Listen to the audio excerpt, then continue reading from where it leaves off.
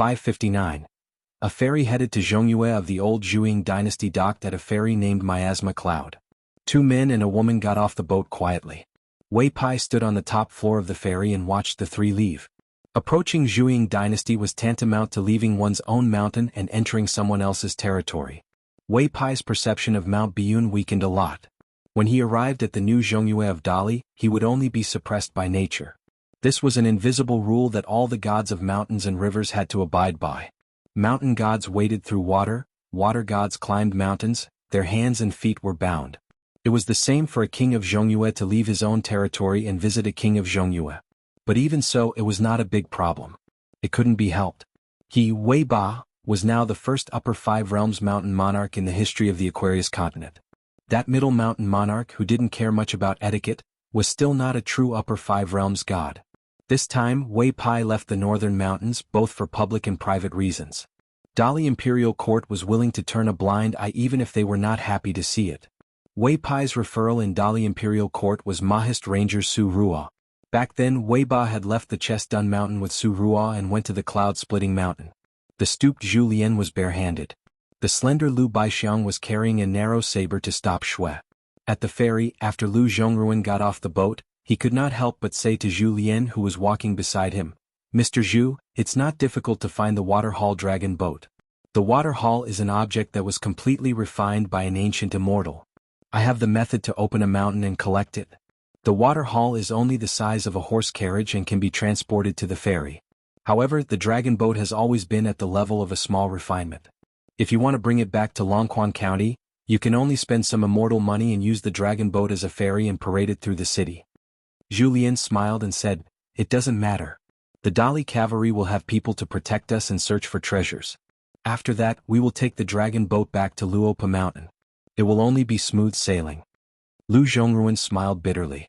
"Mr. Zhu, are you sure you're not joking?" Zhu Lian said in all seriousness, "Island Master Lu is the master of a sect, and a gold core earth immortal who can ride on clouds. I'm just an old man.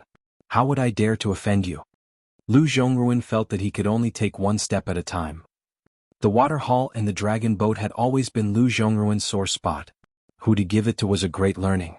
Even if he gave it to the wrong person, the Pearl Island would not have peace for the next 100 years.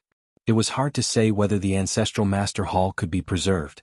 Before making a deal with Luopa Mountain, Lu Zhongruan had revealed the Water Hall incident to True Realm sect after weighing the pros and cons in order to maintain a foothold in Calligraphy Lake and not be annexed by True Realm sect as a vassal island.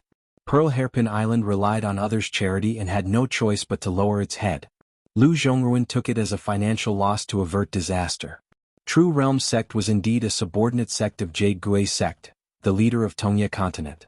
True Realm sect did not harbor any evil intentions and would not commit such despicable acts as silencing the witnesses and monopolizing the treasures. Pearl Hairpin Island not only retained its ancestral hall, but also exchanged it for a peace token issued by the Ministry of Justice of Great Li to the cultivators on the mountain. This was the reason why Lu Zhongruan did not personally visit Luopa Mountain for the first time. However, the subsequent development was beyond his imagination. The True Realm sect inexplicably gave up on seizing the water hall. Not only that, the peace token was not taken away from the Pearl Island. For this reason, Lu Zhongruan made a trip to the Palace Willow Island with trepidation. Of course, he did not meet the elusive Master Jiang. He only met the chief executive of the True Realm sect, Lu Laoqing. Lu Laoqing said it was the master's order and told Lu Zhongruan to rest assured that the peace token would not be a problem. Lu Laoqing dismissed Lu Zhongruan with a few words. When he left the Palace Willow Island, he was not worried. Lu Zhongruan was not at all reassured. However, there was nothing he could do. He could not force the True Realm sect to take the water hall. Therefore, Lu Zhongruan finally decided to move to the Longquan County. He personally went to the Luopa Mountain as a guest. He chose the location of the Longquan back and mentioned the secret to the Luopa Mountain. Lu Zhongruan did not deliberately hide the fact that the True Realm sect had obtained the water hall's dragon boat. He also told the True Realm sect's decision. The chief steward Zhu Lian smiled a little strangely at that time. He also said that Island Master Lu need not worry. Zhu Lian also promised that even if the Luopa Mountain did not dig for treasures, they would at least not leak the news to anyone. This would prevent the cultivators of the Pearl Island from getting into trouble because of the treasures. Lu Zhongruan still did not dare to rest assured. At this moment, Lu Zhongruan had truly embarked on the treasure-seeking path of his homeland. All sorts of feelings welled up in his heart. If it were not for the Waterhall's dragon boat seeing the light of day again, Lu Zhongruan would probably never set foot on this sad place again in his life. Regarding the choice of the Waterhall's dragon boat, Lu Zhongruan had no hesitation. The Waterhall was the foundation of a sect. It could be said that it was a natural immortal's cave. It gathered the ancestral hall, the cultivation place of earth immortals, and the mountain and water formation. If it was placed in the calligraphy lake, even earth immortals would covet it. It was also enough to support the cultivation of a Yuanying realm cultivator. Therefore, the True Realm sect did not hesitate to give Lu Zhongruan a priceless medallion. This was their sincerity. Although the huge dragon boat could not cross continents, it was enough to carry a large amount of goods back and forth between continents. For the small Pearl Hairpin Island, it was of little value, but for the ambitious Luopa Mountain, it was an urgent matter. While Lu Zhongruan's mind was wandering, Lu Baixiang was secretly talking to Zhu Lian through the martial arts method of telepathy. Lu Baixiang asked with a smile, "Even if you successfully get the dragon boat back, you still have to run around. Won't it affect your cultivation?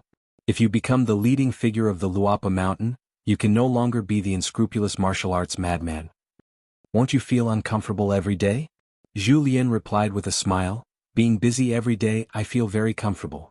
Lu Baixiang said, "If you, Zhu Lian, have any ulterior motives, as long as the matter is exposed, even if Qin Pingan let you go because of old friendships, I will kill you with my own hands." Zhu Lian said, "You won't have this kind of opportunity." Lu Baixiang asked, "Are you saying that I'm destined not to be able to kill you, or that you really know your place in the Luopa Mountain?" Zhu Lian asked back, "Cult Master Lu is a great talent and a great strategist. The Lu Baixiang in the history of the Lotus Flower Blessed Land has always been decisive in killing. How did you become so chatty?" Lu Baixiang said no more. In that world, Lu Baixiang was the ancestor and Zhu Lian was the descendant. Zhu Lian said with a smile, "Sure enough, only my family's young master understands me the best. Cui Dongshan can only be considered half of it. As for you three fellow countrymen, you're even worse." Lu Baixiang dismissed it with a smile, his palm gently stroking the hilt of his saber. Zhu Lian glanced at Lu Baixiang's small movements. "Do you believe that you can't even pull out your saber right now?" Lu Baixiang laughed. "I don't really believe it."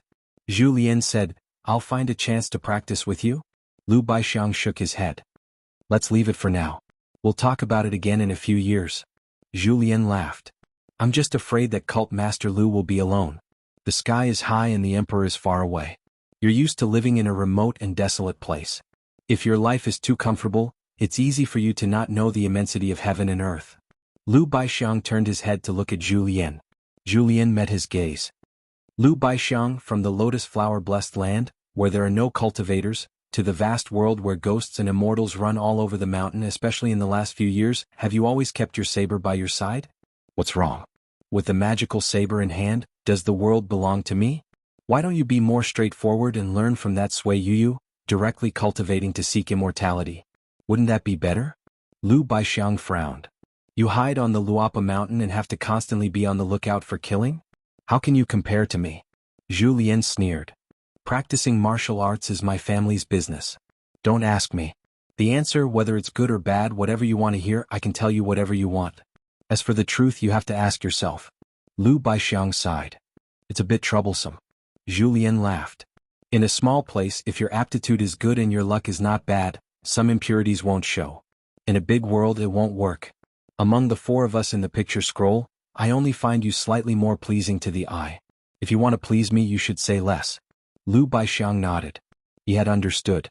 Although Lu Zhongruan didn't know what the two of them were talking about, Lu Baixiang's momentary exposed killing intent actually made her, and Jindan Earth Immortal, somewhat fearful. And who was Lu Baixiang? He was just one of the names on the Luopa Mountain Ancestral Hall's registry. Lu Zhongruan's mood was somewhat gloomy. When would the Pearl Hairpin Island become a truly stable immortal sect? They didn't have to look at other people's faces and didn't have to rent a mountain. Bringing all the direct disciples away from the Book Slip Lake, leaving behind only the Ancestral Hall's empty frame, settling down in Longquan County, and opening up a mansion on the back of a fish. Was it really a wise choice? Lu Zhongruan didn't know the answer now. At present, Lu Zhongruan only knew that Zhu Lian and Lu Baixiang, who were not far from him, were first-class martial arts masters. If placed in any dynasty in the history of the Aquarius continent, they would be honored guests of the emperor and did not dare to slight them. Their strong fists were one reason, but more importantly, martial artists of the three realms of spirit refinement were already involved in the martial fate of a country. Compared to the gods of mountains and rivers who consolidated the fate of a territory, they were not the least bit inferior and even more important. However, Lu Zhongruan was not sure what realms Zhu Lian and Lu Baixiang were in. As for who was more powerful, Lu Zhongruan had no way of knowing. After all, he had not had the chance to see them fight yet. His impression of Zhu Lian was more of the chief steward of Luapa Mountain, smiling to everyone. In the few times they interacted, other than being watertight and knowing how to do business, Lu Zhongruan actually did not know much about him. It seemed that the more they met, the more confused she became. On the other hand, Lu Baixiang was a master that was not to be trifled with. His imposing manner was not ordinary, even a blind person could see it. Lu Zhongruan discovered that Luapa Mountain seemed to be hiding many unknown secrets. As long as he had the chance to come in contact with them, they would appear one after another, making people dizzy. Dali Northern Mountain Lord Wei Pai was a frequent visitor of Luapa Mountain. The hunchbacked man with bad eyesight unexpectedly did not show the slightest respect to Wei Pai. The shopkeeper surnamed Shur in the Dragon Rider Alley's New Year shop had a strange appearance, as if there was a trace of otherworldly qi, causing Lu Zhongruan to be completely unable to see the depth of his cultivation. Qin Rushu, Qin Lingjun, Zhou Mili, the three monsters, especially the little boy in green, seemed to be about to reach the bottleneck of the Dragon Gate realm. Once he reached the Golden Core realm, a Jiao Dragon monster was not comparable to an ordinary Golden Core realm cultivator, and could be treated as half a nascent Soul realm cultivator. But from the looks of it, Qin Lingjun was the most disliked one on Luapa Mountain, and he seemed to be neglected but did not feel anything wrong. If this happened at Bookslip Lake, he would have rebelled long ago. Lu Zhongruan would occasionally think that the young mountain lord wanted to reach the heavens in a single step and directly create a sect from the originally nameless Longquan County's Luapa Mountain into a sect? Compete with the Dragon Spring Sword sect of Sage Ruanjia? Was it a little whimsical? After all, there were more martial artists than cultivators on Luapa Mountain, and it was hard to tell who was the powerful earth immortal who had the potential to reach the upper five realms. On the other hand, the Dragon Spring Sword sect, which was adjacent to Luapa Mountain, had only a few cultivators, not to mention the sage Ruanjia himself. Donggu was already a Golden Core realm cultivator. As for Ruanjia's only daughter, Ruanxiu, because Lu Zhongruan came from Bookslip Lake, she had seen the strange phenomenon of the island from afar one night, and also had a peace and quiet token with her, so she heard some very mysterious gossip, saying that Ruanxiu had once worked together with a young man in white of unknown origin to hunt down an old nascent soul realm cultivator of the Zhuang dynasty, which was simply shocking. Moreover, it was difficult for a famous mountain to accommodate two Golden Core realm cultivators. It was an unwritten rule on the mountain to be allies from afar and enemies from close proximity. Even if the territory of Longquan County was not small, and the spiritual qi was even more abundant, it was still unable to support two thriving sections. Zhu Lian, who had clearly never been to the Immortal Ferry before, was extremely familiar with the place. Leading Lu Zhongruan and Lu Baixiang, the three of them had just left the Miasma Cloud Ferry when Lu Zhongruan saw a group of elite cavalry. There were not many of them, only about 20 or so. However, it made Lu Zhongruan instantly feel terrified. In the middle of the three leading cavalry was a travel-worn young man. His expression was calm and he did not wear any armor, but a Dali standard saber hung from his waist. Beside him was a handsome young master in a black robe, with a pair of long and short swords hanging from his waist. He squatted on the back of his horse, yawning. On the other side was a man with a stocky figure. Lu Zhongruan felt that other than the commander in the middle, the other two were all very dangerous. As for those Dali elite cavalry, Lu Zhongruan was born as the eldest princess of a fallen country, and had been in charge of politics for many years. Managing the household was like managing the country, so he was naturally an expert. With a glance, he could tell that those elite cavalry were valiant and skilled in battle. The Dali cavalry were skilled in battle. Not only were they willing to die on the battlefield, they also emitted an orderly aura. These were all the marks that the imperial tutor Cui Dong had carefully polished. Zhu Lian raised his head to look at that dark-skinned man, rubbing his hands and smiling. "Isn't this our Wu Xianlang Lord Wei?" The man called Wu Xianlang by Zhu Lian was indifferent. The young man in the middle turned his head and smiled. "Big brother Wei, this old senior is?" The man replied in a methodical manner, "Surnamed Zhu, named Lian, an old acquaintance from my hometown. He's a martial madman, currently in the far-roaming realm, working as a steward for someone in Longquan County. The young man was somewhat surprised. Realm 8 Master? How come I've never heard of him? He clearly knew which far-roaming realm martial artists there were in Dali, because most of them had thrown themselves into the battlefield, and almost none of them stayed in Jianghu. As for the Realm 8 Qi cultivators, he didn't care to hear of them. He was born in Dali's first-class family, and was born in the capital's Chang, Street, where martial artists were as common as clouds. He didn't have a good impression of cultivators, but he had a natural affinity with martial artists, no matter whether it was on the battlefield or in Jianghu. His ancestors had all fought for the Dali imperial court for their own surname, and for their own country and family business. It was the same for himself. He, Lu Xuanmei, was no different from his good friend Guaniran. The people he despised the most were those who rested on the merit books of their ancestors in Ichi Alley. His name, Lu Xuanmei, was personally given by Master Guan. Many of the foppish sons of rich parents in Ichi Alley and Chang, Street really couldn't afford to be supported. So under the arrangement of their fathers, they worked in the government office to make money, helped the local tycoons build bridges, or recommended the immortal masters on the mountain to serve as consecrators for the clans they were on good terms with. Throughout the year there were endless wine parties and banquets. These people, regardless of the size of the official circles in the capital, were all big shots at the banquets. Their maids had to be female immortals, and their retainers had to be the immortals on the mountain. How could they go to Chang Street and take a look? Which one of them didn't shrink their necks and talk in a low voice? Lu Xuanmei turned over and got off the horse, cupping his hands and smiling at Zhu Lian. Lu Xuanmei greets Senior Zhu. Zhu Lian hurriedly cupped his hands and returned the greeting, chuckling, "General Lu is young and promising, burning incense for your ancestors in the ancestral hall, full of confidence." Lu Xuanmei was amused. He didn't think it was rude for Zhu Lian to mention the incense for his ancestors. Wei Xian got off the horse as well, and the rest of the men got off as well. Only the young swordsman with a pair of phoenix eyes kept squatting on the back of the horse. He nodded and clicked his tongue. "That's a very powerful wind-controlling stage cultivator. Wei Xian, your hometown has a lot of talented people. In this aspect you take after our Mud Bottle Alley." Sword cultivator Chao Jun was a cultivator born in the South Sa continent, but his ancestor, Chao Shi, was born in the Mud Bottle Alley in Lizhu Wonderland. Lu Baixiang, who had been walking behind Zhu Lian and Lu Zhongruan, stood side by side with Zhu Lian.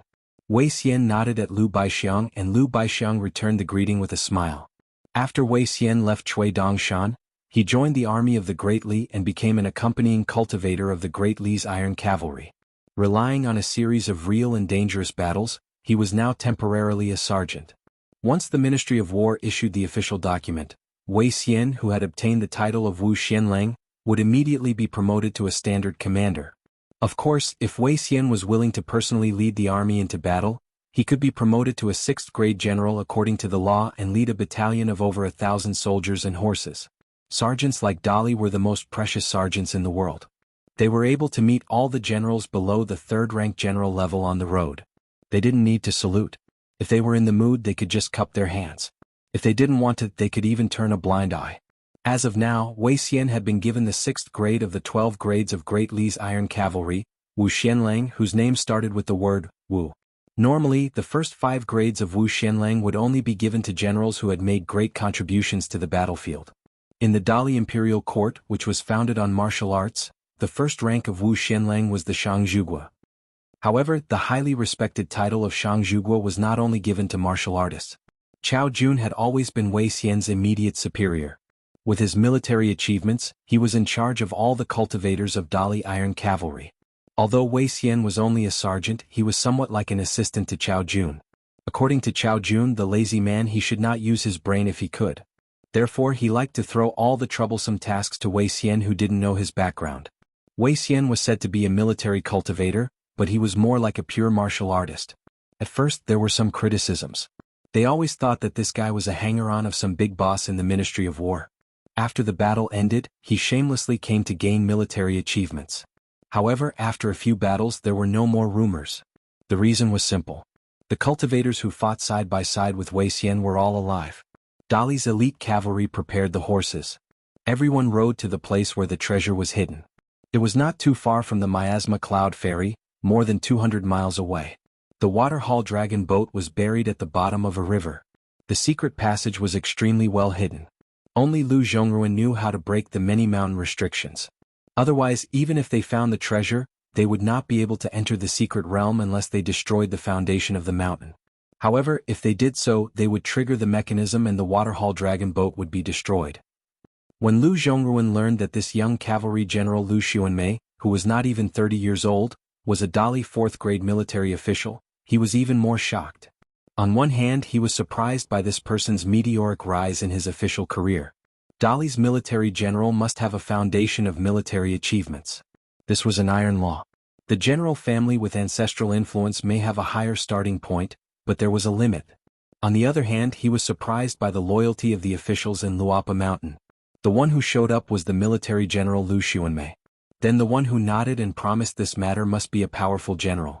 Even if it was not Chao Gui or Su Gaoshan, who had already been appointed as the hunting envoy, it should be a prominent Dali military general who was second only to them.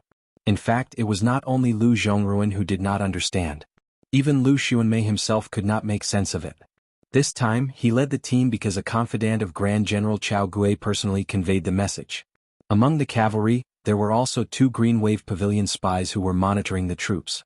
Looking at the signs, they were not monitoring the actions of the 3 people, but monitoring whether Lu Xuanmei would cause problems. This was very interesting. Could it be that the new hunting envoy Chao Gui was very resourceful and wanted to fill his own pockets with a certain leader of Green Wave Pavilion? Then Grand General Chao chose to hide behind the scenes and send his confidant to personally handle this matter? If he was really so daring, shouldn't he, Lu Xuanmei, be replaced by another loyal general? If Lu Xuanmei felt that this matter violated Dali military law, he would definitely report it to the imperial court. Even if he was secretly killed by Chao Gui, how would he clean up the mess? The Lu family of Chao Street was not a family that Chao Gui could casually deal with. The key point was that this action violated the rules. Dali's civil and military officials had been for hundreds of years. No matter their family style, methods, or temperament, they were all used to following the rules. Being pursued by the imperial court and having his confidant killed to take the blame? This did not seem like Grand General Chao's style.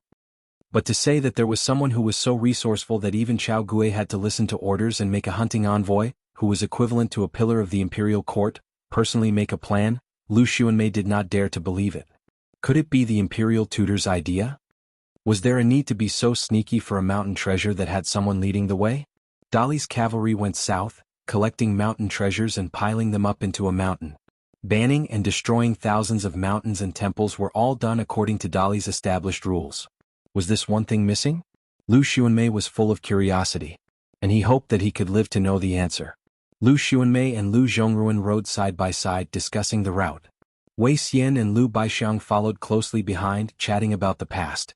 Lu Baixiang was the easiest to get along with among the 4 people in the picture scroll. He could chat with anyone. The other 3 almost did not talk to each other.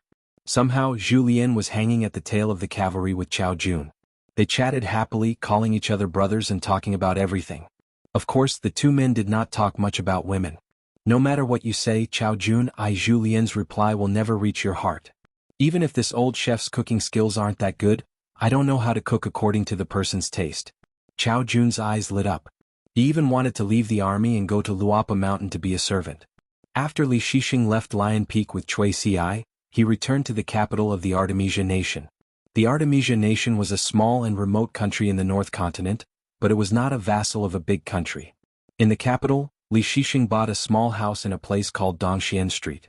Across the street lived a family with the surname Chen. They were well-to-do and were not considered wealthy in the capital. There was a person of the same age as Li Shixing. Coincidentally, there was the word Bao in his name. His name was Chen Baozhou. He was an idle scholar who did not have any achievements in the imperial examinations. He was good at music, chess, calligraphy, and painting. Li Shixing often traveled with him, but they did not go far. When Li Shixing came to the North Continent from the Aquarius Continent, he traveled all the way to the north before stopping here. Through some connections, he got a job at the prefectural education office. Before going to the Cool Breeze sect, Li Shixing had to walk past the opening of Astronomical Luck Memorial Arch at the entrance of the office every day. The office had 12 entrances, so it was not considered small. Li Shixing was very fond of Li Shixing. He felt that this young outsider was quite knowledgeable.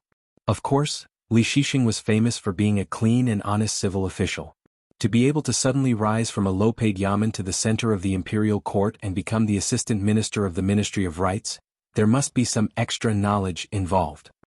Once, when he exchanged cups with Li Shixing to drown his sorrows, Li Shixing gave him some of his knowledge. The next day, Li Shixing became an official in the government office of the government office. Cui Xi initially felt like he was struck by lightning. Why would his honorable teacher do such a thing? How could a scholar do such a thing? Li Shixing did not explain anything to Cui Xi. This time, when he returned to the capital, there was no longer a position for Li Shixing in the government office. He gave a random reason and removed Li Shixing's identity as an official. Li Shixing did not care. On the way, Cui Xi asked his teacher how long he would stay in the Ardent Kingdom. Li Shixing replied that it would be a long time, at least 30 to 40 years. At first, Cui Xi was a little flustered. He was afraid that it would be a few hundred years. But when he heard that it would be a short 30 to 40 years, he felt relieved. After all, he and his teacher were not ordinary people at the foot of the mountain. As for Cui Xi himself, when he thought of his origin, there was always a lingering worry. But every time he worried about this, he would no longer be worried. Because he had that worry. Today, Li Shixing spread out another calligraphy painting and looked at the reflection of the moon in the water. Cui Xi knew his teacher's habit and burned incense at the side. In fact, Li Shixing was not so cultured, but Cui Xi liked to do this and did not stop him. On the scroll there was an old teacher sitting and discussing the Tao. The old teacher was a sage of Yufu Academy. At first, Cui Xi listened attentively, but later on he really felt that it was boring. His lecture was like an old woman's feet wrapped in cloth. Every time he lectured, he would only talk about one principle. Then he would go around and around in circles, talking about the various small principles of this big principle. Cui Xi felt that it was very boring. Who would not understand these principles after a few days of reading? Was there a need for the old teacher to explain in such detail?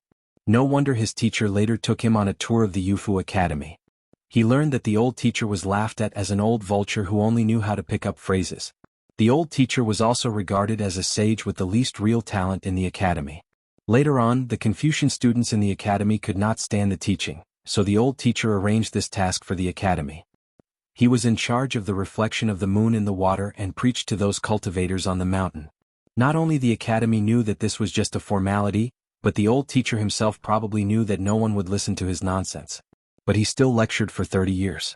The old teacher was happy and leisurely. Sometimes he would even bring a few books, letters, and copybooks that he liked. He would choose a sentence from them and talk about it according to his mood. Cui Xi heard a lot of old stories about the old teacher in the streets of the Yufu Academy that were filled with bookstores. It was said that the reason he obtained the title of a sage back then was because of great luck. It had nothing to do with how knowledgeable he was. At the beginning, there were smart people from all walks of life who became friends with the teacher who was not considered old at that time. The scholars of various countries and the major academies all warmly invited this person to lecture and preach Tao. In the end, even the cold stove in the officialdom lost interest. This person's copybook, calligraphy, fan inscriptions, couplets, and so on could be sold for 1,000 taels of silver in the earliest days. Later on, it was sold for a few hundred taels of silver. Later on, it was sold for less than 100 taels of silver. Now, not to mention 10 taels of silver, no one would buy it. They might not even be willing to accept it as a gift. But Cui Xi discovered that every time his teacher listened to this old teacher's lectures, he would not miss a single time. Even when he was lecturing the 9 registered disciples of sect master He in the Qingliang sect, he would still look at the Yufu Academy's catoptric deflection. In the painting, the old teacher sat in the same position that he had not changed for 30 years. He sat upright and still, moistened his throat, and picked up a book that he had just obtained. It was a travel book about mountains and rivers. After quickly reporting the title of the book, the old teacher opened the book and said that today he would talk about what was so wonderful about the line in the book. The small stove in the village has just started to burn, the peach blossoms in the temple are falling, and why the words village and temple were such imperfections. The old teacher blushed slightly, his expression unnatural. He raised the travel book high up, holding the book with both hands, as if he wanted to let people see the title of the book more clearly. Cui Xi had a helpless expression. Teacher, is this old teacher about to starve to death? Why is he still helping the bookstore do business? Li Shixing smiled. This is the first time. It has never happened before. It's probably an old friend's request, so it's not good to refuse. Cui Xi leaned over the table, sighing. For a wise person to be like this, it's indeed time for his old face to turn red. Cui Xi smiled. But today the old teacher is finally not talking about those empty principles. That's pretty good. Otherwise, I guarantee that after the time it takes to burn an incense stick, I'll be sleepy. Li Shixing listened to the old teacher in the painting talk about the way of poetry. He asked, "Who said that knowledge must be useful for it to be good knowledge?" Cui Ci thought that he had misheard. Teacher? Li Shixing was still looking at the painting, listening to the old teacher's words. He smiled at Cui Ci. Cui Ci, let me ask you a small question. One tail per caddy, two weights, how heavy are they? Cui Ci was even more confused. Was this even a question? Li Shixing continued, who set the rules for the two weights? In the beginning, who had the scales and weights in their hands? 10,000 years ago, 10,000 years later, would there be the slightest deviation? If there was the slightest deviation, how would it affect the operation of all things in the world? Cui Ci pondered for a moment and felt a splitting headache. Li Shixing slowly said, some of the most pure knowledge in the world seems to be very far away from the human world, but you can't say that it's useless. There will always be some seemingly useless knowledge, but someone has to do it. If I tell you something, will it help you earn a copper coin? Or will it help you improve your cultivation? Cui Ci shook his head. Not really. Li Shixing looked at the old academy scholar in the picture scroll and felt a little sad. He turned his head and looked at the inhuman teenager who was only pieced together by a pile of broken porcelain. He said, refining spiritual qi and turning it into your own use, ascending to heaven step by step and becoming immortal, is the cultivation of Tao. We Confucians use moral articles and paper knowledge to feed the secular world. This is the Confucian persuasion. The spring breeze sneaks into the night, moistening things silently. This is the ultimate realm of knowledge. Li Shixing was silent for a moment. He looked at the incense above the incense burner and said, collecting is the unity of heaven and man, and attaining immortality. Since ancient times, sages have been lonely, leaving only articles for thousands of years.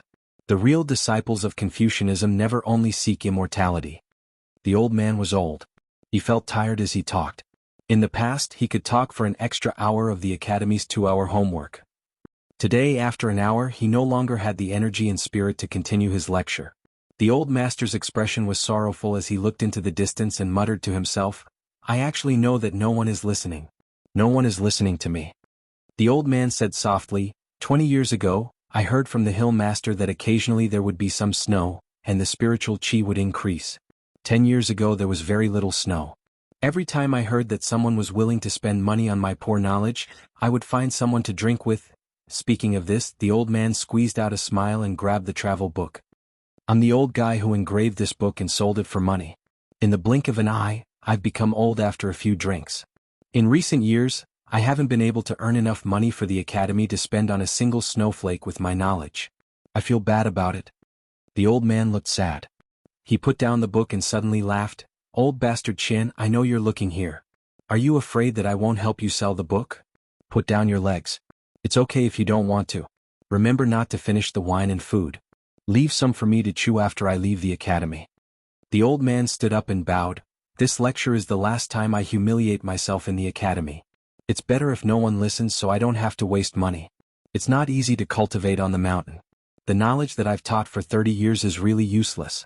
Look at me. Do I look like a scholar? I don't think so. The old man was about to put away the book. He had the title of a sage of the academy, but he was not a cultivator. He could not raise the wind and rain with a wave of his hand. At this moment, Li Shixing of the Artemisia kingdom gently threw down a grain rain money. He stood up and bowed. The scholar Li Shixing has benefited a lot. Thank you, sir. The old man was stunned on the spot for a long time. He even had tears in his eyes. He waved his hand and said, I don't deserve it, I don't deserve it. Then the old man was a little embarrassed. He mistakenly thought that someone had thrown a small grain rain money. He whispered, don't buy that book. It's not worth it. It's too expensive. It's not worth it at all. No matter how much money you have, you shouldn't squander it like this.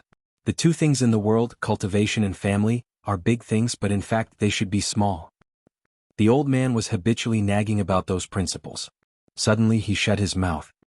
He looked lonely and said self-deprecatingly, I won't say it anymore.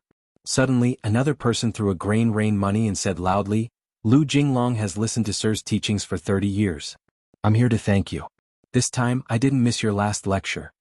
Not only was the old man shocked, even Cui Ci couldn't help but ask, Sir, are you the young sword deity Lu Jinglong from the Taihui sword sect? Li Shixing smiled and nodded. The old man was in tears. Finally he straightened his clothes and straightened his back. He smiled and said, "If you have the chance in the future, you must come and drink with me. I'm not in the academy anymore, but I'm not far away. It's easy to find me. Just say that you're looking for Mr. Boundfeet and you'll find me. When the time comes, I'll complain about why you didn't reveal your identity earlier so that I can be proud in the academy." Suddenly, a third person didn't throw money, but his voice echoed, "This lecture is the worst. You're quite good at helping people sell books. Why don't you open a bookstore? I, Jomi, am willing to buy a few books." The old man lowered his voice and asked tentatively, "Mountain Lord Joe?" The man laughed and said, "Of course. In the North Continent, who can say the words I, Jomi, so confidently?" The old man hurriedly ran away and closed an open sage book, not letting the three people see his embarrassment. As an old scholar, he still had to care about his face. Just as Shanjun and Wei Pai were leaving MT covering clouds, a fleet of carriages moved majestically, leaving Huaihuang town in Longquan County. It wasn't that they didn't have the money to take the immortal ferry to Oxhorn Mountain, but that someone didn't agree.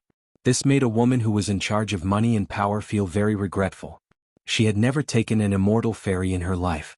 She had no choice. Her son didn't agree. As his mother, she had no choice but to go along with it. In the Ma family of Apricot Blossom Lane, after the old woman's death, her grandson quickly left the town. The ancestral home had been empty since then. The old woman's son and daughter-in-law had long moved out of the ancestral home in Apricot Blossom Lane. The Ma family was rich, but they didn't show it. They were just like Lin Shui's father, who worked in the kiln supervision department. He had power but didn't show it. The impression he gave people was that he was just a lowly official. The two families were similar. The Ma couple had moved out of Apricot Blossom Lane in the past, but they didn't purchase property in Fortune Street or Peach Blossom Lane. Now, they had secretly sold the dragon kiln that had been passed down from their ancestors to the Sioux family of Clear Breeze City for an astronomical price. Then, under the arrangements of her son, the entire family moved to the territory of True Marshall Mountain, one of the ancestral halls of the military school. In the future they would settle down there. The woman was actually not too willing. Her husband wasn't too interested either. The husband and wife hoped to settle down in Dali's capital. Unfortunately, their son had said so, so as his parents they could only comply. After all, their son was no longer the silly kid from Apricot Blossom Lane. He was Ma Kuxuan, the most outstanding cultivation genius of the Aquarius continent. Even the Jindan sword cultivators of the Zhuang dynasty who were famous for being skilled in killing had been slaughtered by their son. The woman lifted the curtain of the carriage and saw a rider outside. It was a young woman who was outrageously beautiful. She was now her son's servant girl. Her son had given her the name Shu Dian.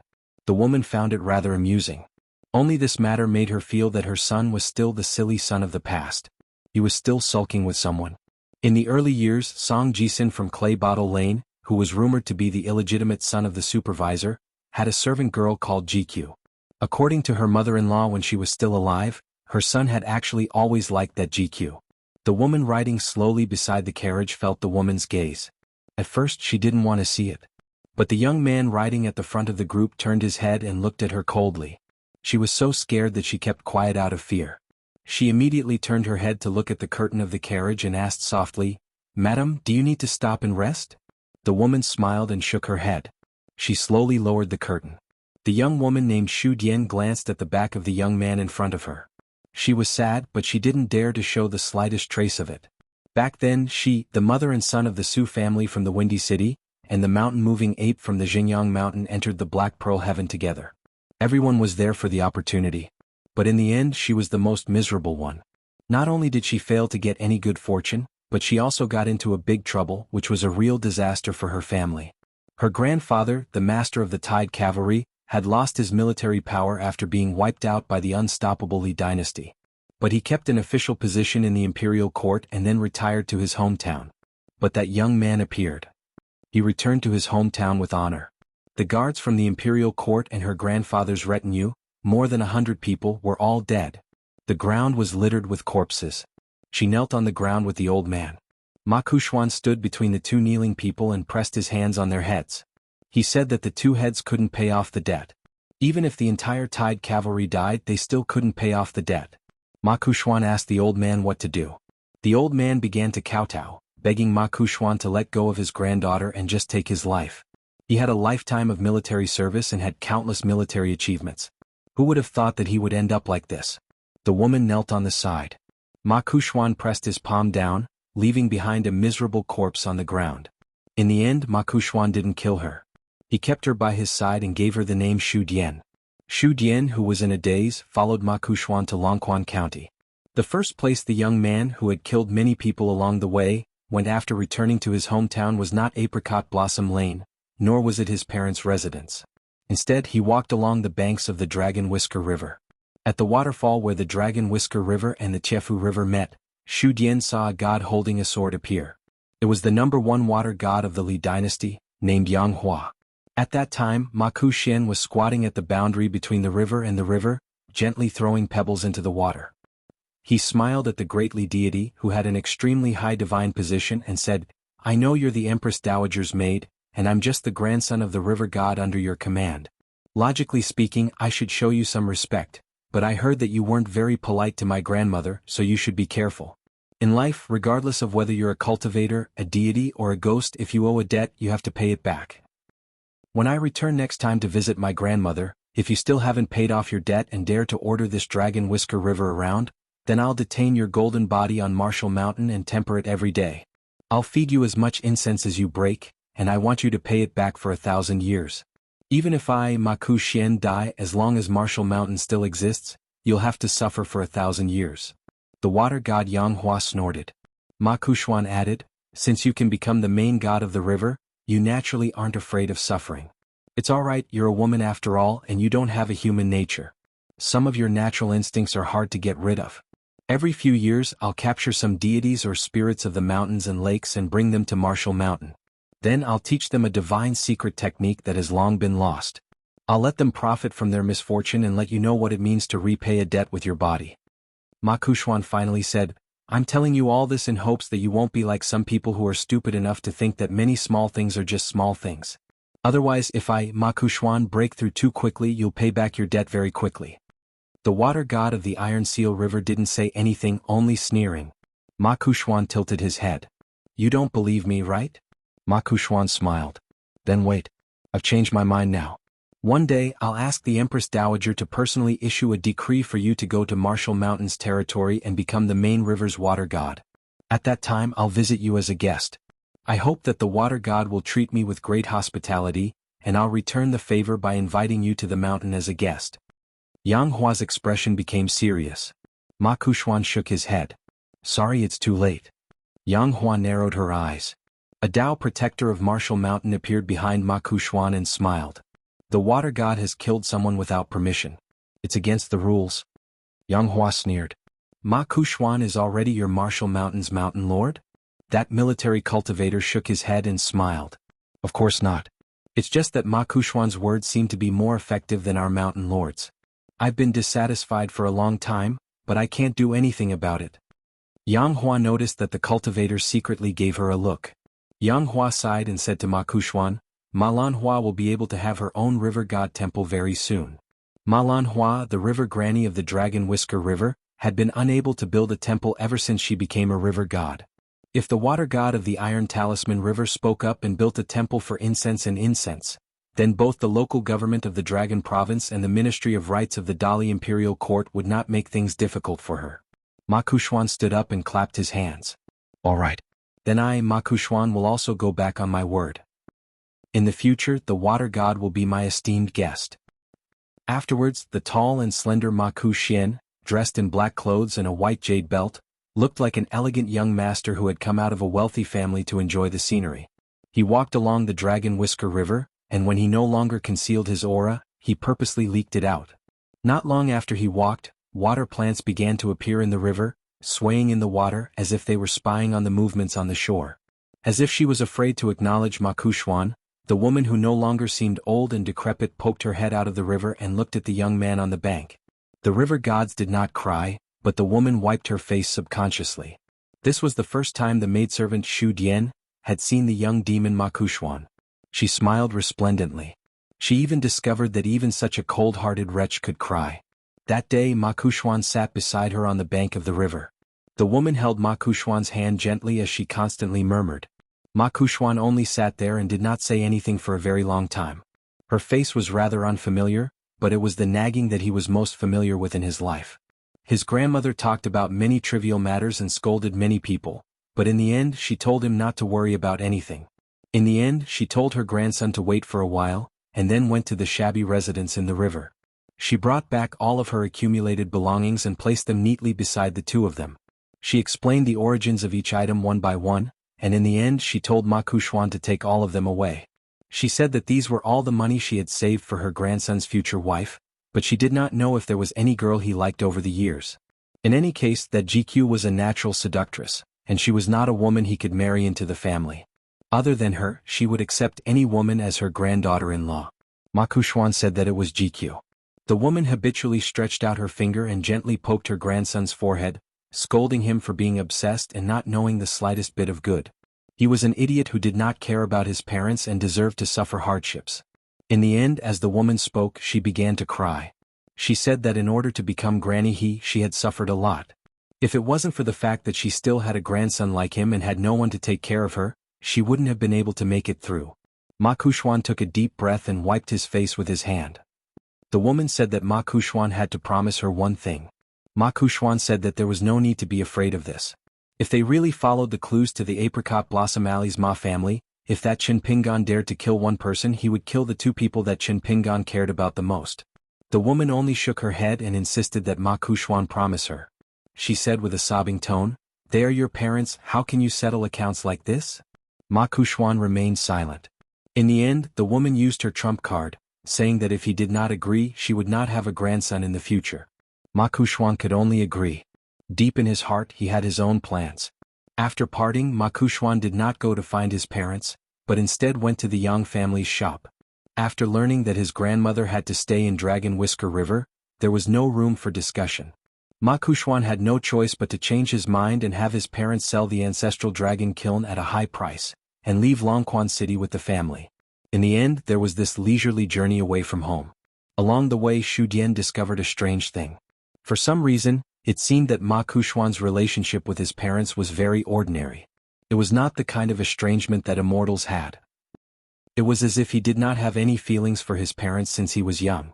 After going to the mountains to cultivate, the two sides became even more distant. As for the couple, they seemed to be immersed in great joy. Towards their son, who had brought glory to their ancestors, he did not even smile and remained silent. The couple did not feel that there was anything wrong with this at all. It was as if their son was so high up and this was a matter of course. Of the couple, the man in the ordinary clothes of a gentleman gave off the shrewdness of a tycoon. The woman had a pair of peach blossom eyes, but her appearance was not outstanding. When she looked at people, even if she had a smile on her face, there was still a trace of coldness in her eyes. Along the way, some people and monsters who did not have eyes and were unlucky all died. Ma Kuxuan seemed to have purposely chosen the paths that were barren and unruly. He wanted to kill those bandits and monsters to relieve the frustration in his heart. During this period of time, the cultivators of her sect came to save her for the second time. The first time, the ancestor personally came to denounce Ma Kuxuan. Ma Kuxuan personally killed more than 10 people in front of her, as if they were ants. Before Ma Kuxuan attacked, he asked her to make a second choice.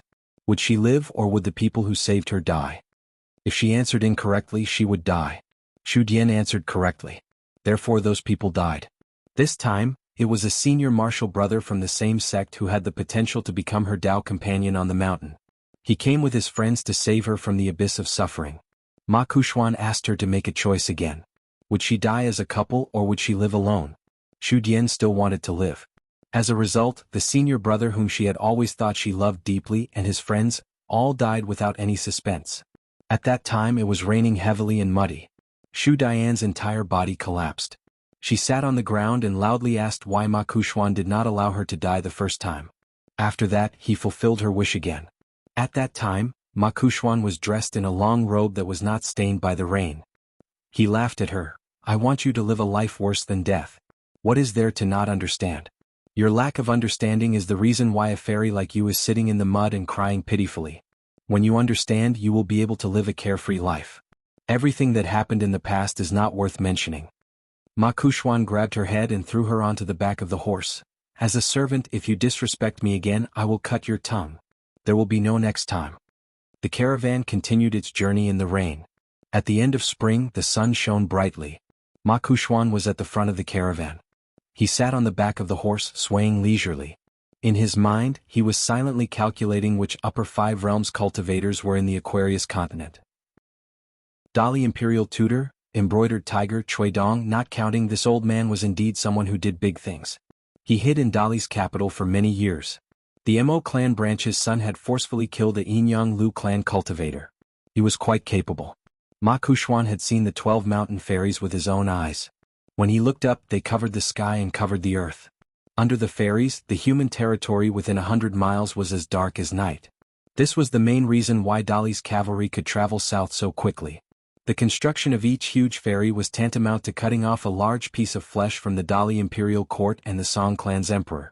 Not only that, the Song clan also owed a large debt to the Mo clan's main branch, Shang clan, and other big shots of the central region. Dali's cavalry scraped 3 feet on the way south to secretly repay the debt. As for when they would be able to repay the debt, it was hard to say. The Mo clan ranger named Su Ruo was not to be underestimated. The North Continent's heavenly lord Xieshur had already returned. It was meaningless to continue staying in the Aquarius continent. Moreover, it was said that this heavenly lord was suspected of having a fire in his backyard. If he did not return to the North Continent, he would become a laughing stock. The rest seemed to be dispensable. If they died, their spiritual energy would return to heaven and earth. If they were alive, they were mountain thieves who knew some magic. They were misers who would not spit out what they had taken. The heavenly lord Qizhen of the Divine Grandeur sect could not even keep He Xiaoyang, a disciple of a sect with great fortune. Wouldn't it be better to break He Xiaoyang's arms and legs and keep her in the Divine Grandeur sect as a treasure bowl? The True Realm sect, which had moved from the Jade sect, was in the limelight after annexing the Calligraphy Lake. However, Jiang Shangzhen was a good person. As the sect master, he was willing to behave himself. He did not ask for the reason of any conflicts between the sect's disciples and the outside world. It was all his fault. The ancestral master Hall punished him according to the sect's rules. There were a few times when he took the initiative to kill the sect's enemies.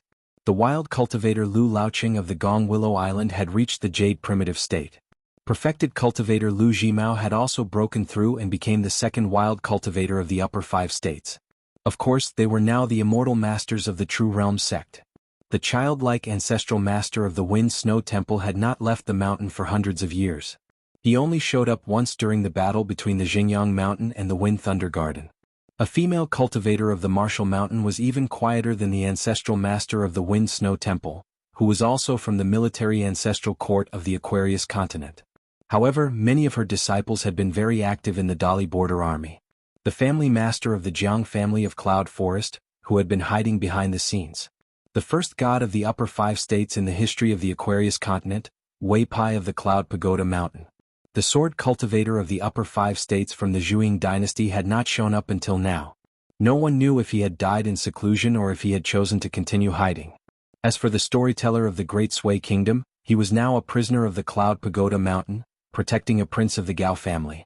It was not that Ma Kouchouan looked down on this old man, but what else did he have other than the Jade primitive state? In the end, Ma Kouchouan thought of the bumpkin from the clay bottle alley. Ma Kouchouan opened his eyes on the back of the horse. He crossed his fingers and pressed them down lightly. He felt that it was a little fun. After leaving the small town, it seemed that all the people of the same age as him were trash. Instead, it was this guy from his hometown who was a real opponent that could pique his interest. He wondered if he would need to use all his strength the next time they fought. He probably would not. This was a little boring. Ma Kouchouan closed his eyes again and began to think about the genius of the central divine continent. As for the maidservant behind him, one day she would sadly discover that she had unknowingly lost all desire for revenge. Instead, one day she would sincerely feel that staying by Ma Kouchouan's side was the only stability in the world. When that time came, it would be time for her to die. Ma Kouchouan would still leave behind a part of her soul and memories. Using some lost secret techniques that even the ancestors of Martial Mountain could not grasp, he would follow the clues and find her reincarnation. When the time came, he would return her memories so that she would never be free. She would reincarnate again and again as a human, living a life worse than death. As for that Qin Pingan, if he dared to take revenge, he would only be worse off than her. But before Qin Pingan took revenge, Ma Kouchouan would not do anything. After all, the Ma family was in the wrong first. No matter how cruel and merciless Ma Kouchouan was, He would not go so far as to kill innocent people. It was just that there were many people in the world who wanted to die. If they happened to offend Ma Kuxuan, he would help send them on their way.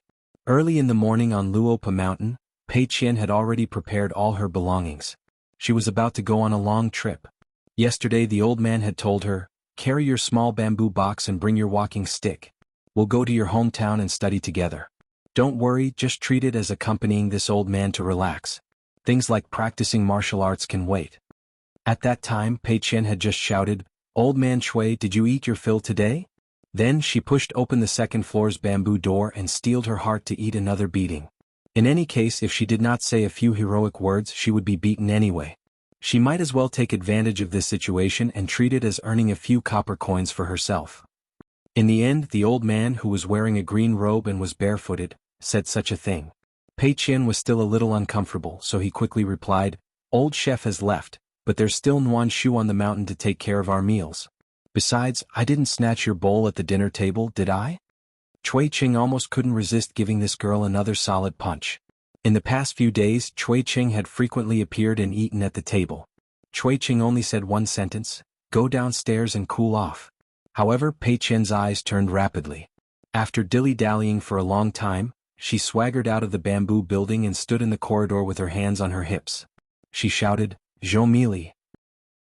The black-clothed girl sitting by the stairs on the first floor immediately ran to the empty space and asked, "Why didn't I hear any howls today?" Pei Qian raised her eyebrows, crossed her arms and sneered, "What do you think? After entering the second floor, do you think I can walk out without a winner?" Zhou Mili frowned and thought hard about the problem. Finally she asked, "Did we put laxatives in that bowl of rice? Why didn't I know beforehand? This kind of thing shouldn't be handed over to Nuan Shu. I'm the right protector of Luopa Mountain. I should be the one doing it." Pei Qian jumped down from the second floor and landed beside Zhou Mili. She reached out like lightning and pressed down on this little idiot's head. With a twist of her wrist, Zhou Mili began to spin on the spot. In the end, Zhou Mili found it interesting and ran on the spot. Pei Qian stretched out two fingers and shouted, "Freeze!" Zhou Mili immediately stood still. She didn't forget to widen her eyes and remain motionless. Pei Qian straightened two fingers in front of her and made a gesture of qi sinking into her dantian with her other hand. She nodded and said, "My immortal immobilization technique is indeed amazing. Even the big water monster in Mute Lake can't dodge it." Zhou Mili still didn't dare to move. She could only watch with shining eyes. Pei Qian was satisfied. He threw two fingers at her. Zhou Mili quickly clapped and said excitedly, "Amazing, amazing. I really couldn't move just now." On this day, Pei Qian took Zhou Mili to find Chen Rushu to play. The three girls gathered together and chattered.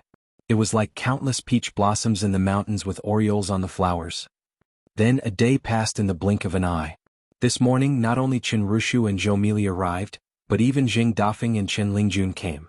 Jing Dafeng was expressionless. No wonder Jing Dafeng couldn't stop them. Chen Lingjun looked at old man Cui Qing, then walked to the cliff and stared blankly.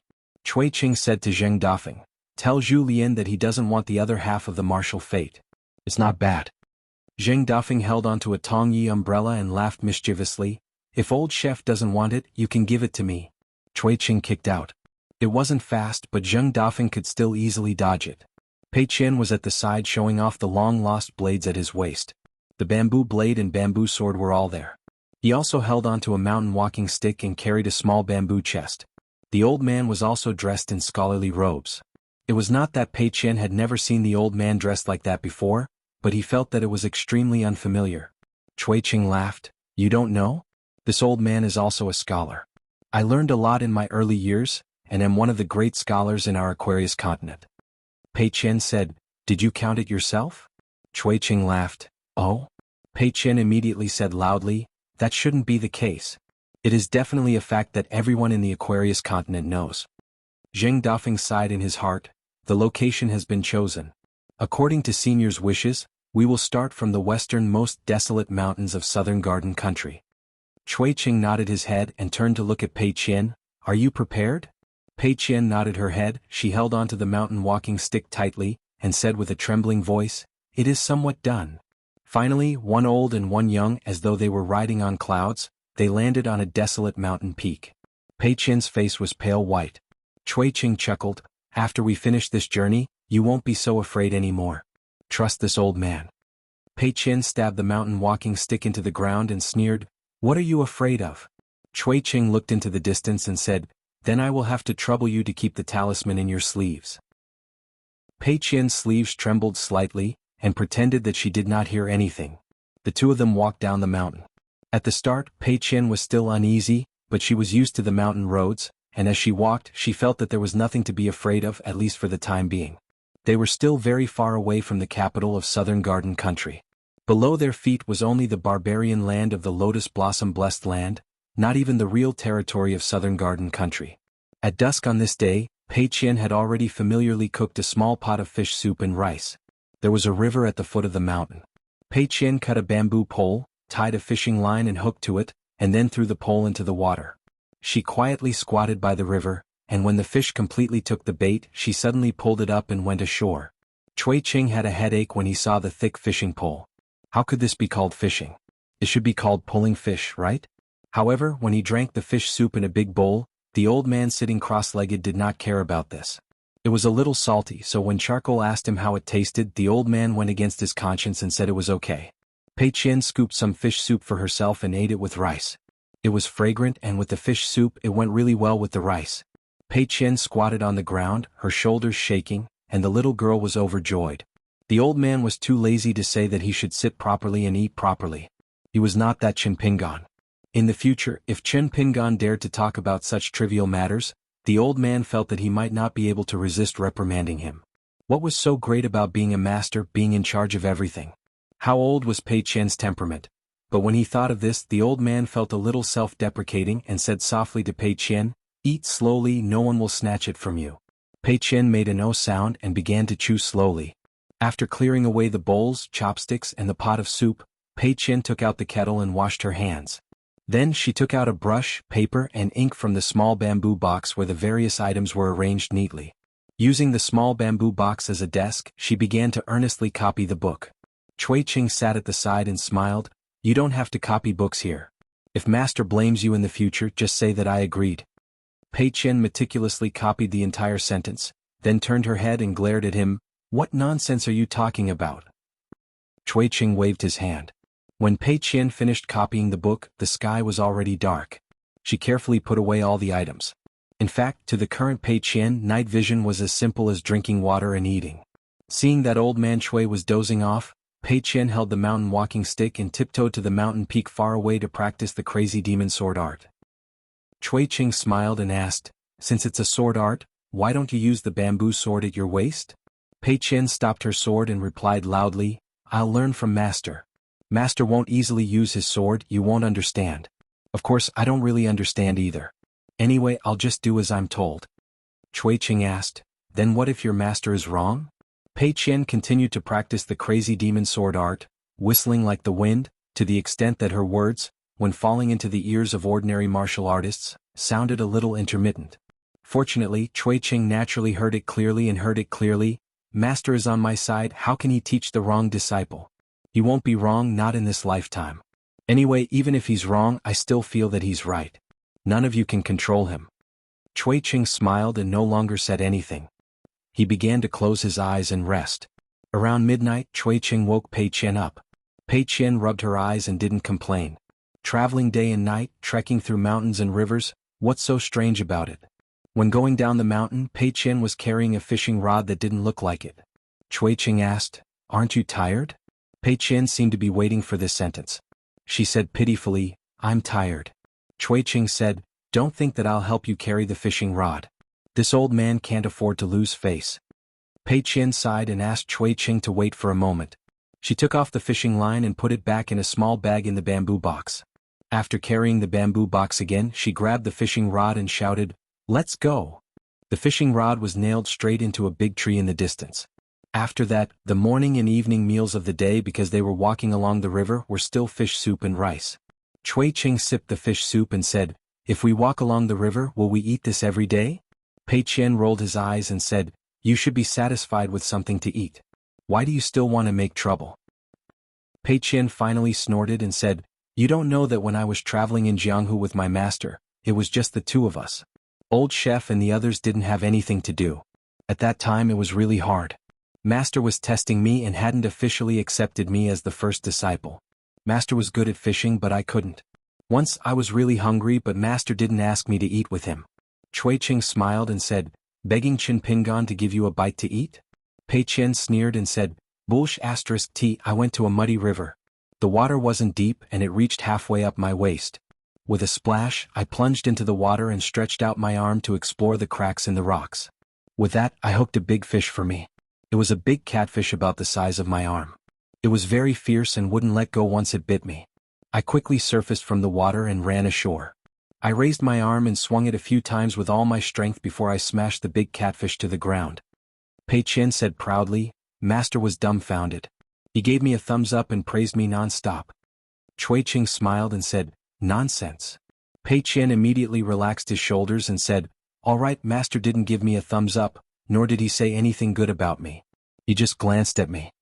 In fact, at that time, Charcoal stubbornly hid her injured arm behind her back and glared fiercely at Chin Pingon. At this moment, Pei Qian quickly made a solemn vow to the old man. I really caught that big catfish. At this point, Pei Qian was worried that Chui Ching wouldn't believe him, so he quickly rolled up his sleeves. In the end, he was very upset and sighed, I forgot that the mark was long gone. Pei Qian's face was soon full of smiles. Fortunately, Master casually grabbed a bunch of herbs and threw them in front of me. I crushed them and applied them to my arm and it didn't hurt at all. Don't you think it's strange?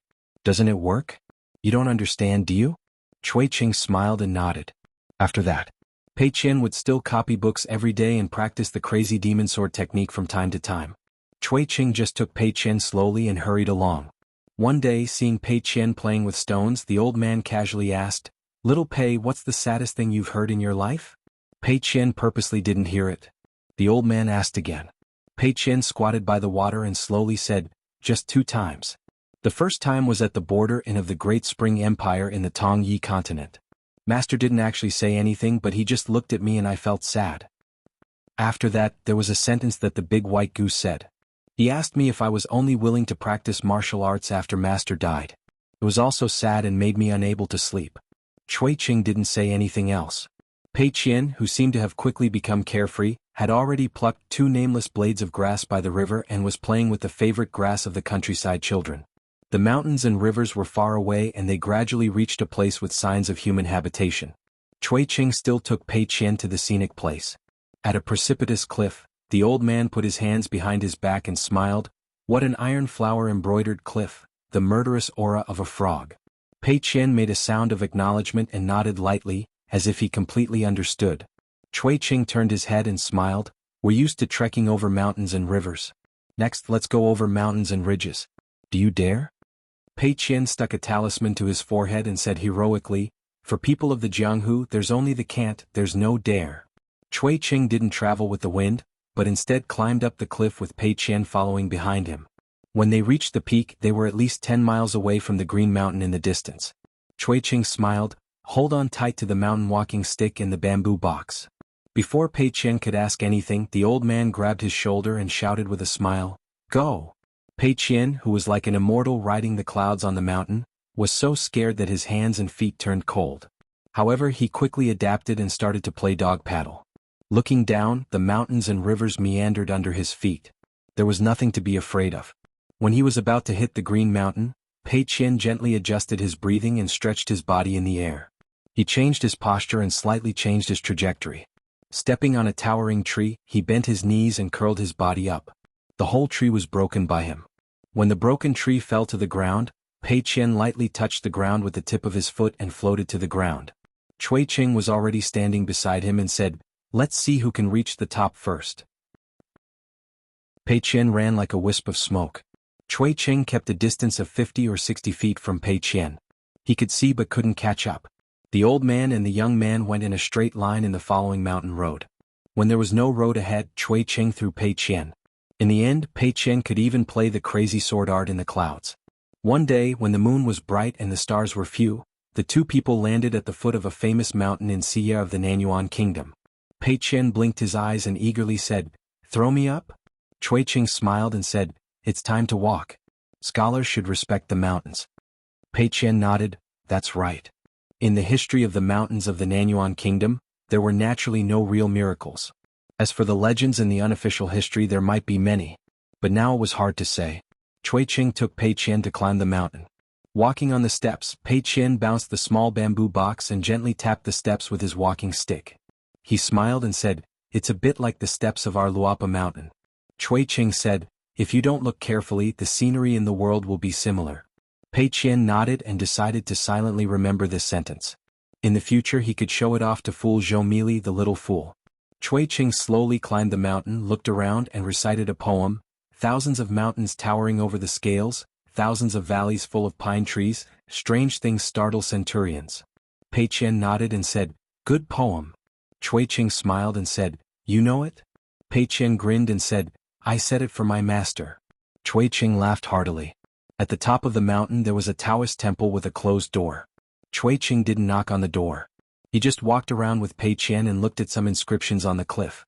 Cui Ching looked into the distance and said with emotion, "The sages once said that the life of a person is in the vitality, and the life of a country is in the people's hearts." Pei Qian turned to look at the old man and finally remembered that the old man said that he was a scholar. It was rare for the two to go down the mountain on foot. As they went down, they saw the smoke of the countryside, the market, the town, and the post road. Along the way they saw a lot of people from all walks of life. Most of them passed by without any disturbance. On this day the two were at a roadside tea stall. Pei Qian paid for 2 big bowls of herbal tea. Pei Qian made a bamboo hat for herself. She carried a small bamboo box on her back and a sword on her waist. Wearing a bamboo hat and a walking stick on the side of the table, she looked very funny. A group of Jianghu people came to the table next to them. Pei Qian was a little flustered.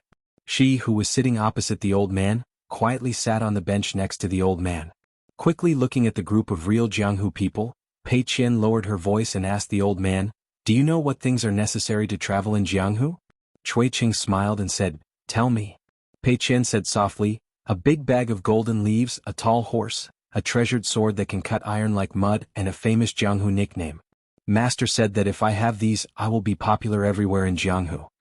Pei Qian was suddenly happy. "I don't want a tall horse in the future. Master promised me that when I travel in Jianghu, he will buy me a little donkey." Cui Ching smiled and nodded. The Jianghu people with swords and sabers were sitting next to them. One of them didn't sit down immediately. He reached out and pressed the little girl's bamboo hat. He laughed and said, "Where did this little black charcoal come from? Oh, a little heroine?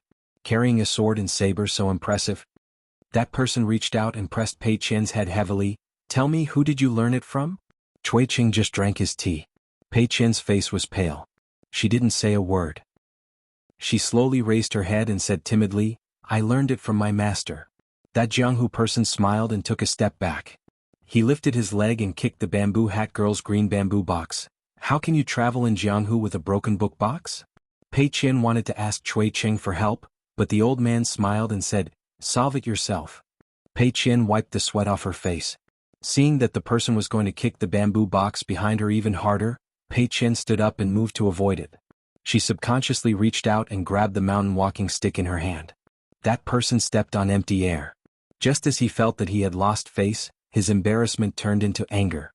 When he saw the scene of little charcoal grabbing the item in the air, he began to sweat profusely. He tried his best to put on a friendly expression, then lowered his head and bent his waist. He rubbed his hands and laughed dryly, "Wrong person, wrong person." Pei Qian thought for a moment and sat back down. Cui Ching smiled and asked, "You don't dare to fight back?" Pei Qian shook her head and said unhappily, "At first I was a little afraid that he would break the bamboo box. After seeing his kick, I was even more afraid that I would accidentally punch through his chest." Cui Ching asked again, "Why are you afraid of this? Shouldn't the other party be afraid of you?" Pei Qian still shook her head. "Master said that in the martial arts world, it's not only about revenge and fighting. When encountering a small matter, being able to hold back one's fist is the skill of a martial artist." Cui Ching laughed. It was unknown whether he was laughing at the little girl's big words or at the small town saying, "At the door." Cui Ching finished drinking the tea in his bowl and said, "You only have a few copper coins. Losing a copper coin, of course you will be worried. Wait until you have a big pile of divine money, then lose a few copper coins." Pei Qian said resolutely, "I will still have to search everywhere." What a joke! How could there be no reason to lose money and not find it back? Master said that every copper coin that belonged to one's money bag, if lost, would be a poor homeless worm. Pei Qian saw that the old man didn't speak and said strangely, "If you say it in another way, I will listen." Cui Qing laughed and said, "Old Mr. also has old words to say. There's no time for old logic." Pei Qian was a little disappointed. "Think again?" Cui Qing shook his head and said, "No." The people at the next table didn't even drink the tea and rode away. It seemed that there really was something urgent. Cui Qing took Pei Qian and continued on their way. Looking into the distance, he said with a smile, "Catch up with them and tell them something from the bottom of your heart. Anything is fine." Pei Qian was a little hesitant. Cui Qing waved his hand. Pei Qian took a deep breath, adjusted his bamboo hat and began to run. Then he carefully considered what he should say in order to appear reasonable, courteous, and polite. A moment later, Pei Qian, who was running faster than a horse, had already caught up to the man and his horse. She gradually slowed down and said to the man on the horse who looked like he had lost his parents, "In the martial arts world, you have to be righteous." That person's face was blank. Pei Qian emphasized and asked loudly, "Do you remember?" That person said with a trembling voice, "I remember." Not only him, even his other friends in the martial arts world couldn't help but answer. Pei Qian received the answer and suddenly stopped, waiting for the old man behind her to catch up. After that, Pei Qian and the old man walked over the high city wall of the city. Pei Qian burned incense in various Taoist temples, sold all kinds of delicious food in the market, and visited the bookstores in her hometown. Pei Qian also bought books for Sister Baoping and Li Huai. Of course, her friends on Luapa Mountain also bought gifts from her own pocket. Unfortunately, in her hometown, Nanyuan Kingdom, the immortal money didn't work. Looking at the copper coins and silver coins, Pei Qian felt a little sad. When Cui Qing walked out of the bookstore with Pei Qian, he asked, "Do you feel bored learning from your master's way of life?" Pei Qian swaggered along the bustling street. "Of course not. What's the point of living? I can eat and drink to my heart's content every day. What else can I do? I used to be a beggar in the capital of Nanyuan Kingdom. My clothes were ragged and I couldn't even get through the door. How pitiful. I could only lean against the wall and pray to the gods, and bodhisattvas as close as possible. But the bodhisattvas couldn't hear me. Their stomachs would grumble when they were hungry and their intestines would spin when they were beaten." Cui Qing smiled and said, "You can't think like that. In the end, didn't the bodhisattva hear you and let Qin Pingan stand in front of you and become your master?" Pei Qian suddenly stopped and her eyes instantly turned red. She asked the old man to wait for her and ran to the temple in the city alone. Not only did she burn incense, but she also took down the small bamboo box and put it aside. She kowtowed many times on the futon at the feet of the bodhisattva. After the two left the city, Cui Qing said that they were going to the capital of Nanyuan Kingdom. Pei Qian nodded and said nothing. At a river not far from the capital, Cui Qing sat by the river and Pei Qian squatted beside him to wash her face. The old man asked, "Are you still afraid of that Chao Qinglang? If you are, we can enter the city later." Pei Qian was silent and looked across the river in a daze. The old man picked up a stone and gently threw it into the river. He smiled and said, "It doesn't matter if you are afraid of a person or a thing. But you don't have to be afraid to face it. How could an ordinary person of the younger generation possibly catch up to the scholars and scholars who had spoken so much about the principles of the sages? Don't they study? How can they compare with the poems and sentences written by the predecessors that the later generations can only stare at? Don't they write articles? The most frightening thing is that since you are on the same path, it is destined to be difficult to avoid it in your life. Deceive yourself and only do some comfortable work that is within reach." The old man pointed to the distance. "But you have to know what it is like over there. Open your eyes wide and look carefully. You can't be afraid and hide. Then you will be afraid for the rest of your life." The old man smiled and said, "It's not me, an outsider, who is making sarcastic remarks." The old man continued, "When I was a student and studied in the study room, my ambition was higher than the sky. I never lost when arguing with others. Later on, when I practiced boxing, I traveled thousands of miles with only my fists. It was even more so. What I seek is the same as learning martial arts. It is written in books that I will go forward even if there are thousands of people." The old man sighed and said, "There are no heroes in time." The saddest thing about this sentence is that there are no heroes in time. So we don't have to be afraid of how good others are. If others are good, we can be better. That is true growth. You, Pei Qian, will not only be Qin Pingan's first disciple one day. You, Pei Qian, will be Pei Qian. Of course, Qin Pingan will always be willing to take care of you. He is such a person. It's easy to change mountains and rivers, but it's hard to change one's nature. Perhaps he will not meddle in other people's business in the future. But all of you who are close to him are the responsibilities that Chin Pingan will have to bear for his entire life. He is not afraid of hardships and enjoys it. For such a person, if you advise him to think more for himself, it will be like a chicken talking to a duck. He will definitely listen to reason, but it will be hard to change. The old man did not say anything else. Pei Qian raised her head. Let's go to the capital. I will lead the way. The old man and the young girl went to the capital of Nanyuan Kingdom. As usual, if there were no customs documents, they would quietly climb over the wall. Anyway, it was old man Shui who brought her to do it. Even if her master knew, he would not be too angry, right? After entering the capital of Nanyuan Kingdom that Pei Qian was still very familiar with, Pei Qian slowed down. The old man did not rush her. After walking through the alley, passing by the martial arts school that was still open, they arrived at the Temple of Heart. Pei Qian's footsteps quickened. However, when Pei Qian was not that afraid, the old man stopped at the entrance of the small temple. There were no visitors coming in or out. Pei Qian wanted to follow in, but Cui Qing shook his head and said, "You should walk the last part of the journey by yourself." Pei Qian nodded vigorously and turned to leave. He walked along the main street and went alone to the alley. The old man kept looking at the thin and small figure. He smiled and walked into the temple. He did not burn any incense. In the end, he found a quiet corridor and sat there. On the other side of the alley, Pei Qian found that the courtyard door was locked. She sat on the steps outside the door. She sat until dusk when a young man in a green shirt walked into the alley. Pei Qian stood up and looked at him. Chao Qinglang walked forward quickly with a smile on her face. Pei Qian said slowly, "Long time no see, Chao Qinglang." Chao Qinglang smiled and said, "Hello, Pei Qian." Then Chao Qinglang opened the door and turned to ask, "You left in a hurry last time. I didn't have time to ask you how Mr. Qin is?" Pei Qian was a little annoyed and blurted out, "Why are you so annoying?" Chao Qinglang laughed involuntarily. He was really a little afraid of her. Pei Qian looked at him. Chao Qinglang was puzzled and asked, "What's wrong?" Pei Qian strode into the courtyard and picked a familiar stool. "Chao Qinglang, I want to talk to you about something." Chao Qinglang smiled and sat down. There were two small stools and two old friends who weren't very old. In the corridor of the Heartxiang Temple, Cui Qing closed his eyes and was silent for a long time. It was as if he had been waiting for the reunion in the alley. He wanted to know the answer so that he could be at ease. However, Cui Qing looked more and more tired.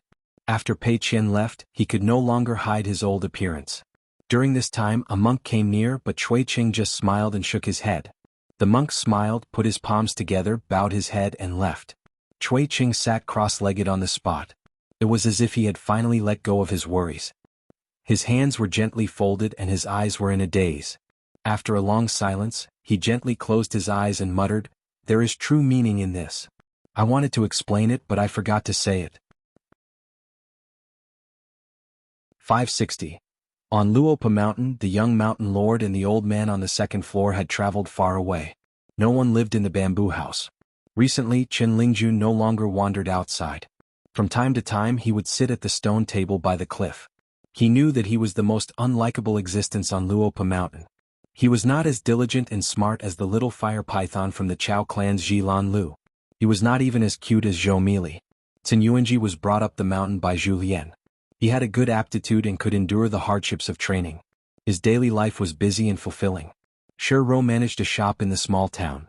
She did not earn much, but she was helping Luopa Mountain earn money. She also had a good relationship with Pei Qian. When Pei Qian was free, he would visit Shi Rou. He said that he was worried that Shi Rou would pocket money, but he was afraid that Shi Rou would feel neglected by Luopa Mountain. Only Chen Lingjun wanted to keep up appearances. No matter what he did or said, he was unlikable. After the Three Gods' night banquets, the Imperial River God brother became more polite to him. However, this politeness made Chen Lingjun feel disappointed. Some of the flattering words made Chen Lingjun feel uncomfortable. He preferred the drinking and eating of meat at the water manor. Their words were vulgar and they cursed each other. However, Chen Lingjun was not a fool. He could see many things. For example, once Senior Chui left for the Lotus Root blessed land, he would definitely not return. However, he, Chen Lingjun, could not even say a word of farewell. When the old man in green left with Pei Qian, he could only sit there in a daze, pretending that he did not know anything. Early in the morning, it should have been the time for Pei Qian to go up the bamboo house and eat a fist. However, the bamboo house was silent. Chen Lingjun was sprawled on the table. In front of him was a pile of melon seeds that he had snatched from Chinrushu. The warm sun made him feel weak. He could not even crack the melon seeds. He wondered if he should go to the mountain gate and have some fun with the Dafeng brothers. The Dafeng brothers still had the temperament of the Jianghu. It was just that some of their dirty words were too confusing. He had to ponder for a long time before he could figure out what they meant. Qin Lingjun turned his head and looked at the mansions. The old chef was not on the mountain, nor was Pei Qian. Sun Yuanji did not know how to cook and thought it was troublesome, so he asked Chinrushu to prepare a lot of pastries. Zhou Mili was a little water monster who did not need to eat, so there was no smoke on the mountain. There were layers upon layers of peach blossoms on the mountain, and the fireworks in the clouds were people's homes. Qin Lingjun felt that at this moment, there were fewer people on Luopa Mountain, and everyone was busy with their own things. Qin Lingjun shifted his gaze and looked at the second floor of the bamboo building, feeling a little sad. When the old man was around, he always felt uncomfortable all over. Qin Lingjun felt that he would never be able to take 2 punches from the old man in his life. Now that the old man was gone, his heart felt empty. Qin Lingjun sighed heavily and reached out to pick up a melon seed. He planned to chew it without peeling the shell to relieve his boredom. Then Qin Lingjun's movements stiffened. He gently put the melon seed back and gently moved his butt. He quietly turned his head, preparing to turn his face away from the cliff. He did not expect that the old Confucian in a green robe who appeared out of thin air would smile at him. Qin Lingjun swallowed his saliva, stood up and bowed. Qin Lingjun pays his respects to the imperial tutor. Dolly embroidered tiger Cui Dong. He was so powerful that he could crush him with a single finger. Qin Pingan was not on Luopa Mountain, the old man was not in the bamboo house, and Julien and Wei Pai had gone to Zhongyue. Qin Lingjun had no backing for the time being. Cui Dong smiled. Go about your business. Qin Lingjun glanced at the small limestone path that led from the bamboo house to the mansion. He felt that it was a little dangerous, so he bid farewell and actually climbed down the cliff. Taking this path, he was a little further away from the imperial tutor. It would be much safer. Cui Dong recalled the expression of the little snake in green when it looked at the bamboo house and smiled. Thus he came up with a small plan. He would do it casually and not make a big fuss. In the great mountains to the west of Longquan County, there was a mountain that was temporarily occupied by people. It seemed to be suitable for flood dragons to live in. Cui Dong stood in the corridor of the second floor, quietly waiting for a certain person to arrive. A white streak of light came from the distant horizon, its momentum like spring thunder exploding as it swiftly swept over. He no longer cared about the rules set by Ruan Ting. Cui Dong shook his head and sighed in his heart. Fortunately, he had greeted Ruan Ting. A white-clothed youth with a mole between his eyebrows held a green bamboo staff made of ordinary materials. He was travel-worn and his face was full of fatigue. Cui Dongshan landed on the empty ground on the first floor, his eyes bloodshot. He said angrily, "You old bastard, do you only care about eating shit every day? Don't you know how to stop Grandpa from going to that blessed land?" Cui Dong asked back, "So what if I stopped you?" Cui Dongshan was so angry that his face was ashen. "Stopping for 1 day is 1 day. Can't you wait for me to rush over? Then scram as far away as you can." Cui Dong's expression was indifferent. Cui Dongshan suddenly calmed down and took a deep breath. Grandpa studied, practiced martial arts, and conducted himself with indomitable will. The only time he stepped back was for us 2 idiotic grandsons with holes in their heads. With this step back, it's all over. The 11th level of martial arts is gone. Without the 11th level, people will also die. Cui Dong said, "And for your teacher in this Luopa mountain." Cui Dongshan stepped back step by step and sat down beside the stone table. Both hands holding the bamboo staff, he lowered his head and gritted his teeth. Perhaps because he couldn't sit still, Cui Dongshan stood up and walked around in circles, walking away quickly. Cui Dong looked at the anxious guy walking around in circles and said slowly, "You're not even as good as me.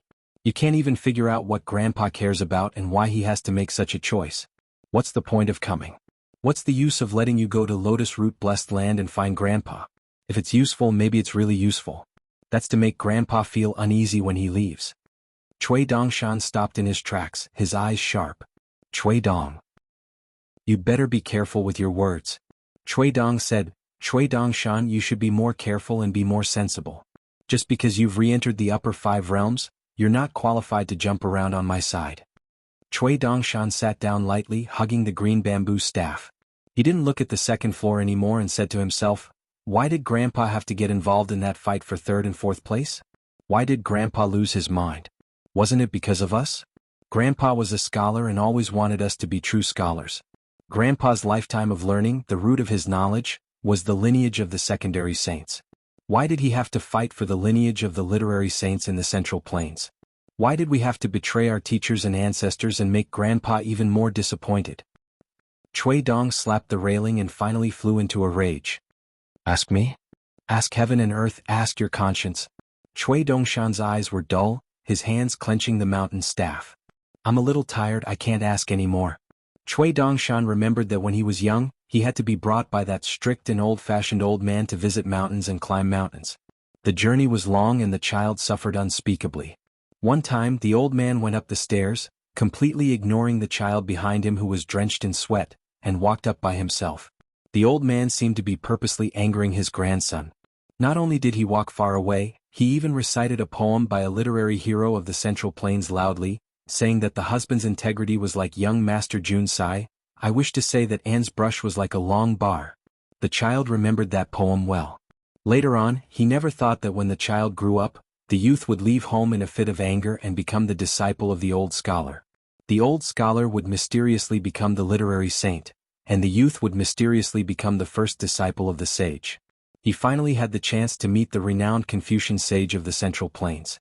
However, at that time, the youth who was more high-spirited than any of his peers actually only had one thought in his mind, and that was if he had the chance to return to his hometown in the future, he would definitely tell his grandfather about this matter. He would say that the person he admired had lost to his grandson in terms of writing, and in chess he had lost to the point of breaking his beard. However, he had accumulated a lot of words in his stomach. When he could say them he wasn't willing to say them, but when he wanted to say them he couldn't. In the distant Longquan County, the morning bell rang from afar. Once the bell rang, the city gates would be opened according to the rules.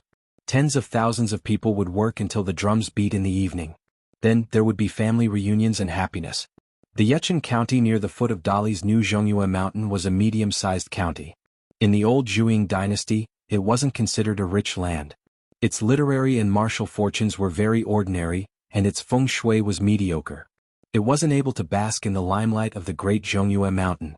The new governor, Wu Yuan, was an outsider. It was said that he was a governor in Dali itself, and it could be considered a transfer. However, the smart people in the officialdom all knew that he was demoted. Once he was out of the sight of the imperial court, he would lose the chance to quickly enter the center of the Dali court. An official sent to a vassal state, yet he didn't get promoted. It was obvious that he was sitting on the cold bench, probably because he offended someone. However, no matter how bleak County Governor Wu's official career was, he was still a native of Great Li. Furthermore, he was young. Therefore, the provincial governor of Liang Province, where Yuchun County was located, had privately instructed the officials of Yuchun County to treat Wu Yuan with respect. If there was a new official who made drastic changes after taking office, even if it was against local customs, they had to tolerate it. Fortunately, after Wu Yuan took office, there was almost no movement. She only did the roll call on time. All matters, big or small, were handed over to the old people of the Yamen to handle. Many of the opportunities to appear in public were given to the old and experienced auxiliary officials of the Yamen. The atmosphere was quite harmonious. However, with such a soft personality, it was inevitable that his subordinates would look down on him. On this day the young governor sat in the Yamen as usual. His desk was piled with county records and maps of various places. He slowly flipped through them and occasionally picked up his brush to write something. Wu Yuan sensed something and raised his head. He saw a familiar face leaning against the door of the hall. Wu Yuan was in a good mood. He stood up and bowed. "Mountain Lord, you have arrived. Please excuse me for not going out to meet you." It was Wei Pai who had removed the camouflage. Wei Pai stepped over the threshold and smiled. "Official Wu, you are a little disloyal. You only sent a congratulatory invitation to this night banquet." Wu Yuan smiled calmly and said, "My salary is meager. I use 10 to 20% to feed myself and 50 to 60% to buy books. The remaining money I have left every month is painstakingly accumulated because I have taken a fancy to an ancient inkstone in the neighboring Yunxing County. Even if my face is swollen, I am not a fatty. I thought that it would be difficult for official Mountain Lord to rush over and denounce me. Who would have thought that official Mountain Lord Wei would be so persistent and really come?" With a twist of his wrist, an old banana inkstone that was famous in the old Zhuang dynasty appeared in his hand. He gently placed it on the desk. Lord Wu is not loyal, but I, Wei Ba, am very different. I came all the way here to reminisce about the old days, and did not forget to take a detour to buy gifts. Wu Yuan bent over and stared at the cute and amiable ancient ink stone. She stretched out her hand and carefully stroked the lines. She said in pleasant surprise, "My goodness, this is a first-class banana inkstone taken from the bottom of the Green Flood Dragon pit. The key is that the military general stationed in the Li dynasty has already sealed off this old pit and sent martial artists to guard the pit. It is obvious that it will soon become a tribute to His Majesty the Emperor. Therefore there are only a few ancient inkstones of this pit on the market, and the price is getting more and more frightening. Even if I, as a governor for 100 years, I may not be able to gather enough silver." Wu Yuan reluctantly retracted his gaze and looked at the white-clothed deity. He smiled and asked, "Official Mountain Lord, if you have something to say, just say it. With this priceless Bajiao inkstone, I promise to tell you everything I know." Wei Pai said, "How about Jin Qing, Mountain Lord of Zhongyue?" Dali's new Zhongyue Mountain Lord Jin Qing was once the first mountain deity of the Zhuang dynasty. Halfway up the mountain, there was a unique sword cleansing pool. Many sword cultivators came here to temper their swords. Jin Qing would often secretly protect them. As a result, not only did he have an extremely good relationship with the Zhuang dynasty, which had the highest number of sword cultivators in the continent, he also had many ties with many golden core sword cultivators. Among them, Mountain Lord Jin Qing had a close relationship with Li Tuanjing of the Wind Thunder Garden. He was famous in the world. Li Tuanjing had traveled the Zhuang dynasty in his early years and had many conflicts. He had angered a northern mountain deity. There was once a dangerous moment. Because of this, Jin Qing did not hesitate to become enemies with his two colleagues, the northern and southern mountain lords. He insisted on escorting Li Tuanjing, who was only at the Dragon Gate realm at the time, out of the dynasty safely. Wu Yuan laughed heartily. She turned around and took out a stack of paper from the desk. She wrote neatly in small regular script and handed it to Wei Pai. "It's all written here." Wei Pai lowered his head and flipped through the contents of the paper. He clicked his tongue and said, "Along the way, the local people have been saying that a parental official that no one wants to meet has come to Yechun County. So County Chief Wu hasn't been idle either." Messy news that came from hearsay had little meaning and could easily cause problems. What Wu Yuan wrote on the paper was a record of what Zhongyue's Chaizishan and Mountain Lord Jin Qing had done in history. Wei Ba carefully skimmed through what was written on the paper. It was all about which dynasty Jin Qing was from, which era, and what he had done one by one. Other than that, there were also annotations written in red ink. Wu Yuan had written down detailed annotations as if she was reading a history book as a bystander. Wu Yuan had also written down some rumors and deeds that had been passed down among the people. However, she had circled them and added the words mystical and supernatural at the end. Wei Pai read carefully and quickly. He finished reading the large stack of paper very quickly. After returning it to Wu Yuan, he smiled and said, "I didn't give you a gift for nothing." Wei Pai stood on tiptoe and glanced at the pile of paper on the desk. Oh, what a coincidence. Official Wu has been studying the origins of the many inkstone pits in Yunqing County recently? What? Are you going to make a book out of it? It's not very appropriate for the county chief of Yechun County to secretly make money off of Yunqing County's specialties, right? Wu Yuan said honestly, "I had nothing to do. I wanted to use this small matter as an entry point to learn more about the changes in the bureaucracy of the Zhuang dynasty. The secret archives of the fallen country's imperial palace have already been sealed up. I didn't have the opportunity to look through them, so I could only find another way." Wei Pai nodded and praised, "It's such a pity that you didn't become the new provincial governor of our Dragon Province, Sir Wu." Wu Yuan smiled. "That's how it should be. I'm already very satisfied to be able to keep my position as provincial governor, and I don't get in the way of certain important figures in the court either. You can call it a blessing in disguise. I'm more than happy to hide here." Wei Pai had no intentions of staying. Wu Yuan said, "Mountain Lord, you'll definitely visit Su Ruo when you leave this time, right? It's best if you visit the ancestral temple of Zhongyue first. It won't be too late to visit your old friend after that." Wei Pai nodded. "That's what I plan on doing. When I entered secluded cultivation on Cloud Padding Mountain earlier, Sir Su helped me keep watch. When I was about to emerge successfully, he left silently and returned to your Chaizishan Mountain. It'll be inexcusable if I don't thank him in person." Wu Yuan smiled. "Then I'll have to trouble you to leave quickly, Sir Mountain Lord. Don't get in the way of me admiring the ancient inkstone."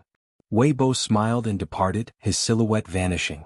Actually, when Wei Pai left the ferry and appeared in Yunxing County, the lofty statue in the ancestral temple at the top of the mountain had opened its golden eyes. However, the mountain lord Jin Qing chose to ignore the visit of the god in white. When Wei Pai appeared at the foot of the mountain in the Yunxing County, Jin Qing strode out of the golden statue. He was a tall, burly man in purple clothes and a jade belt. Incense burned brightly on the mountain, but no one could see this. Jin Qing walked through the crowd of devotees in the main hall. After crossing the threshold, he stepped out and arrived at the relatively quiet Chazishan Mountain's secondary peak. The 5 peaks of the various countries in the world were almost never isolated mountains with only 2 or 3 peaks. They usually had vast territories and extended mountain ranges. For example, Chazishan Mountain was made up of 8 peaks. The main peak was known as the master of all mountains in the central territory of the Zhuang dynasty. There was a Zhongyue temple at the top of the mountain, which served as a place of worship for generations of emperors and subjects. The secondary peak was called Stacked Cliff Peak. There was no Taoist temple at the top of the mountain. It was the mountain god's palace that Jin Qing built the earliest. Now there were only a few mountain lords' female envoys taking care of the buildings there. When the buildings were first built, Jin Qing wasn't the mountain lord of Zhongyue yet. Chazishan was already the ancient Zhongyue of the Zhuang dynasty. After the old mountain lord's golden body collapsed, the authority of the mountain was handed over to Jin Qing. At that time, the famous Zhuang minister who held the authority of the country had built a thatched cottage on the northern side of Stacked Cliff Peak. Jin Qing's expression was indifferent as he overlooked the mountains and rivers. Everything was as fleeting as the clouds. Jin Qing's gaze shifted. In the Dragon Ceiling Peak's Laojun Cave, the Mahist hero Su Ruo was alone there.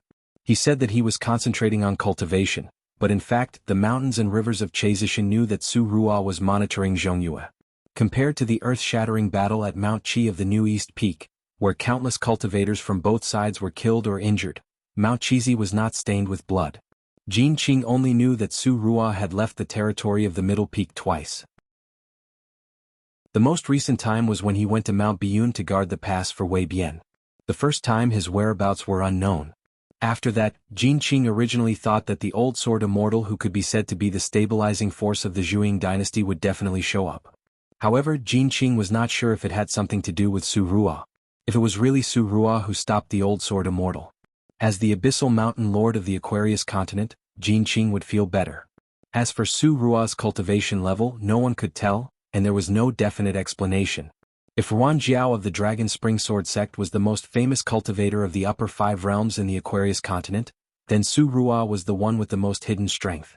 The only clue was when Wei Jin of the Wind Snow Temple challenged the heavenly lord Xie.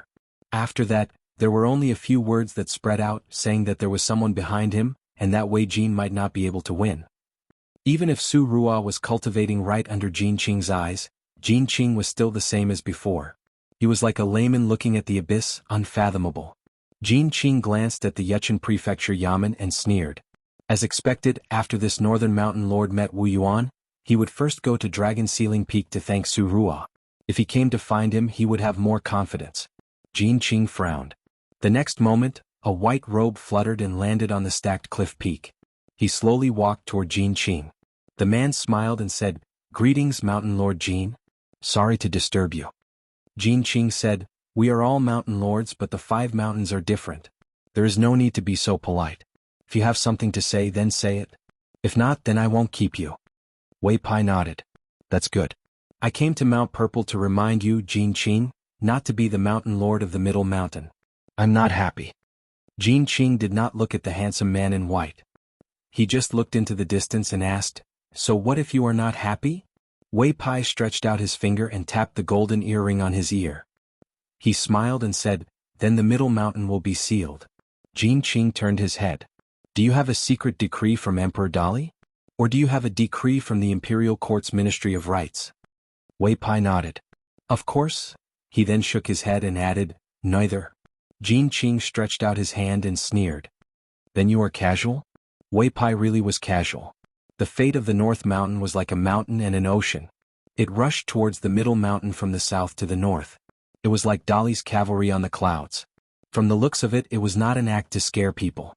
Jin Qing knew that once the fate of the 2 mountains and rivers collided, it would be a huge problem. He could not hold it in anymore and shouted angrily, Wei Pai. Think about the consequences yourself. Wei Pai put his hands behind his back and said with a smile, I should be calling you Mountain Lord Wei. Jin Qing did not waste any more time. A huge golden figure of a god appeared in the middle mountain temple on the main peak of Mount Purple. It raised its arm high and wanted to slap the stacked cliff peak. Behind Wei Pai, on the peak of Stacked Cliff Peak, there was also a huge golden figure. Even though they were not in the Middle Mountains territory, Wei Pai's golden figure was still 500 feet taller than the Middle Mountain's godly spirit. The North Mountain godly spirit that Wei Pai manifested with his special ability grabbed the Middle Mountain's godly spirit's arm with one hand and pressed down on the latter's head with the other. Then it stomped heavily and pushed Jin Qing's golden figure back. It was about to fall towards Mount Purple's dragon ceiling peak. Wei Pai's huge golden figure had a golden halo behind it. He stretched his hand and held the golden halo, wanting to smash down on the Middle Mountain godly spirit's head. Both sides were still holding back. The golden figures had already turned into nothingness. Otherwise, the three peaks of Mount Purple would have destroyed countless buildings. At this moment, at the dragon ceiling peak's Laojun cave, an ordinary-looking man walked out of the thatched cottage. He had a weird posture with his sword behind him. He seemed to be helpless. He shook his head and grabbed the sword hilt behind him. He gently pulled the sword out of its sheath. In the blink of an eye, a mountain range appeared between the golden bodies of the two mountain gods. He advised, if the two mountain godly spirits really don't like each other, it's better to choose a civilized way of fighting. Otherwise, if you roll up your sleeves and fight, it'll be a disgrace to the two mountain godly spirits. Su Ruo will also be suspected of not doing enough to protect the mountain. Jin Qing's face was gloomy. He withdrew his golden figure. Wei Pai also withdrew his towering godly spirit. However, the momentum of the North Mountain's fate still did not decrease. Jin Qing asked, Wei Pai, I advise you to stop before you go too far. Wei Pai said, Jin Qing, if you still act according to your previous mindset, you won't be able to protect the peace of the old mountains and rivers. The Dali Imperial Court is not stupid.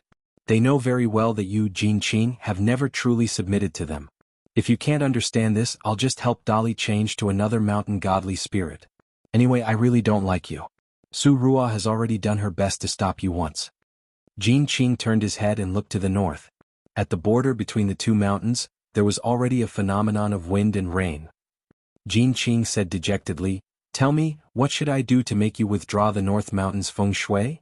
Wei Pai smiled and said, If you don't even show some respect to the North Mountain, do you really have any loyalty to the Dali Imperial Court? Do you think the people in the Dali Imperial Court are 3-year-old children? Do you want me to teach you what to do? Bring a big gift, go to the Cloud Paul Mountain, apologize and apologize. Su Ruo touched his forehead and returned to the cottage. He had really made the wrong choice to have such a friend. Jin Qing was puzzled and asked, That's it? Wei Pai asked back, What else? Besides, you're already in the North Mountain.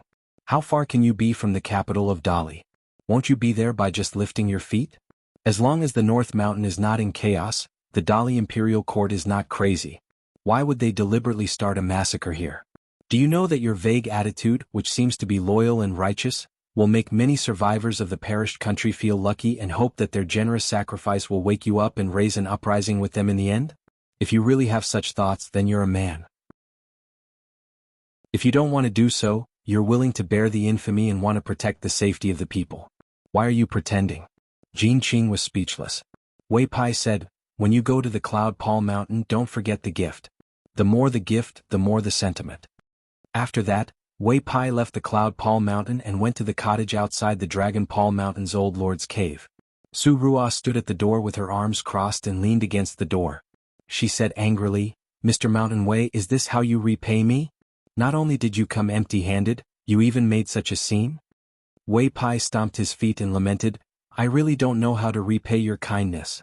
Su Ruo stretched out her hands and rubbed her cheeks. As a mountain lord, you can be considered as the only mountain lord in the world.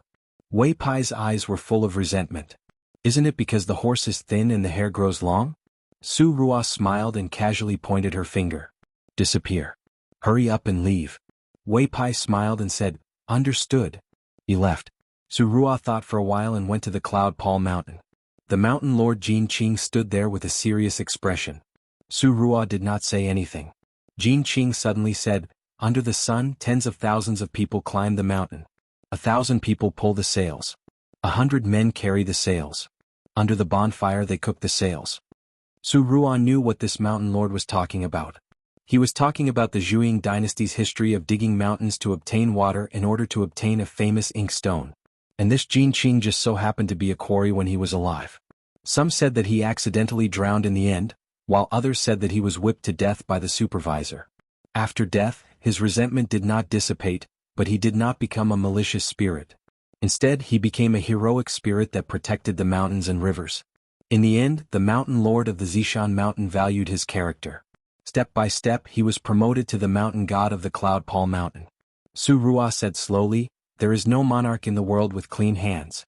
It is unfair to weigh the gains and losses of a monarch based on pure benevolence and morality. When it comes to the welfare of the common people and the people, the 100 schools of thought each have their own ruler. There will be a lot of discrepancies. You Jin Qing as a god have never lost your humanity and conscience. I respect you very much." Su Rua smiled and said, "It's just that the world is complicated. It is inevitable to go against your heart. I will not advise you to do anything. Whether you agree to Wei Pai or reject his good intentions, you are worthy of your identity as the mountain lord. If you are willing, I can almost leave this place. If you do not want to compromise, I am willing to give you a complete sword strike and completely shatter your golden body.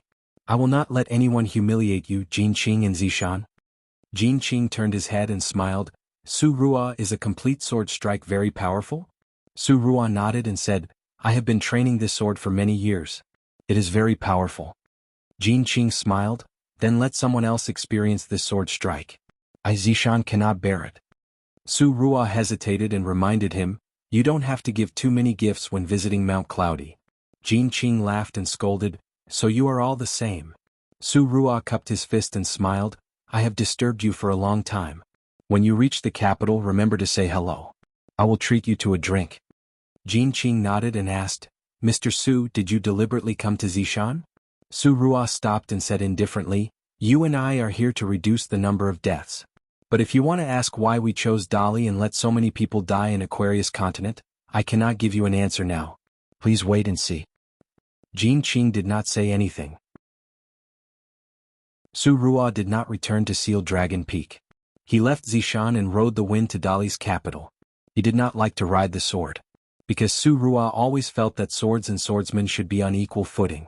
The Zhuang dynasty's unpolished Jade Realm sword immortal who had been in isolation for many years tried to assassinate Dali's new inspector, Chao Gu. He died before he could do anything. In fact, he did not have to die. Su Rua only injured him. The old man who had been in isolation for 100 years was unwilling to be a prisoner. He would not surrender to the enemy, the Song clan. Therefore, after he broke his sword, he had no chance of winning. He even laughed and said that he knew he would die at the beginning of this plan. It was not too bad to die in the hands of the Mahist's #1 swordsman, Su Rua. Su Rua made an exception and said something. In the land of a continent, the emperor, generals, ministers, nobles, and commoners would all die. At the foot of the mountain there would be no more smoke. After the old man heard about it, he only felt disappointment before he died. Pei Qian sat on the bench and looked around. The small house and courtyard were all the same. Pei Qian almost had an illusion that he and Chao Qinglang were still the same as before. He was just asked by his master to go to the well to get a bucket of water, and then he went out and came back to see Chao Qinglang. That was all.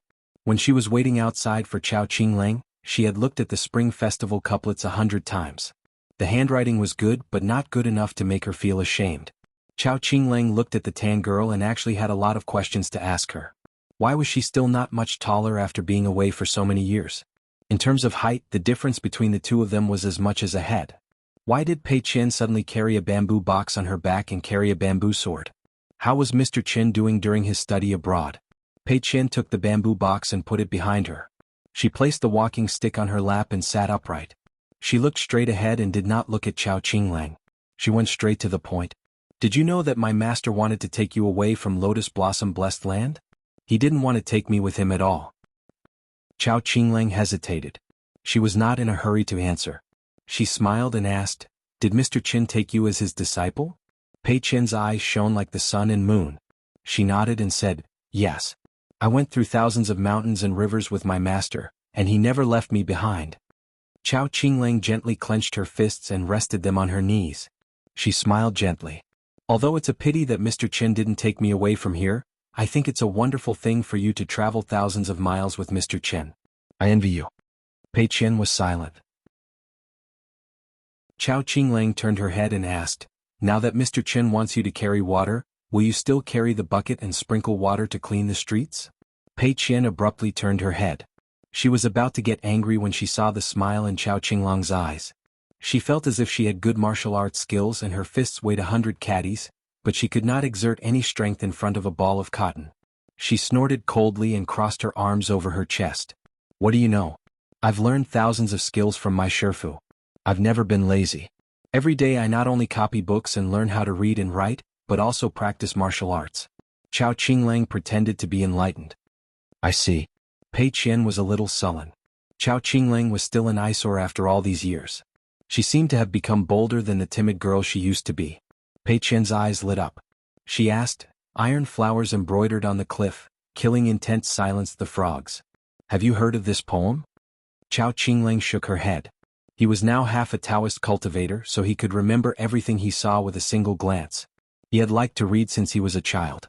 As time went by, the headmaster of the academy was willing to lend him books. Before this world was separated, Mr. Liu would often send him books from other places. Chao Qinglang was not boasting, but he had read a lot. Pei Qian asked again, do you know how to write the word swastika? Chao Qinglang smiled and stretched out a finger to write the word in the air. She said, according to the Confucian classics, in the middle of autumn, the cold air is strong and the young air is weak. That's why it's called killing intent. The frogs make the sound of frogs. The ancient sages had a saying, palm to get rid of the frogs. I once heard a gentleman say with a laugh, sure you see I Dao talks about literary works, he likes to ask about his ancestors from the bold Su Zi and the soft Lu Zi. At that time, that gentleman clapped his hands with his folding fan and said with a big laugh, my laughter is as noisy as a frog, a little better than a parrot repeating its words. Pei Qian remained calm and said with a straight face, so you know it too. The essence of this saying was in the word, too. Chao Qinglang was not deliberately showing off his knowledge. He just wanted to know what kind of person Pei Qian was now. It was strange. Pei Qian seemed to have changed a lot, but many things did not change. Pei Qian suddenly said, the last time we met, I actually wanted to kill you because I was afraid that you would steal my master. My master has always been worried about you. He doesn't talk about you. Other than drinking, my master would talk a little more. Most of the time, my master would only look into the distance and stare blankly. At that time, my master's eyes would whisper to me. So I know that my master misses you very much and has always wanted to keep you by his side so that you would not be alone in the lotus flower-blessed land. He was afraid that you would suffer. Pei Qian hesitated for a moment. He grabbed the walking stick with both hands. His knuckles turned white and the veins on the back of his hands were exposed. He said slowly, I'm sorry. Chao Qinglang nodded gently. I accept your apology. It's wrong for you to think that way. But I think it's good that you were able to hold back and protect your heart. In the end you didn't make a move. So you don't have to worry that I will steal your master. Since Mr. Chen has accepted you as his disciple, if one day you don't even have such thoughts, no one in the world will be able to take Mr. Chen away, let alone me. Pei Qian said loudly, I'm the first disciple, not an ordinary disciple. Chao Qinglang said helplessly, okay. Amazing. Pei Qian looked at him from the corner of his eyes and said slowly, boring guy, you're really not angry?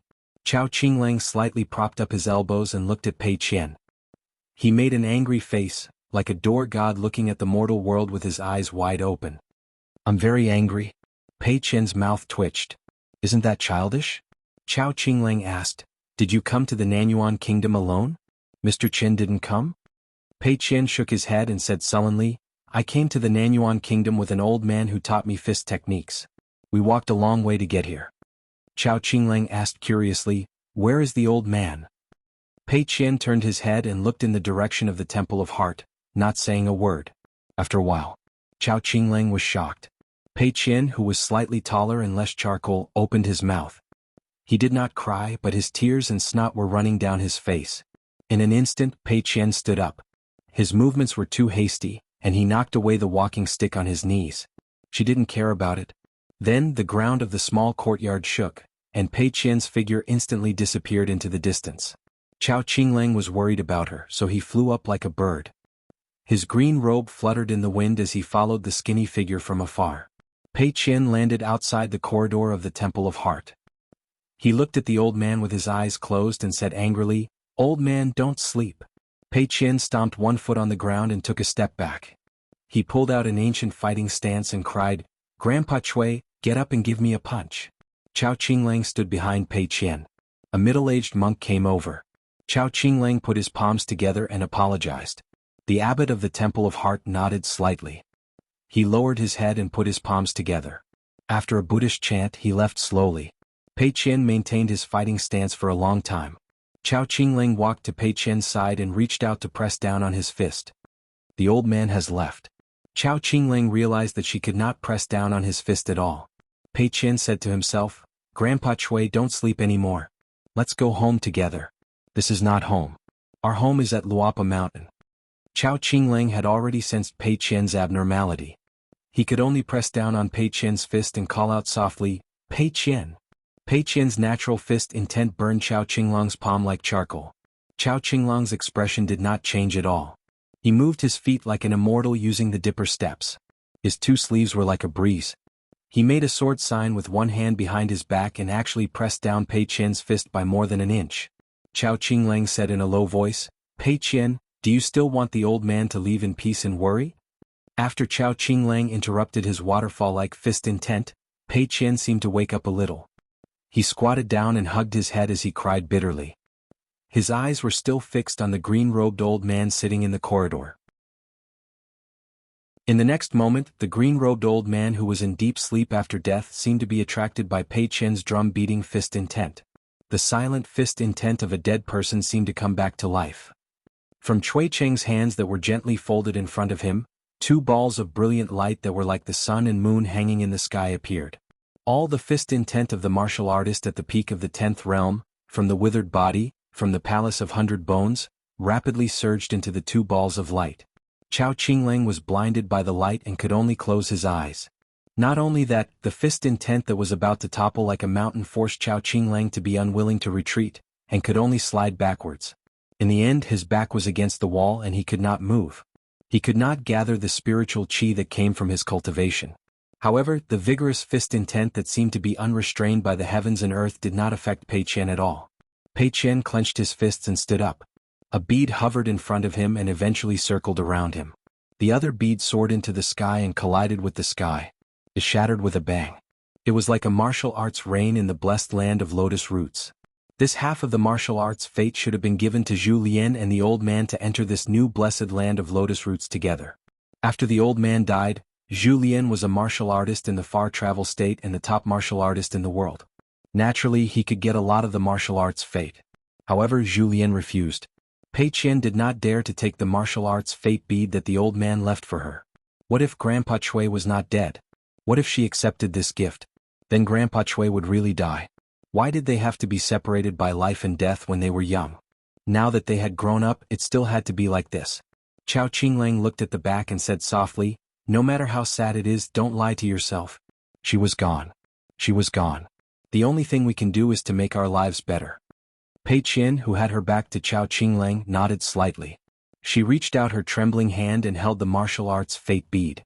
Pei Qian turned to look at Chao Qinglang and said, "Grandpa Chui actually has a lot of things that he didn't have time to tell you." In the small temple, the melodious evening drums sounded. 561. Li Er fed Chen Pingan his fist for the last time and it was very different. Li Er let Chen Pingan do his best and he could use any means to try and see if he could last longer under his fist. Chen Pingan was a little confused. He was at the bottleneck of the 6th realm of martial arts, but Li Er was at the 10th realm of martial arts. Even if he used any means, what was the point? Li Er smiled and said, "My fist this time will be measured and will only break the connection of many of your methods. Simply put, you only need to attack. You can treat it as a confrontation with a life and death enemy, and the enemy looks down on you because his realm is much higher than yours. At the same time, he does not know your current foundation, and only sees you as a pure martial artist with a good foundation. He only wants to exhaust your pure vital energy first, and then slowly torture you to death to vent his anger." Chen Pingan was even more puzzled. Could it be that he was saying that he could use any tricks, underhanded methods besides punching? Li Er did not explain further, Don't be careless, or else if I feel that you dare to look down on your mortal enemy, my last punch will make you cough blood in bed on the Lion's Peak for half a year. Li'er turned and went to the ferry, leaving Chin Pingan at the door of the hut. Li'er held the bamboo wormwood and stood at the end of the small boat, and began to hold his breath and concentrate. After half an hour, Chin Pingan walked to the ferry. Li'er looked and could not help but laugh.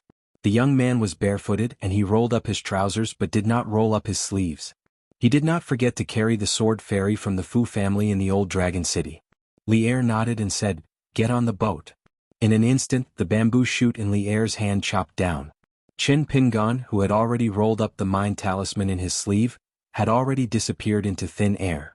He stepped on the stone wall of the Immortal Cave's waterway and used the momentum to bounce away. After a few trips, he was already far away from the boat, the man and the bamboo shoot. When Chin Pingan landed on the surface of the water, he bent his waist and stepped on the water, sliding backward. One hand pressed against the water, creating a ripple. The other hand stopped abruptly. The two walls matchmaking talisman and the water-flowing talisman, the spiritual light of the talisman's gallbladder exploded with a bang. Chin Pingan slightly twisted his wrist. A short knife appeared in his right hand, engraved with the two characters Morning Dew. Together with the other knife that had not yet appeared, it was taken from the Deer Mountain assassin. The front end of the bamboo shoot seemed to have landed on the ground, but it did not really touch the ground. The Gangchi not only did not cut a gully on the ground, but also did not even raise a speck of dust. This was the fist intent of a great grandmaster who had reached the peak of martial arts. He had already reached the realm where he could do as he pleased. In front of the small boat, the water surface rose sharply and gravel flew everywhere. A man in a green robe, his figure as fast as lightning, rushed in a straight line, holding a knife in both hands. Li'er put away the bamboo shoot and turned his head to look. He laughed and said, "Fancy, but it's quite scary." Li'er casually poked the bamboo shoot, and the small boat under his feet slowly moved forward. Chin Pingan turned his head to avoid the bamboo shoot, his left sleeve twirling the mind talisman, and disappeared in a flash. Li'er loosened his grip on the bamboo shoot, then clenched it again. He did not turn around, nor did he turn his head, and the bamboo shoot stabbed backward. Chin Pingan, who had appeared behind him, was directly stabbed in the chest and crashed into the water with a bang. If not for the fact that Chin Pingan had turned his body slightly, and only his green robe was torn, revealing a trace of blood and white bones, Li'er, who said that he had underestimated the enemy, and had a sense of propriety, would have nailed the bamboo shoot directly into Chin Pingan's chest. The small boat under Li'er's feet continued to move forward slowly. There was no need to hold the bamboo shoot at all. A pure martial artist of the 10th level was what Li'er meant by full of spirit, man is perfect. Once he took out his true chi, Li'er could casually fill the entire waterway with fist intent and gang chi. Li'er smiled. "Alright, you brat, you have the advantage of the geographical location. You actually used dozens of water talismans at once, and if they all exploded at the same time, it could barely be considered as overturning rivers and seas." Li'er gently held the bamboo shoot tightly. It buzzed and vibrated with gang chi.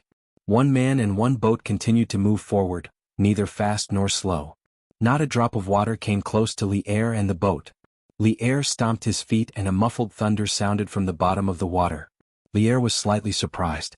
He no longer cared about Chin Pingan underwater and went from the stern to the bow of the boat. He glanced at the wall in the distance and the small boat under his feet shot forward like an arrow, smashing towards the bamboo shoot. The Een spirit that had silently left his body and traveled far away had already hidden on the wall with the Ghost Axe Palace's carrying tablet talisman. Everything that had happened before was just a smokescreen. He did not expect Li'er to see through it so easily. The Een spirit had no choice but to avoid the heavy bamboo shoot. With this move, his true body was revealed. It was a young man in white with a folding fan at his waist. Even though he was running away in a sorry state, he still had a smile on his face. His figure was ethereal like an immortal on the mountain. When he left the stone wall, Chin Pingan's Een spirit made a sword sign with 2 fingers. A snow-white sword light swept out from between his eyebrows. It was the flying sword E that had not been completely refined into a natal item. Although it was not a sword cultivator's natal flying sword, after being sharpened by the dragon beheading platform, it reappeared in the world with an imposing aura. Li'er's bamboo shoot still did not touch the stone wall. His arm bent slightly and withdrew the bamboo shoot. The flying sword E vibrated non-stop and crashed into the stone wall. It was just an ordinary bamboo shoot with fist wool, so it was not damaged at all. Lier smiled and said, "Again?" A swift and fierce flying sword that looked like a sword immortal stabbed towards Lier's back from behind. Lier did not care at all. His fist wool was like the protection of a deity. It was the most indestructible armor in the world. Lier made a sound of surprise. Is it just an imitation sword made by the hateful Sword Mountain? Because the flying sword that was coming at him was casually bounced away by the fist will. The third flying sword with the fastest speed went straight to the back of Lier's head. At the same time, the first flying sword that was like a white rainbow wanted to get close to him again. Lier was also a little helpless. This is a little annoying. Lier let go of the bamboo shoot and disappeared in a flash. The next moment he was holding 3 flying swords in his hand. Brilliant sparks splashed out from his palm. When Lier returned to the small boat, the bamboo shoot seemed to be suspended in the air and did not fall at all. Lier's return was really too fast. Lier imprisoned the 3 flying swords with one hand and pressed the palm of his other hand against one end of the bamboo shoot. He pushed heavily and the small boat under his feet swayed slightly. The bamboo shoot flew out slightly at an angle and directly pierced Chin Pingan's abdomen, nailing him to the bottom of the water. The bamboo shoot's momentum was shocking. Not only did it knock Chin Pingan's entire back close to the bottom of the water, the bamboo shoot still pierced through his abdomen. Lier's attack was ruthless. Chin Pingan's response was even more ferocious. He slapped the bottom of the water heavily with his palm, as if pulling himself out of the bamboo shoot. Using the mind talisman, he disappeared in an instant. Lier smiled and did not beat up a drowning dog. He had already agreed to look down on him. One good thing about Chin Pingan was that he did not know pain. In other words, before he died, his attacks would be very steady. Some so-called martial arts geniuses fought bravely the more they were injured. However, it was inevitable that there would be some sequelae. It was not after a great battle but during a great battle. It was a type of battle where they exchanged their fist intent for battle strength. If both sides were at the same level, such people could certainly survive to the end. This was because a pure martial artist could not only have the courage of blood and vigor, but if one did not have the slightest bit of anger, one should not walk the path of martial arts. However, once the gap between the two sides was slightly widened, such actions had both advantages and disadvantages. Perhaps the best result would be to successfully exchange lives with a stronger opponent. The battle between martial artists seemed dull and tedious. They exchanged injuries in life and death. There were not many moves, but in fact there were mysteries everywhere. Every punch was interesting. Especially after entering the 10th level, the sky was wide and the ground was wide. There were many wonders and endless scenery. Song Jianqiang was ambitious and had a big picture. He could give up the country and the throne for the purity of martial arts. His obsession was far greater than that of a normal grandmaster. What he wanted with his fists was to make those immortals at the peak of the mountain walk down the mountain and kowtow to him, Song Jianqiang. Therefore he was full of vigor. Lier admitted that in this level, he had indeed lost to Song Jianqiang by a lot. After a pure martial artist reached the top, no matter how many types of fists one had and how many different types of martial courage one had, there were only 2 paths one could take. The first path was like opening up a blessed land. One's fists were vast and boundless and one's chi was respected. The second path was like opening up a cave for immortals. It was easier to return to the origin. If there was no path beneath one's feet, one would continue to fly up. It was not that Lier did not want to walk more in the vigor realm. It was just that his temperament dictated it. His fist intent was pure enough. If he deliberately cultivated the vigor realm, the benefits would not be great. It was better to take advantage of the situation and directly enter the origin realm. Previously, when he was drinking and chatting with Chin Pingan, Lier heard that there was a wonderful person called Zhu Lian in Luopa Mountain. His nickname was Martial Madman. When he fought, it was a matter of life and death. However, on normal days, his temperament was as carefree as an immortal's. Chin Pingan thought a lot. He rarely spoke with certainty. When he mentioned Zhu Lian, he said that Zhu Lian was a pure martial artist who would not go crazy. Lier felt that Zhu Lian must be a rare genius. A genius in the eyes of a 10th level martial artist. If there was a chance in the future, he would like to meet Zhu Lian. Lier put away the bamboo wormwood and casually threw out 3 flying swords. He continued to push the boat forward slowly. The simple man felt a little guilty for using too much force. Later, when he was dealing with Chin Pingan who came and went like a ghost, he intentionally held back his strength. One of his punches only sent Chin Pingan into the stone wall. However, he did not change the location of the bamboo wormwood and punched through his opponent's intestines. Not only that, the boat continued to move forward. He left behind the young man who could definitely continue to attack, allowing him to convert a breath of pure vital chi. Lier had always felt that practicing martial arts did not have too many tricks. Diligently tempering one's body was nothing more than suffering. It was similar to the farmer taking care of the fields. However, whether the harvest was good or bad depended on the mood of the heavens. How far a martial artist could go in practicing martial arts depended entirely on himself. Lier turned his head to look and saw a strange scene. Qin Pingan put on a golden robe and covered it with the black robe of the 100-eyed Taotai. He did not stop there. Even the snowflower robe of the greasy city ghosts and the extremely fancy sparrow manor. He put on all the robes together. Fortunately, after the minor refinement of the worldly robe, it could change slightly according to the cultivator's wishes. However, with the addition of these 4 robes, how could he not look bloated? No matter how he looked at it, Lier felt awkward. Especially the outermost robe that was worn by a girl. Wasn't Qin Pingan a little too much? However, this choice was not wrong. If he had put on the robe from the start, with Qin Pingan's current martial artist realm, it would have delayed the flow of his fist intent. Perhaps if he had attacked a little slower, it would have been the difference between life and death. Now that he was heavily injured, it was a different story. After all, he could take 1 or 2 more punches. Lier stopped the boat beside the water mirror. Holding the bamboo wormwood, he stepped onto the mirror at the center of the lake. Lier looked towards the entrance of the karst cave. There was some movement. In the distance, Qin Pingan stood on the water surface with a sword on his back. He did not use the water-repelling divine ability or any immortal water techniques. His feet did not move and he continued to move forward slowly. Lier looked at Qin Pingan's feet. After a while, Qin Pingan's figure suddenly rose. It turned out that he was stepping on a huge green creature. It was a flood dragon. This water dragon was worthy of being a cultivator's water technique. On the flood dragon's body, there was a snow-mud talisman as the foundation and more than 100 great river-flowing talismans as the dragon's bones.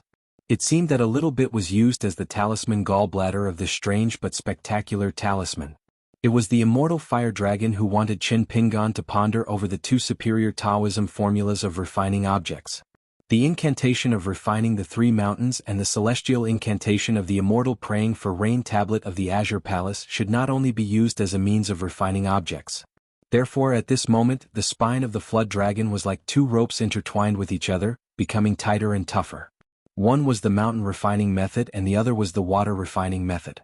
With the gist of trueness of the great dragon fist as the finishing touch, the flood dragon under the young man's feet vaguely had the immortal aura of piling up soil into a mountain and rising wind and rain. Think more and think more about everything in the world. In the end, it was Qin Pingan who created this colossus. Qin Pingan habitually held the saber in his right hand. But in reality he was left-handed. The flood dragon under his feet crashed into Lier in the water mirror. Wherever it went, huge waves splashed up. Lier twitched the corner of his mouth and tapped the ground lightly with the end of the bamboo wormwood, showy but useless. Lier leaped up lightly, swung the bamboo wormwood and smashed it heavily on the ground. Even though the flood dragon was hundreds of feet away from the water mirror, it was still cut into 2 by the gang chi. It could only rely on inertia to continue forward. Lier swept the bamboo wormwood horizontally. Qin Pingan, who appeared on the left side of Lier in the mirror, suddenly lowered his head. His body seemed to be about to fall to the ground. As a result, he twisted his body and avoided the sweeping bamboo wormwood with the power of wind and thunder. Qin Pingan faced the bamboo wormwood that flashed and disappeared. He flipped his sleeves and 3 flying swords flew out from 3 different acupoints. He stepped on the ground hurriedly. The short saber in his right hand stabbed towards Lier's heart. The second short saber slipped out from his left sleeve quietly. Lier did not look at the 3 flying swords at all. He kicked Qin Pingan in the chest. The latter slid back hundreds of feet. His knees were slightly bent and his toes were on the ground. He increased his strength so that he would not let go of the short saber in his hands. His shoulders shook and he suddenly stood still. He forcibly pushed back the remnant of Lier's fist aura on his chest. After all, he was a man wearing 4 robes. Lier said, "I told you earlier. Martial arts with showy but impractical moves. Only those who want to kill the master with random punches. The master does not fight. It's just a move." Lier casually threw the bamboo wormwood more than a foot into the mirror. That interesting flood dragon, which had just reformed on the mirror, was poked by the bamboo wormwood. It fell apart and turned into water again. Many of the talisman that had already cracked were completely turned into fine powder. Qin Pingan began to move. Li Er changed his trajectory a little and still appeared in front of Qin Pingan. He knocked the latter into the air with his knee. Li Er seemed to be moving forward slowly, but when he came to Qin Pingan's side, he threw a punch. He hit Qin Pingan, whose genuine qi was stagnant and whose robes were cracking, and made him fall into the lake hundreds of feet away. Like a stone skipping on water, he slid on the surface of the lake for another 7 or 8 feet. Li Er began to run wildly. Every step he took shattered the spiritual qi in the lake. He rushed straight to the place where Qin Pingan fell into the water. His body suddenly moved horizontally. Li Er used his shoulder to hit Qin Pingan's chest, who had used a mind talisman. Qin Pingan felt as if his chest was hit by a hammer. His Yin spirit flew out of his body and used a natural and strange fist technique. It seemed to draw slow arcs, but the arcs were close to a circle. In fact, it was dazzling. It directly helped Qin Pingan to remove most of the fist aura. When Qin Pingan stabilized his body, his Yin spirit returned to his body. It was done in one breath. Li Er did not pursue. He nodded. This was right. Otherwise, if one practiced martial arts and cultivated Tao, it would only hinder one's progress in martial arts. The two would always be in conflict and it would cause harm to others. What Li Er wanted to do this time was to let Qin Pingan find the mysterious balance point. People who practiced martial arts could not be led by the fist stance and fist intent. Since he was already a qi cultivator, he could not feel that his fist intent was not pure because of this. People who practiced martial arts could only rely on their fists. However, it did not mean that they did not care about anything. A true grandmaster should have the great aura of having all the skills in his body and using his hands. The human body was a small world. How was the heavens? What could not be controlled? What could not be controlled? Since Qin Pingan had taken the first step in the right direction, Li Er was relaxed and punched. The punch was not heavy, but it was faster. I won't give you, Qin Pingan, the slightest chance to think about it. I am a martial artist. I am a martial artist. If you want to exchange blows with me, Li Er, to improve Tao, then you have to take out something that no other martial artist in the world has. Yes. Just take a few more punches. No. Just lie down and recuperate. On the other side of the ferry, Li Lu walked on the waterway and looked at the traces of fighting. As for the movement on the other side of the water mirror, she did not even need to look. She was very clear about it. In the long years of the past, Li Lu was not unfamiliar with pure martial artists. She had died in the hands of a 10th realm martial artist. She had also personally killed a 10th realm martial artist. She knew a lot about the ways of martial artists. It was hard to say how great Qin Pingan's endurance was in the vast history of the world. However, as a 6th realm martial artist, it was really rare to see him take so many punches.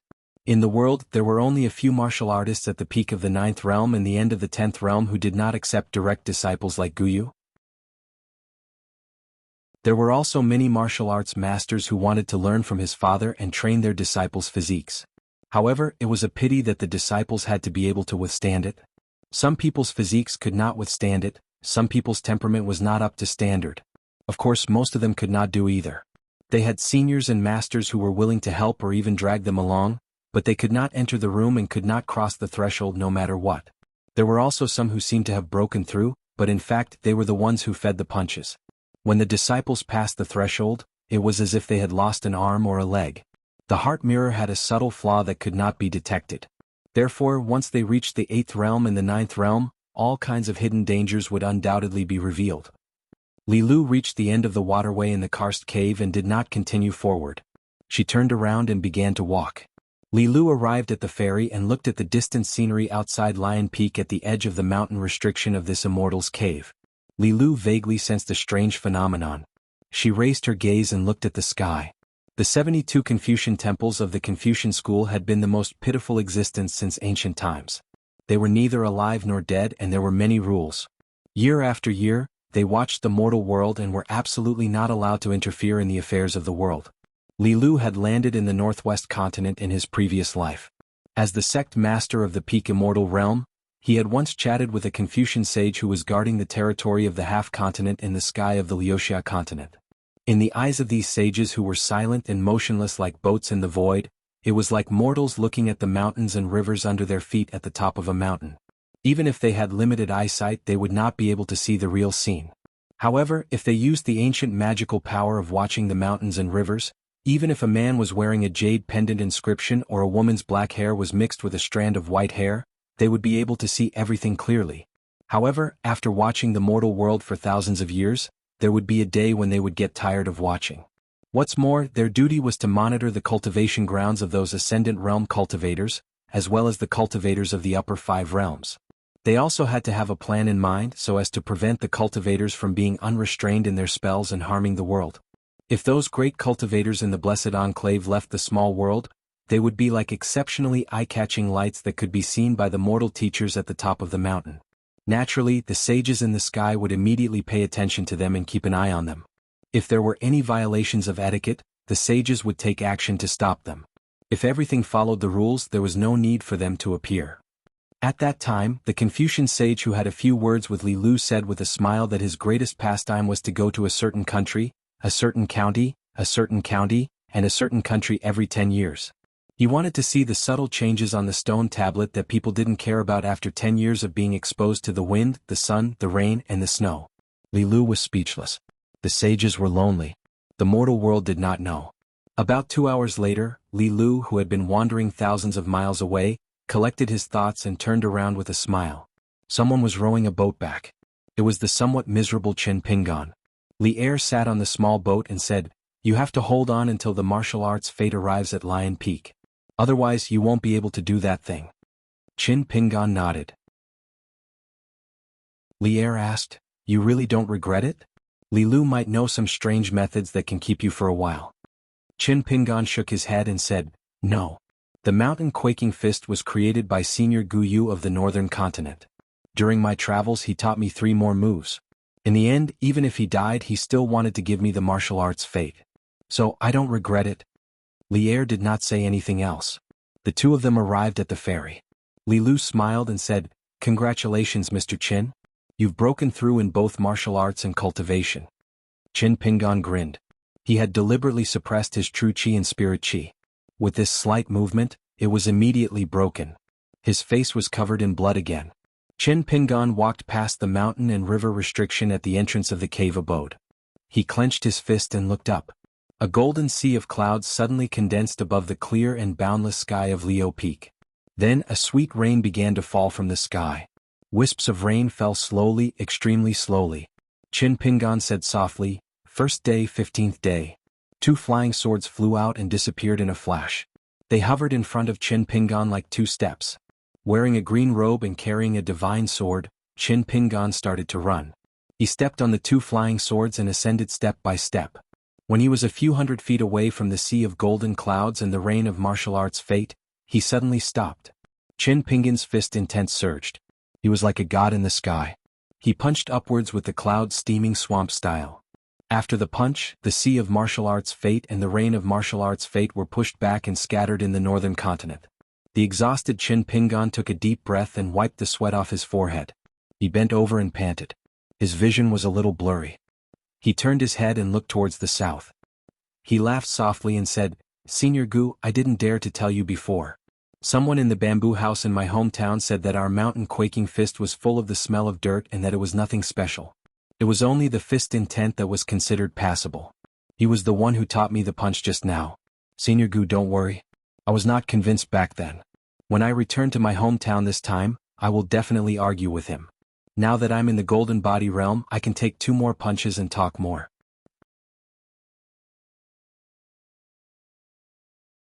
562. Huang Kai, the leader of Lion Peak, was already standing beside Li Lu. She chuckled and said, "With Mr. Chen's punch, Lion Peak will become famous." It was rare for Li Lu to smile at Huang Kai. He said, "Huang Kai, you don't have to call him Mr. Chen. If you feel awkward, Mr. Chen will feel awkward too." Huang Kai knew her master's temper, so she nodded. In one life, Li Lu picked up a child by the roadside and made him kowtow 3 times. Then he accepted him as his only disciple. After that, the master and disciple established a sect at Lion Peak. After Li Lu Bing passed away, Huang Kai, who had just become a young golden core earth immortal, became the pillar of the sect. Lion Peak stood tall in the North Continent, where sword cultivators were as common as clouds. Back then, the child who was as thin as a bamboo pole and had a big head, which looked quite interesting, eventually became a famous and powerful nascent soul cultivator in the North Continent. Li suddenly said, of the 4 robes he has, other than the innermost one, the other 3 can't withstand the punch. They're quite damaged.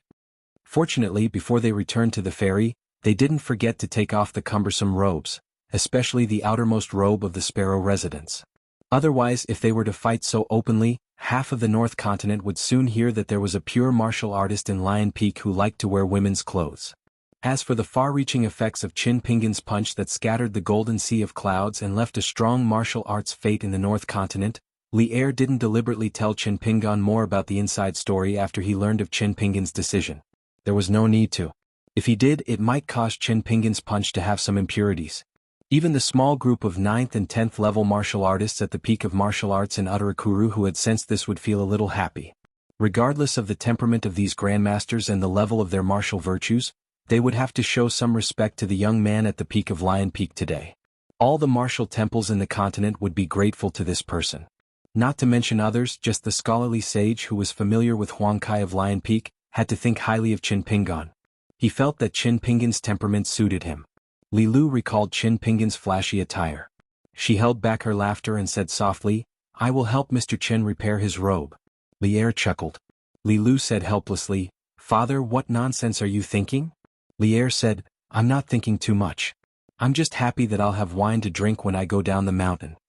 Chin Pingan swayed and stepped on the flying swords again and again before finally landing on the ground. Li said, "Recuperate on the mountain for half a day first. When you have stabilized the Jinshin realm, I will help you to open up your muscles and bones and temper your soul. Every time you break through a realm, there will be many changes in the small world of the human body that even martial artists themselves cannot imagine. It is safer to strike while the iron is hot." Chin Pingan smiled bitterly, "Uncle Li will talk about it when the time comes. I'm feeling dizzy right now and I feel sleepy whenever I think about practicing. Let me take a break first." Li smiled and waved his hand. Chin Pingan cupped his fists to Huang Kai and said apologetically, "I haven't had the chance to thank Yellow Mountain Lord." Huang Kai shook her head and said, "You're welcome, young Master Chin. It's our Lion Peak that has benefited from your fame. Young Master Chin, just focus on recuperating." Chin Pingan had a strange expression on his face as he left. Li also rushed down the mountain. Li Lu stood in the same place and said, "Fame? Isn't that a derogatory term? Huang Kai, did I tell you to read more and only focus on cultivation? I heard that you have a good relationship with Zhou, the Mountain Lord of Yufu Academy. Do you have a good chat?" Huang Kai was helpless. "Master, I've never liked to read books since I was young. Besides, I've never talked about essays or poems with Mountain Lord Zhou." Li Lu shook her head and said, "What a waste of your big brain when you were young." Huang Kai was stunned. She rubbed her head. Only then did she remember that when she was young, there was such an incident. At that time she was sallow and emaciated. In the heavy snow she begged along the way. Then she met her master who was walking slowly in the heavy snow. Huang Kai would remember that scene clearly for the rest of her life. However, in the later years she didn't remember many things. Li Lu turned her head and looked at the old woman who was working hard to guard Lion Peak. Lion Peak was just one of the abodes she left behind. It wasn't even as important as the southern Xuanshui Hall in the Dragon Palace Cave. The reason why the family of 3 settled here was that Li Lu had taken a fancy to the peaceful town at the foot of the mountain. If her mother opened a shop in the market there, it wouldn't be too strange. In fact, it had almost nothing to do with Lion Peak and Huang Kai. However, for some reason, when she looked at the skinny monkey-like child who had suddenly turned into a white-haired old woman, Li Lu felt a little sad for the first time. Huang Kai's aptitude wasn't too good and she was too stubborn. On the path of cultivation she had killed too many people. Taking care of an ancestral hall in the North Continent wasn't an easy task. Huang Kai, who had hopes of reaching the pure jade state, had faced many sword cultivators and attacks in history. She had protected the Lion Peak Ancestral Hall from being destroyed and was unwilling to bow down. She had accumulated many side effects. Mending her chi abode after the war was of no help. She could only stay in the nascent soul state for the rest of her life. In fact, when Li Lu returned to the mountain for the first time, she didn't think much of this disciple. What was a dispensable Lion Peak Ancestral Hall? Even if it collapsed and became a ruin, so what if Huang Kai didn't rebuild it? She didn't spend so much effort to nurture her direct disciple and didn't spend so much effort and resources to help Lion Peak grow. Instead, she chose to cultivate on her own and focus on breaking through to the upper 5 states. She might even be rewarded by Li Lu with a great treasure. It wasn't that Li Lu didn't know Huang Kai's intentions. In fact, she knew very well, but Li Lu didn't care at all in the past. However, at this moment Li Lu felt a little sad. She looked at her master, who had never had such a gaze before. In her impression, her master used to be a different person. She was always high and mighty and silent, as if she was thinking about something important that Huang Kai could never understand. Huang Kai didn't dare to look at her master. She looked into the distance and seemed to be talking to herself. She said in a trembling voice, "I'm really happy to be able to reunite with my master in this life." Li Lu nodded. "I'm not as happy as you, but it's still okay." Master and disciple were silent for a long time. Li Lu said slowly, "In the future you don't have to care about the mountain and water restrictions in that cave. You're now the Lion Peak Mountain Lord and the cave is no longer my place of cultivation. You don't have to worry about this. If there are any good seedlings in Lion Peak, when Mr. Chen leaves the mountain, you can let them in to cultivate. The 3 books I gave you in the early years, you can teach them according to your disciple's potential and temperament. You don't have to adhere to the rules. Moreover, I didn't forbid you to teach the 3 ancient water spells. If you weren't so rigid and pedantic, Lion Peak would have had a second nascent soul cultivator." Huang Kai patted her head. "It's just as Master said. I've wasted my big brain." Li Lu smiled. Huang Kai didn't say anything else. She was in a peaceful state of mind and looked happy. She accompanied her master, who she hadn't seen for a long time, and watched the mountains and rivers of the human world. Half a day later, Li Er ascended the mountain again. This time he wanted Qin Pingan to spar with him as a pure martial artist of the Golden Body realm. However, he was not allowed to use any fist stances or fist moves, not even leaving any traces behind.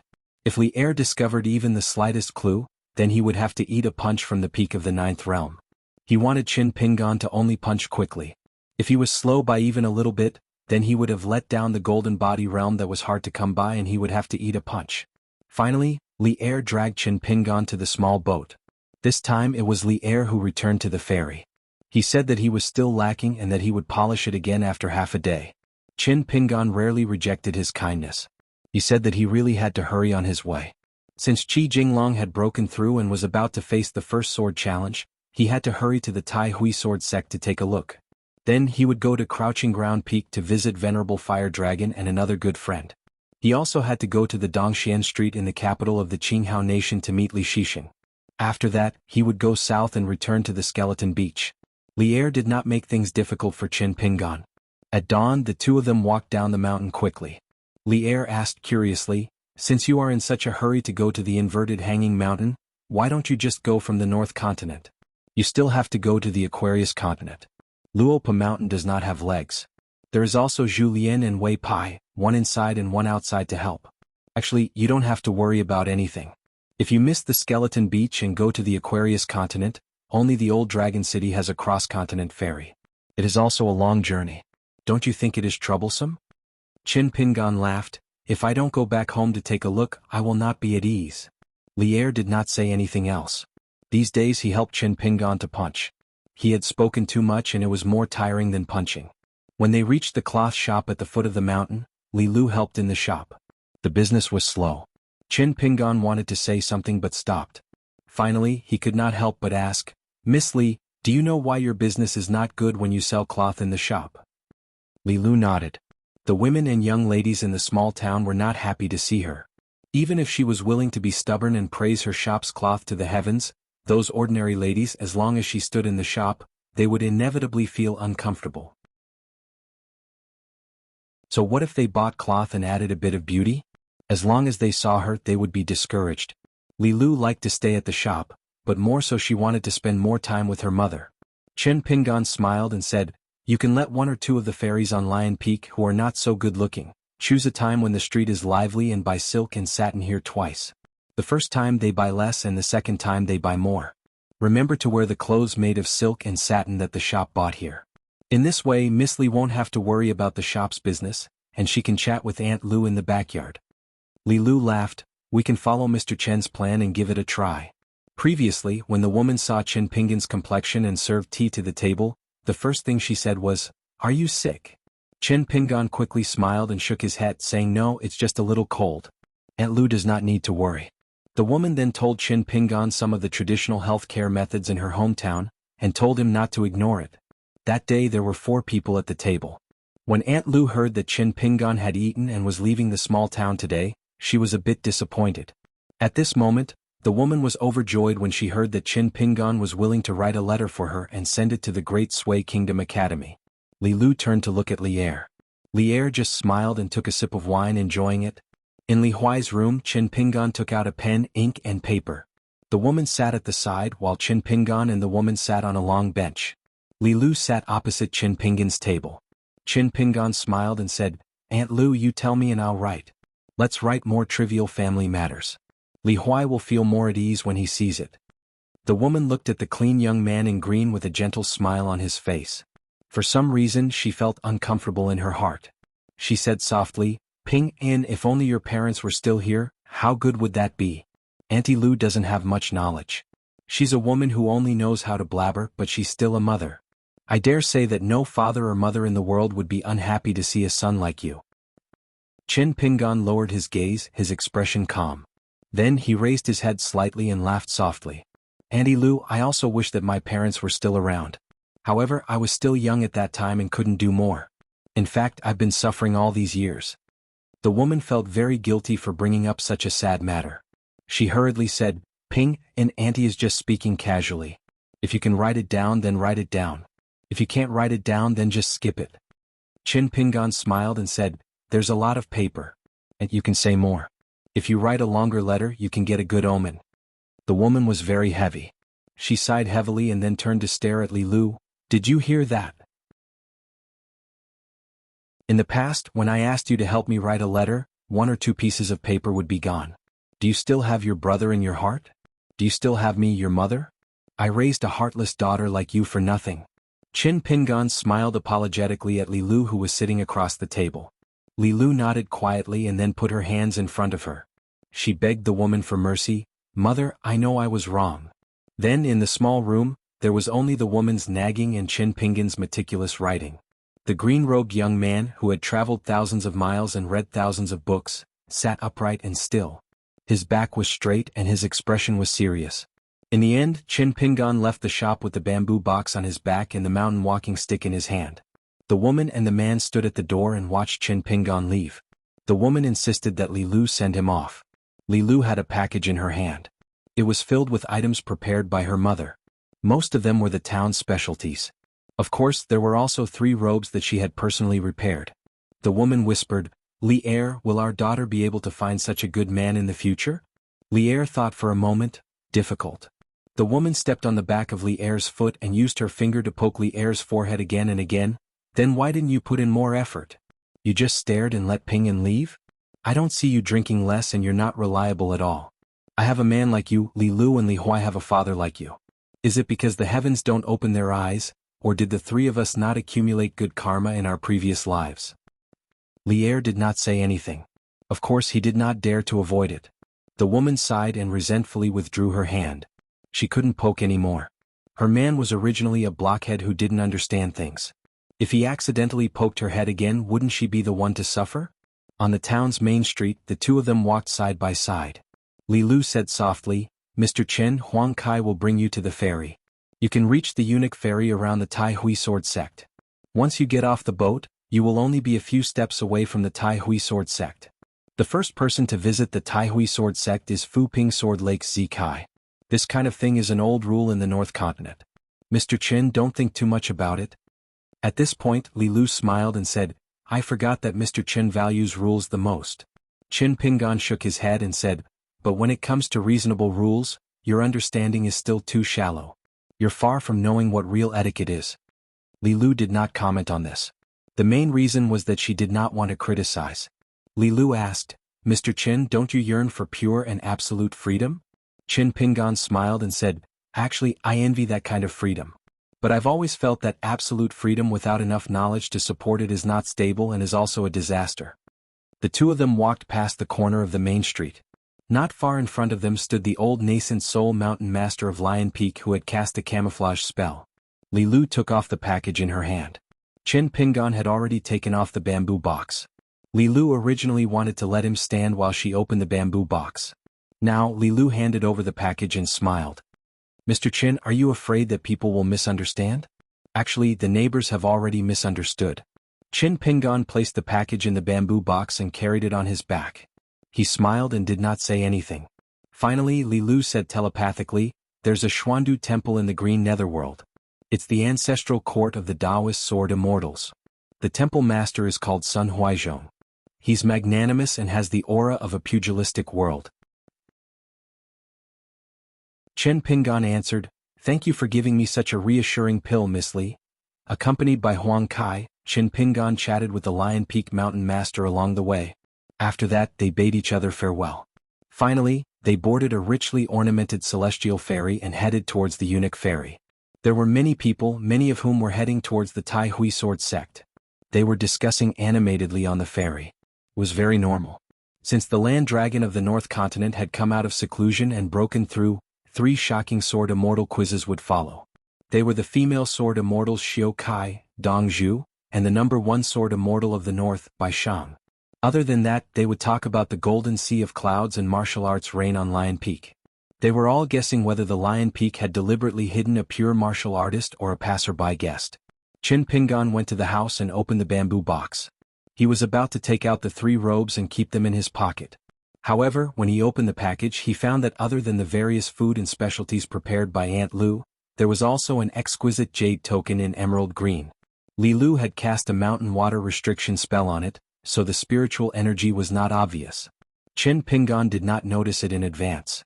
Qin Pingan sighed. Not only did he freeload on food, drink and martial arts, he even freeloaded on such a precious gift in return. How could he be a guest? The jade token was inscribed with the words, "Old Dragon calms the disturbance."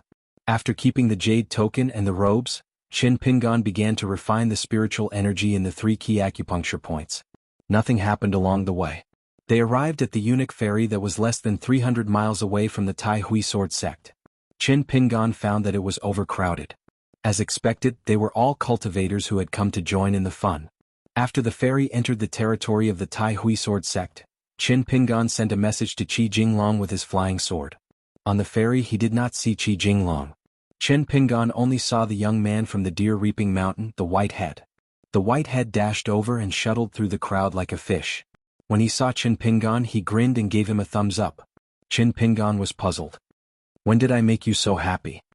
The white head laughed and said, "Qin, do you know a person called Su Xingjiu from the cloud above city?" Qin Pingan laughed. "Yes." The white head held his belly and laughed. "Good fellow, the Lu guy is in the limelight now. He has to greet the guests who climb the mountain all day long. At first, I heard that Su Xingjiu sent an invitation to visit the mountain and claimed that he knew Mr. Qin. The Lu guy rejected many social engagements and went down the mountain to meet him. I followed him. Guess what? The guy also carried a big bamboo box like you." After some polite greetings, he said, "I heard that Mr. Lu likes to drink, so I took the initiative to bring some wine brewed in the cloud above city." The white head laughed until tears came out of his eyes.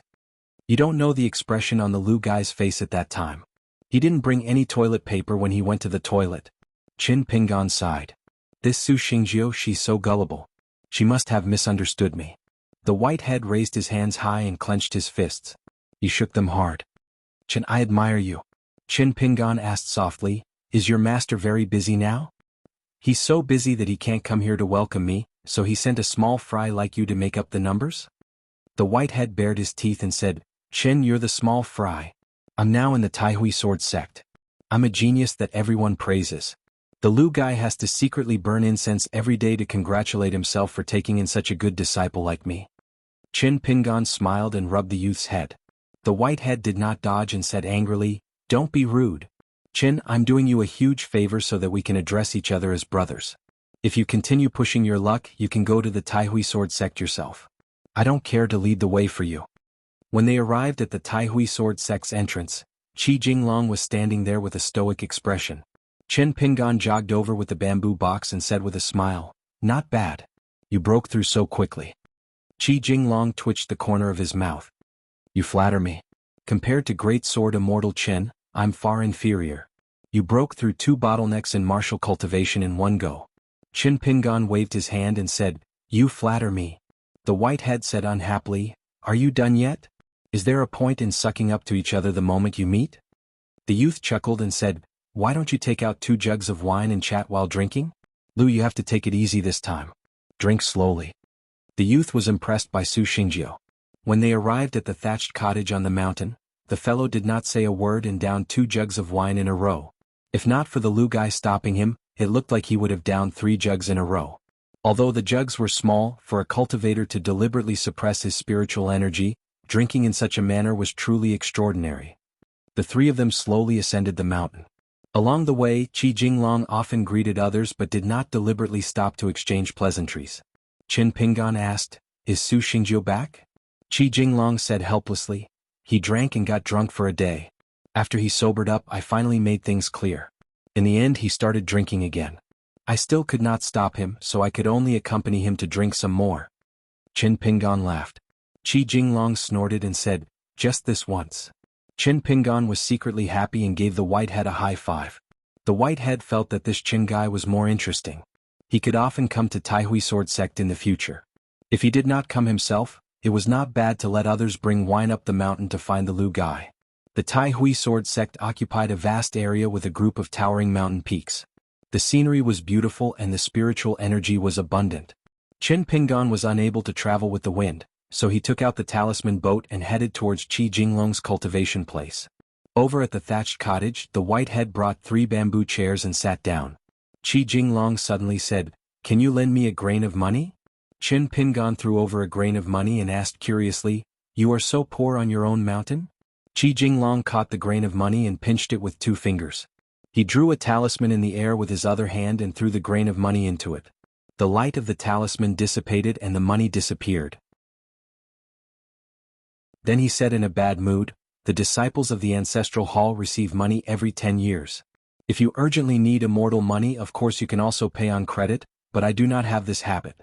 I am too lazy to pay back the money that I borrowed from you, Qin Pingan." Qin Pingan turned his head and looked at the whitehead. "Listen, is this what a master should say in front of his disciple?" The whitehead wanted to add insult to injury, but he found that the Lu guy was looking at him with a smile. The whitehead swallowed his words back into his stomach. "Damn it, when the time comes you can just leave. I still have to stay on this mountain and stare at the Lu guy every day. I must not be impulsive and talk too much." Because Lu Jinglong said before that when he came out, he should talk about the rules of the Taihui Sword Sect in detail. Qin Pingan smiled at the whitehead. "Go away, I have something to talk to your master." The whitehead refused to move and sneered, "What, 2 girls are whispering in the boudoir, can't I hear it?" Qin Pingan crossed his fingers and said with a smile, "Whitehead, I suddenly found that you are a martial arts genius. It is a pity that you don't practice martial arts. Let me help you?" The whitehead spat, "I don't want to be a sword immortal. Why would I want to practice martial arts?" But he still got up and wandered elsewhere. This mountain was named Piaran Peak. It was a treasured land that Qi cultivators dreamed of. It was located at the back between the main peak and the secondary peaks of the Taihui Sword Sect. Every spring and autumn, there would be 2 strange phenomena where spiritual energy would surge towards Piaran Peak like a tide. In particular, there were wisps of pure sword intent contained in it. Practitioners could lie down and enjoy life on the mountain. After the second master of the Taihui Sword Sect passed away, no cultivators were allowed to stay on this peak. In history, there was a sword cultivator of the pure Jade realm who took the initiative to say that as long as the Pianran Peak was given to him for cultivation, he would be willing to serve as the master of the Taihui Sword Sect. But the sect still did not agree. The Lu guy did not know what was good for him and was unwilling to leave the ancestral mountain of the Taihui Sword Sect. He moved to the Pianran Peak saying that he was used to the old house there. When he became a nascent soul realm sword cultivator, he was urged by the ancestral hall to open the peak. In the end, he built a shabby hut, which could be considered as a mansion. At the beginning of spring this year, the Lu guy was still in seclusion. Originally, all the disciples of the Taihui Sword Sect could come here every year to share the spiritual energy. But this year they did not dare to come. Whitehead went to the ancestral hall and told the words of the Lu guy to an amiable old ancestral master. Therefore, in the end, there were still many young cultivators who came to the Pianran Peak this spring. But compared to the liveliness of the past, everyone was quietly cultivating and tempering their sword intent. At that time, the young man who was half the owner of the Pianran Peak did not move at all. He crossed his arms and sat on the small stool in the hut for a day and a night. Therefore, the young cultivators of the Taihui sword sect increasingly felt that this martial Uncle Lu of the Pianran Peak had taken in a very strange disciple. After the white-haired old man left, Qin Pingan told Qi Jinglong about his journey. He did not hide many people and things, but the details were different. After Qi Jinglong listened patiently, he helped to find and fill in the gaps, as if the two were reviewing a game of Go. When he mentioned He Xiaoyang and the Qingliang sect, as well as the enmity between Baishang and Su Xian, Qi Jinglong said, "Now there is no news from the ordinary mountain and mountain bulletin. In fact, the heavenly Lord Xieshur has already returned to the sect." The disciple who had some bad blood with the Qingliang sect was not only reprimanded by the heavenly Lord, but also immediately went down the mountain and took the initiative to apologize to the Qingliang sect. After that, the Chongshin Bureau of the Great Origin Dynasty, the Yang family, the Water Dragon sect, and the Floating Duckweed Sword Lake, who were originally entangled in interests, respectively sent people to visit the Qingliang sect. The Cloud Palace sent the young heavenly Lord Yang Ningxing, the Water Dragon sect sent the South sect Xiao Jingji, and the Floating Duckweed Sword Lake sect Master Shui Kai personally came. In this way, not to mention how Su Xian will feel, the Qianglin sect will not feel good. Qin Pingan frowned and said, "Then the rumor that Baishang is going to personally challenge the Taihui sword sect is a good thing for you?" Qi Jinglong smiled and nodded. Firstly, Baishang has always been proud and arrogant. He would not rely on his realm and seniority to bully me, who is new to the unpolished Jade realm. Even if this matter did not happen, his willingness to fight is actually not a bad thing. Secondly, as you guessed, Baishang is indeed under some pressure. He has no choice but to take the initiative to form a relationship with my Taihui sword sect to help avoid that what if. After all, there are still sword immortal seniors in the northern continent who do not like me. With Baishang as the finale and the two seniors Li Kai and Dong Zhu, Qi Jinglong will not have to worry about these three sword challenges. I will only benefit greatly from them, and will not have to worry about my life. Qin Pingan smiled and asked, "This is such a joyous occasion. Don't you want to drink some wine to celebrate?" Qi Jinglong nodded for the first time and extended his hand. Qin Pingan took out 2 pots of glutinous rice wine and asked doubtfully, "After becoming a cultivator of the upper 5 realms, your personality has changed so much?" Qi Jinglong took the wine pot and said with a smile, "It's not to celebrate our breakthroughs but to be able to meet again." Qin Pingan's desecration was not easy. It was the same for a nascent soul sword cultivator to break through a bottleneck. The fact that both of them could survive and be reunited was more worth drinking than the breakthrough. Qi Jinglong was willing to drink such wine. The two of them held the wine pot and clinked it gently. They looked at each other and smiled. Without saying a word, they drank in the pugilistic world. Qin Pingan suddenly said softly, "There's nothing good in the pugilistic world." Qi Jinglong smiled and said, "Only the wine is all right." The white-haired youth seemed to be strolling away, but in fact he did not go far. He had been pricking up his ears to listen to the boudoir talk. The youth shuddered and hugged his shoulders with both hands. He grumbled, "Why are these two men so lovey-dovey? This is outrageous, outrageous." However, he felt that the one surnamed Chen was a little too much. It turned out that he had such experience and ability at such a low realm. He talked about the fists of a 10th realm martial artist as though they were drinking wine. Was he addicted? Was there a hole in his head or 2 holes? He could not afford to offend him. He had to be more polite when he spoke to him in the future. He had to be more sincere when he addressed him as a brother. When Qin Pingan became an Aurus Core Earth Immortal and a 9th realm or 10th realm martial artist grandmaster, he would be proud of himself. Qi Jinglong's words suddenly rang in the youth's ears. "What do you think after eavesdropping for so long? Do you want a drink?" The white-haired youth said seriously, "Why drink? You're so young. It'll hinder your cultivation." Qin Pingan clicked his tongue and said, as expected of Qi Jinglong's disciple, "You're not much worse than my first disciple." The white-head disciple was a little unconvinced. He could tolerate it if they said that he acted according to the wind. But if they said that his ability to act according to the wind was not as good as others, he really could not tolerate it. He turned his head and said loudly, "Surname Qin, what is your disciple's name? Help me pass a message to him. Tell him that I, the white-head disciple of the Pianran Peak, will meet him when I have time. Whether it's literary or martial arts, fists or swordsmanship, he can choose." Qin Pingan smiled and said, "Literary combat is fine, but martial arts combat is out of the question. My first disciple is still studying in the school." The white-haired youth shook his head. "He's lucky." The youth strode away. The youth did not know how many beatings he would receive in the future because of these few unintentional words. So much so that the white-haired youth of the Pian Ran Peak would become the popular catchphrase, "Trouble comes from the mouth." Chin Pingan drank his wine, stood up and said, "I won't delay you any longer. Besides, I still have 3 fights to fight. I'll continue on my way." Qi Jinglong did not urge him to stay. He seemed to be prepared. He took out a book from his sleeve and said, "About the cultivation method of sword cultivation, I have some of my own experience. You can look through it when you're free." Chin Pingan kept it in his sleeve and asked, "Will there be any trouble if I travel on a talisman boat in your Taihui sword sect?" Qi Jinglong smiled and said, "You still know that you're in the Taihui sword sect?" Chin Pingan pretended to be surprised and said, "After becoming a sword immortal of the upper 5 realms, your words are tough. If I were in Luopa Mountain, I wouldn't dare to say such words." Chin Pingan drove the talisman boat back to Guanyu Ferry. He wanted to go to Lying Ground Peak to see Zhang Shanfeng. Before rising into the sky, he shouted to the white-haired youth who was strolling on the Pian Ran Peak, "Your master owes me a grain of grain rain money. Remind him from time to time." The white-haired youth was still thinking of following the rules when he was with Chen Pingan, but now he could not help but raise his middle finger. At the thatched cottage, Qi Jinglong nodded and looked a little like a disciple. On the many mountain peaks of the Taihui sword sect, female cultivators gathered in 2s and 3s, whispering and looking excited. Compared to the male cultivators, they were curious about the young man's cultivation realm and background. The content of the women's discussion was completely different. They were all talking about the distinguished guest who could make Martial Uncle Lu and Martial Granduncle personally come out to greet. After hearing that it was a man in a green robe who walked with a mountain staff and carried a large bamboo box, they could not help but ask about his appearance and demeanor. The woman who saw the 2 of them climbing the mountain from afar hesitated for a long time and said that it was passable.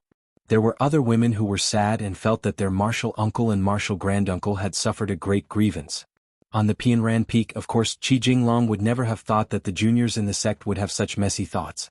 Even if he heard about it, he would definitely not understand. He reckoned that he would still have to ask Chin Pingan for advice before he could break through the confusion and be enlightened. The white-haired youth returned to the thatched cottage. "He left just like that? Lu, did he not treat you as a friend at all?" Qi Jinglong smiled and said, "When you have friends in the future, you will naturally know the answer." The white-haired youth said, "Chin Pingan and I are friends. No discord, no concord. We regret that we did not meet earlier. We drink and chat happily and call each other brothers." Qi Jinglong waved his hand. "Let's go to the ancestral hall." The white-haired youth immediately became sickly. "Can we go tomorrow?" Qi Jinglong did not speak. The white-haired youth was full of complaints but could only obediently follow Qi Jinglong to the ancestral hall of the main peak. Generally speaking, as long as Lu said something, perhaps the process would be very long-winded. Then, without saying another word, it would be the white-haired youth's turn to do things. Chin Pingan did not expect that Zhang Shanfeng had already followed his senior apprentice brother Yuan Ling down the mountain to travel. The person who received the guests was the peak master of the White Cloud lineage, an old immortal with a sage-like demeanor. He personally came to the mountain gate to apologize to Chin Pingan. When Chin Pingan found out that Venerable Fire Dragon was still sleeping, he said that he would not be climbing the mountain this time. He would visit again next time and ask for the old immortal's forgiveness. If he came to the North Continent in the future, he would definitely inform the old immortal in advance. The old immortal did not say much. He looked amiable and only said that Chin Pingan's saying of Yuzhu was very interesting. Chin Pingan was a little embarrassed. He said that it was a saying from his hometown. The old immortal personally sent Chin Pingan all the way to the ferry before he bade farewell and returned to the mountain. Chin Pingan took a ferry to the Spring Dew Garden. He leaned on the railing and was in a daze. When he reached the Spring Dew Garden, he could directly go to the Skeleton Beach at the southernmost tip of the North Continent. However, during this period, Chin Pingan needed to disembark midway and make a trip to the Artemisia country. This was a small country and there was no immortal ferry. He needed to walk more than 1,000 miles. Li Shixing was now at the edge of a city. He lived at a place called Dongxian Street. Chin Pingan did not know that not long after he left the Taihui sword sect, a white-clothed young man with a mole between his eyebrows, holding a green bamboo walking stick, boarded a returning linen sect ferry to the Skeleton Beach. The teacher returned to the south and the student traveled to the north. The first thing that the youth did when he reached the skeleton beach was to tear open the sky of a small world in the Ghost Valley. He smashed a dazzling rain of magic weapons towards the top of Jingguan City. After he was done, he kept the magic weapons and ran away. For some reason, the spirit of Jingguan City, Gao Cheng, did not chase after the white rogue youth. Gao Cheng frowned as he sat on the white bone throne. Why was it that when he saw this person, his originally intermittent uneasiness became clearer? Not only did Gao Cheng not rashly break open the sky again with his Dharma form, but he also felt an inexplicable restraint for the first time. In the city of murals at the foot of the Mui Mountain, that young man was in a shop. He wanted to buy a goddess painting. He looked pitiful as he bargained with a young girl, saying that he was young, that it was hard for him to travel and study, and that he was embarrassingly short of money. When he saw these goddess paintings, his heart was filled with joy and he would rather starve than to buy them. The young girl saw that his words were sincere and his eyes were sincere. She knew that if he continued to complain like this, he would probably cry. She had no choice but to make an exception and give him a low price. In the end, after the young man agreed on the price, his face showed gratitude. He waved his sleeve and said, "I'll buy all the goddess paintings in the shop at this fair price." The girl was stunned. The shameless white rogue youth turned his head. Zhu Quan, the leader of the linen sect, with a sword at his waist, stood not far away with a smile. "This little brother is very bold." Cui Dongshan blinked his eyes, hugging the green bamboo staff. "Of course I am the proud disciple of my teacher. This sister, where are you from?" Zhu Quan looked at the mountain staff with a strange expression. "Your teacher, is his surname Qin?" Cui Dongshan smiled brightly. "Sister is really a fairy, you can predict the future." Zhu Quan joked. "I have never heard him mention you." The next moment, Zhu Quan became more and more confused. Strange, this guy was just smashing magic weapons on top of Jingguan City's Gao Cheng's head. He looked very happy. But now, the handsome youth in front of him was wrinkling his face and crying.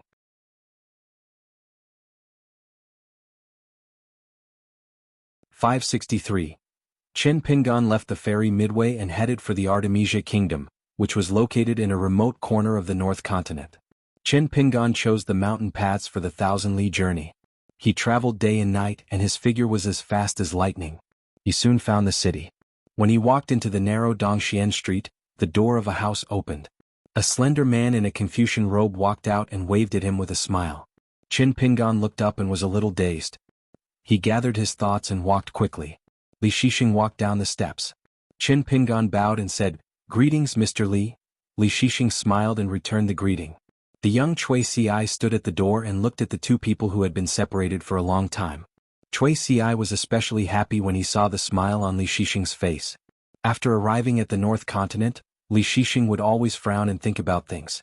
Even if his brows were relaxed, there seemed to be many things waiting for him to think about. Unlike this moment, Li Shixing did not seem to be thinking about anything and was just happy. Li Shixing walked into the house with Chen Pingan. He turned around and said with a smile, "I almost couldn't recognize you." Chen Pingan smiled and said, "I guess I will feel the same when I see little treasure bottle in the academy next time." They arrived at Li Shixing's study. The room was not big and there were not many books. There were also no extra documents, calligraphy, paintings, or antiques. Li Shixing let Cui Ci read by himself. Li Shixing moved the chair behind the desk and sat opposite Chen Pingan, who had just taken off his bamboo hat and bamboo box. Li Shixing nodded and said, "Very good, I feel more at ease." Chen Pingan scratched his head. Li Shixing smiled and said, "There are some things that were not suitable to talk about before. Now it's time to talk about them with you." Chen Pingan, who was already sitting upright, became even more well-behaved. "Please speak, Mr. Li," Li Shixing said, "I've always been unclear about myself." Chen Pingan hesitated for a moment and said, "That's true." Li Shixing smiled and shook his head. "It's very different." Li Shixing continued, "Do you remember when I wanted to give you a peach talisman?" Chen Pingan nodded slightly.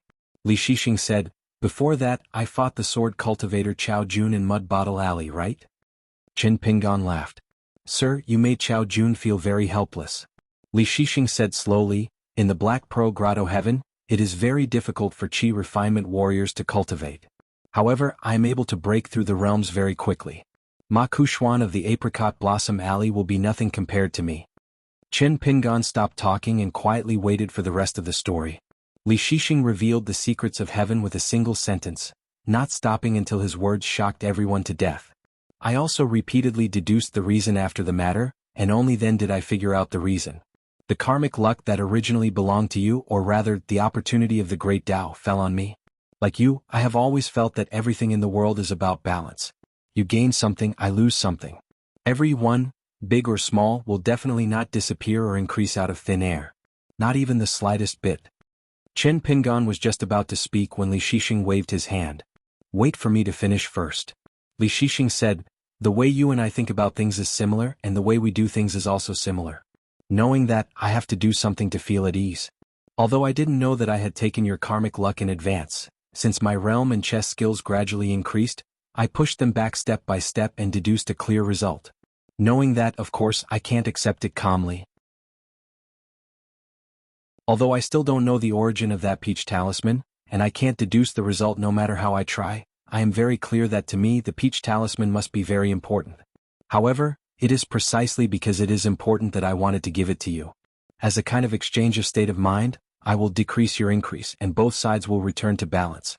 During this period of time, if it wasn't because my realm was slightly higher than yours, or because the peach talisman was very precious, then it wouldn't have been equal, and I should have given you something else. It shouldn't have been like this. I have obtained your Great Tao Foundation, so I should return it to you with my own Great Tao Foundation. This is the true meaning of one for one.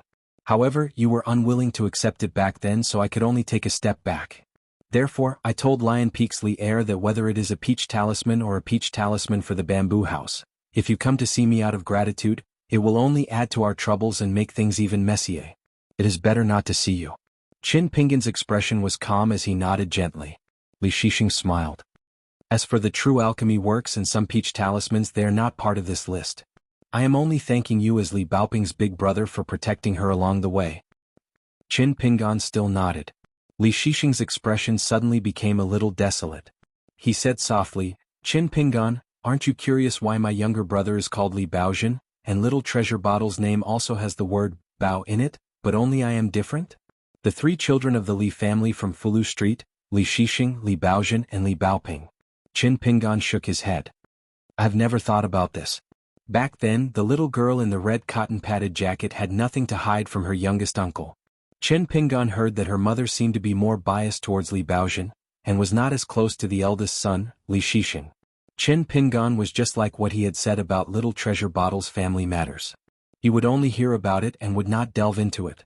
Li Shixing stood up, walked to the window and looked into the distance. Every spring festival in the Li family, there was an unwritten family custom. The mother of the three siblings would let the maids and servants in the residence say some idioms and poems with the word Li in it. For example, peach and plum, which implied beauty, peach and plum, moved the heart, and peach and plum, was very likable. Even if a child accidentally said the not-so-complimentary ordinary peach and common plum, their mother did not get angry and still gave them a New Year's money. Only when she heard the phrase return the peach and plum, did her smile lessen. Later on, when she heard the phrase peach and plum replace plum, the mother, who had always been amiable to the servants, could not hide her anger. At that time, Li Shixing was still a teenager. He happened to be standing at the corner of the handwriting corridor not far away. He saw the scene and heard the words. At that time, Li Shixing did not understand. He just buried his curiosity deep in his heart. At first he did not think it was a big deal, but he vaguely felt uneasy. Since ancient times, it seemed that peach and plum were always next to each other. Li Shixing turned his head and softly said, There's a family surname Chen across the street. There's a Confucian disciple a few years older than Li Baozhen. His name is Qin Baozhou. If you see him, you'll understand why only I, Li Shixing, can take over your destiny. In truth, there was no need to see him.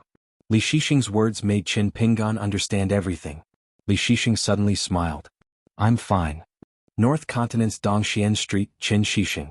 Aquarius Continent's Pearl Grotto Heaven, Li Baozhou. This was how it should be. This also explained why the Qin family's ancestral grave deep in the mountains would grow a tree that symbolized the birth of a sage. Because this Mr. Li was originally surnamed Qin. Li Shixing softly sighed. There are many things that I still don't understand. It's like the path of life, the mountains and rivers are filled with obstacles and obstacles. Only when one's cultivation is high enough can one step over them. Qin Pingan stood up and said, Mr. Li, you should be sad, but it seems that you don't have to be so sad. Li Shixing smiled. His eyes were clear and bright. These words are very comforting. Qin Pingan smiled as well. Then Li Shixing suggested that the two of them play chess. The two of them played chess casually and chatted casually. Qin Pingan played chess slowly. When it came to the ending stage, he would only say a few words after each move. Before I came to the North Continent, I was actually quite afraid. I heard that there were many sword cultivators here, and they were all fearless on the mountain and at the foot of the mountain. I wanted to come here to relax. Only then did I realize that as long as one's heart is not broken, one can travel freely with the wind, and one's feet will be in the mud. I was also afraid that I would go from one extreme to another, so I took on the alias of Chen Hao. It's not something fun but a reminder. I came here to train, so I can't really be fearless and go with the flow. Perhaps deep in my heart, I've always secretly thought that it would be great if I could be a truly good person. Li Shixing was a man of few words. When he heard this, he said, I admit that I have selfish thoughts in my heart, but I can always do good. Qin Pingan, do you know what this is? Qin Pingan shook his head. Li Shixing picked up a chess piece and gently placed it on the chessboard. He said, this is what the sages of the Confucian school are always thinking about. Be careful of your actions, restrain yourself, and return to etiquette. Qin Pingan shook his head. He didn't think so. Li Shixing didn't say much. He just looked at the chessboard. But it's really a lousy chess player. Qin Pingan said, when it comes to playing chess, I really don't have much talent. Li Shixing smiled and said, is that really so? Qin Pingan nodded and said, because I don't have a plan when I play chess. I can't bear to lose time and place. Li Shixing said, everyone in the world plays their own chess games. There are many smart people who use everything and everyone as chess pieces in their hands. There's no lack of Qin Pingan. Qin Pingan smiled and said, Mr. Li's words are very comforting. Li Shixing said, I'm speaking the truth. You're flattering me. It's obvious who's better. Qin Pingan shook his head and said, we of Luapa Mountain travel the Jianghu. Everyone has the word, sincerity, carved on their foreheads. Li Shixing smiled and cupped his fists. Nice to meet you. Qin Pingan's smile suddenly became forced. Li Shixing inwardly sighed. He was probably thinking of that bamboo house on Luapa Mountain. Life between heaven and earth is suddenly like a traveler from afar. When the ferry went from north to south, it passed through the Great Seal Dynasty, the Jinfu Kingdom, the Lanfang Kingdom, and finally arrived at the Talisman Water Crossing of the Spring Dew Garden. It was now autumn, and Qin Pingan had missed another year's Spring Dew Garden banquet. The Talisman Water Crossing was much quieter than last time. The Spring Dew Garden was bustling with activity in spring. Qin Pingan walked down the ferry. Compared to last year's departure, his attire was not much different. However, instead of carrying the sword immortal, he was carrying a bamboo chest. He was still dressed in a green robe with a bamboo hat and a mountain staff. Qin Pingan went straight to Laohuai Street. The street was even more bustling than the ferry and bustling with activity. When he saw the small shop with a signboard hanging from it, Qin Pingan smiled knowingly. The two words on the signboard were written well. He took off his bamboo hat and crossed the threshold. There were no customers in the shop for the time being. This made Qin Pingan somewhat worried. He saw the acting shopkeeper who had already raised his head and greeted him with a smile. The young cultivator from the Night Illumination Cottage realized that it was the new owner. His smile turned more sincere as he hurriedly went around the counter and bowed with cupped fists. Wang Tingfang greets the sword immortal owner. Regarding the greeting, Wang Tingfang had pondered over it for a long time. However, he did not expect that he would return so quickly with this young sword immortal surnamed Qin. After all, once the cultivators on the mountain traveled far away, they would easily disappear for decades. Qin Pingan returned the greeting with cupped fists. Shopkeeper Wang, thank you for your hard work. Wang Tingfang asked softly, Junior will go get the account books now. When a businessman talked about business, it was more practical than any small talk. Qin Pingan nodded and walked behind the counter together. Qin Pingan took off the bamboo box and placed his bamboo hat on top of his walking stick. Wang Tingfang took out 2 account books. When Qin Pingan saw this, his little worry vanished. If the business was really bad, how could there be 2 account books? Qin Pingan had already seen many of the items on the shelves of treasures in the shop. He understood in his heart and then began to check the accounts. When he saw one item, he said in surprise, there's really someone who paid such a high price to buy that pair of magic treasure-ranked golden crowns? Looking at the date of delivery, Qin Pingan had a strange expression. He asked, is it a young woman with a wooling accent? And a retainer with a sword on her back? Wang Tingfang was shocked. Boss, you can even calculate this? Qin Pingan was a little helpless. He did not reveal the identity of Sui Jingqing and Rong Chang, the nascent soul sword cultivator of floating duckweed sword lake. He shook his head and sighed. She really doesn't care about money? She still sold it at a low price. Wang Tingfang was a little frightened. Qin Pingan leaned on the counter and slowly flipped through the account books. He smiled. Shopkeeper Wang has already done the best for this transaction. I am just familiar with the other party, so I said it casually. There is no need to be so close. If I were to personally sell the goods in the shop, I would definitely not be able to sell them at shopkeeper Wang's price. As he carefully flipped through the account books, he chatted with Wang Tingfang about the recent situation of Spring Dew Garden and the business of Shining Night Cottage. Wang Tingfang smiled. It was just a coincidence. Relying on boss's great face, I was able to sell the treasures of the shop, the golden crowns. Last year's business appeared beautiful in the account books. It has nothing to do with me. Junior boldly begs Master not to tell the truth in front of my master. Otherwise, Junior will definitely pack up and leave by Anne's shop. My master is very concerned about Senior's shop's business. Every quarter's profit and loss, he will personally check it and summon Junior to inquire. Qin Pingan nodded. This time I brought some little profound wall tea cakes from Sparrow Manor. I will personally visit Immortal Master Tang to express my gratitude. The shop's business is much better than I imagined. If shopkeeper Wang is not worried that I will add to Immortal Master Tang's business, I will definitely put in a good word for shopkeeper Wang. Wang Tingfang took 2 steps back and bowed. Sword Immortal Boss's kindness is as heavy as a mountain. I can only continue to work hard and help buy and shop earn more money. Qin Pingan closed the account book and did not flip through the second one. Since Wang Tingfang said that Shining Night Cottage would review it, Qin Pingan returned the favor. If he continued to read it, he would be slapping Wang Tingfang and Shining Night Cottage's faces. Gently pushing the 2 account books to Wang Tingfang, Qin Pingan smiled. There are no mistakes in the account books. They are recorded clearly. I have nothing to worry about. Also, shopkeeper Wang, when you do business in the future, you just need to make a steady profit. You don't need to be too strict about the shop's annual profit. The account books look good. After I leave Spring Dew Garden this time, I will probably be a hands-off shopkeeper for many years. I will have to trouble shopkeeper Wang. Wang Tingfang smiled and agreed. She kept the account books and carefully locked them in the drawer. Qin Pingan turned around and took out 2 items from the bamboo box. One of them was the jade bangle with the fire in the water phenomenon. It was engraved with a palindromic poem. The other item was an ancient bronze mirror. Without a doubt, it was the evil warding mirror. It was engraved with the most valuable 4 words, Gong family creation. Together with the tree gall pot and the vegetarian tablet, these 4 items were all given to him by the martial artist Huang Shi. Afterwards, when he thought back to the trip to the mountain to search for treasures, to be able to part ways with Huang Shi, it was definitely not a pleasant reunion but a pleasant parting.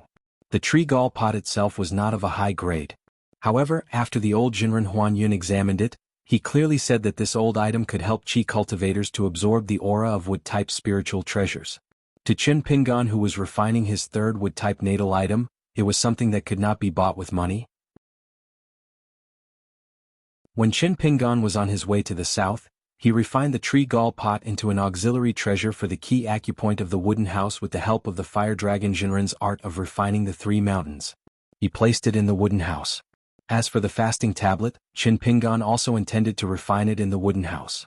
However, refining it would take too much time. Qin Pingan was already very diligent in his cultivation to be able to refine the tree gall pot after spending 12 hours refining the water fate of the green bricks every day.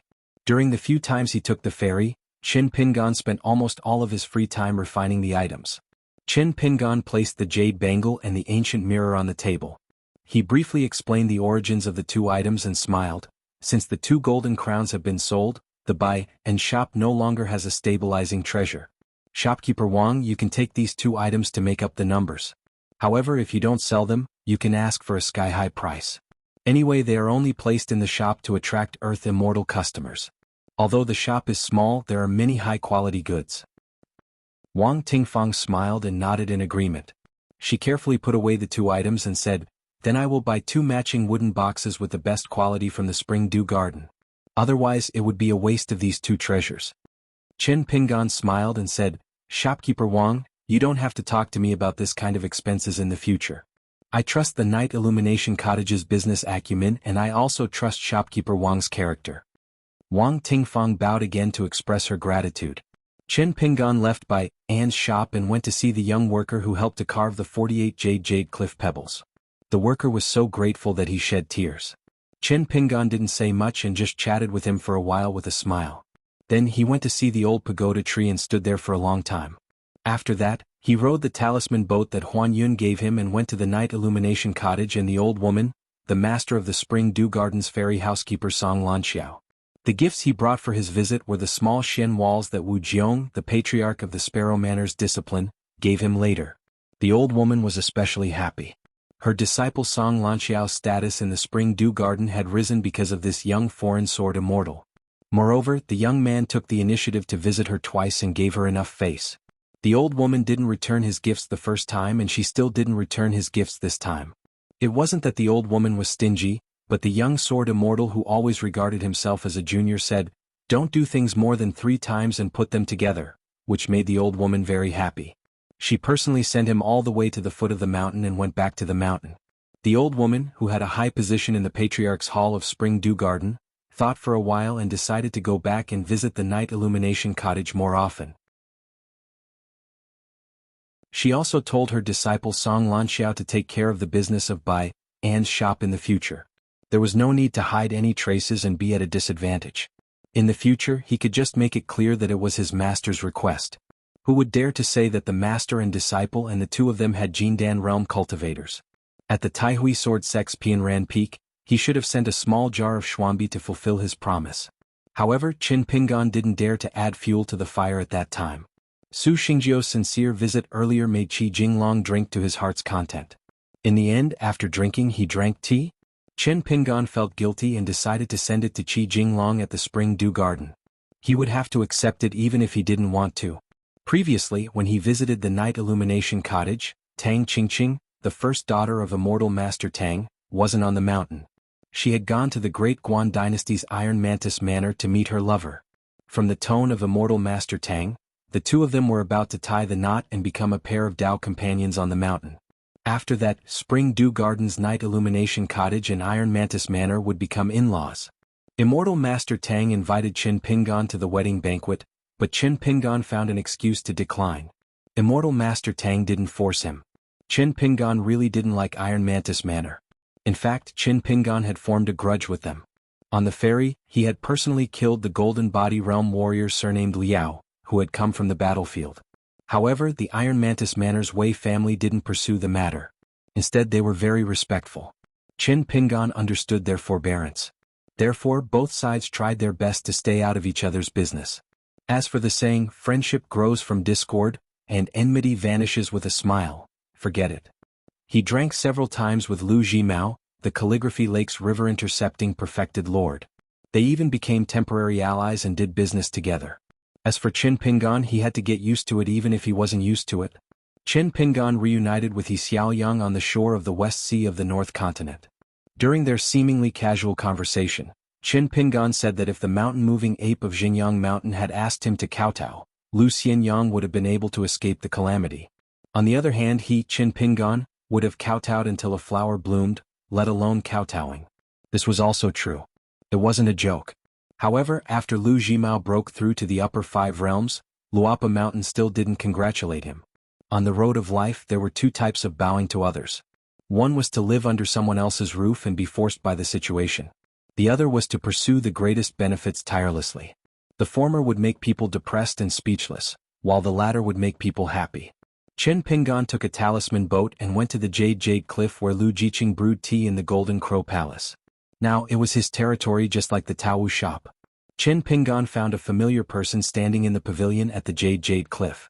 It was the owner of the Spring Dew Garden, the nascent Soul Patriarch, Tan Ling. Qin Pingan kept the talisman boat and walked quickly to the pavilion. Tan Ling walked down the steps of the pavilion and said with a smile, "I heard that Sword Immortal Chen was coming to the Spring Dew Garden. I happened to be free so I came uninvited."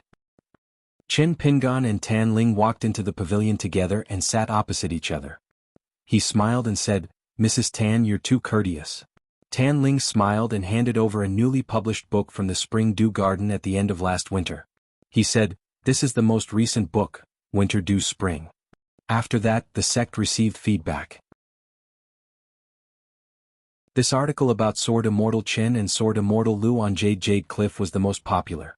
Qin Pingan took the book and flipped to his article. The wording was beautiful and the content was appropriate. He planned to show it to his first disciple when he returned. Qin Pingan kept the book in his sleeve and looked at the white jade cliff and deep stream. He said softly, "It's a pity that I missed the farewell spring banquet twice. After this farewell, I wonder when I can return to the Spring Dew Garden." Tan Ling was actually a little puzzled. Why did this young sword immortal see the Spring Dew Garden in a different light? During their previous meeting, Tan Ling could only be said to be polite, but also a little distant. This was because Tan Ling and the Spring Dew Garden did not need to do any additional business. They just needed to be stable. However, not long after this young sword immortal in green left the Spring Dew Garden, in the Fufu Kingdom not too far to the north, there was the magnificent feat of the Taihui sword sects Lu Jinglong and another sword immortal performing a sword sacrifice together on a mountain peak. It was a golden sword beam that pierced the clouds and broke through the night. Tan Ling had some guesses when he connected it to the incident of the Golden Crow Palace's golden beam splitting the thunderclouds. Tan Ling could meet and chat with a sword immortal who was acquainted with the uncle master of the Golden Crow Palace, Lu Jiqing. However, apart from having a close relationship with the Golden Core sword immortal, Lu Jiqing, he was qualified to travel and perform a sword sacrifice together with the Taihui sword sect's Lu Jinglong, who was already a sword immortal in the unpolished Jade realm.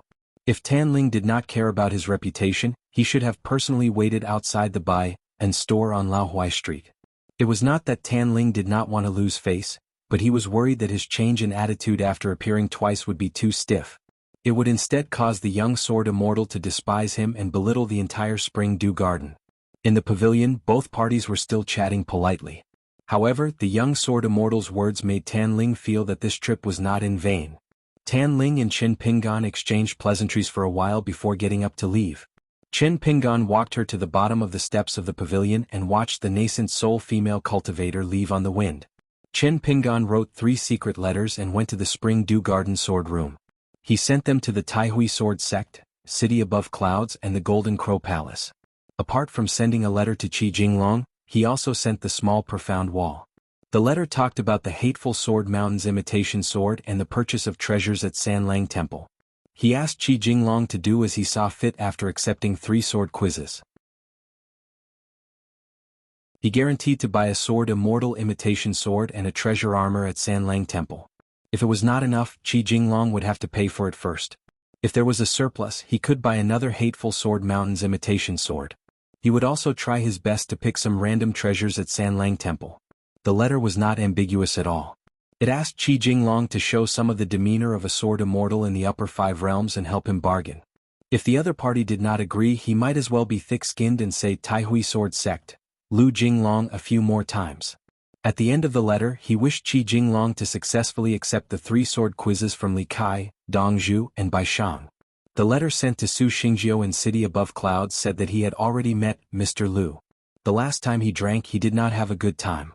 It was mainly because the 3 battles were imminent and he had to cultivate his mind. However, Mr. Lu recognized Su Xingjiu's drinking skills. Therefore, when Mr. Lu succeeded in the 3 sword quizzes, Su Xingjiu could go to the Taihui sword sect again. This time, Mr. Lu might be able to drink to his heart's content. At the same time, help him pass a message to the young man named Baishou. When Baishou left the mountain in the future, he could go to Luapa Mountain in the Aquarius continent.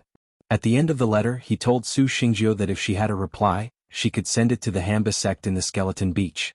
The recipient was Pang Lanshi, the direct disciple of the ancestral master hall of the Muyi Mountain, and asked her to pass it to Qin Shalang.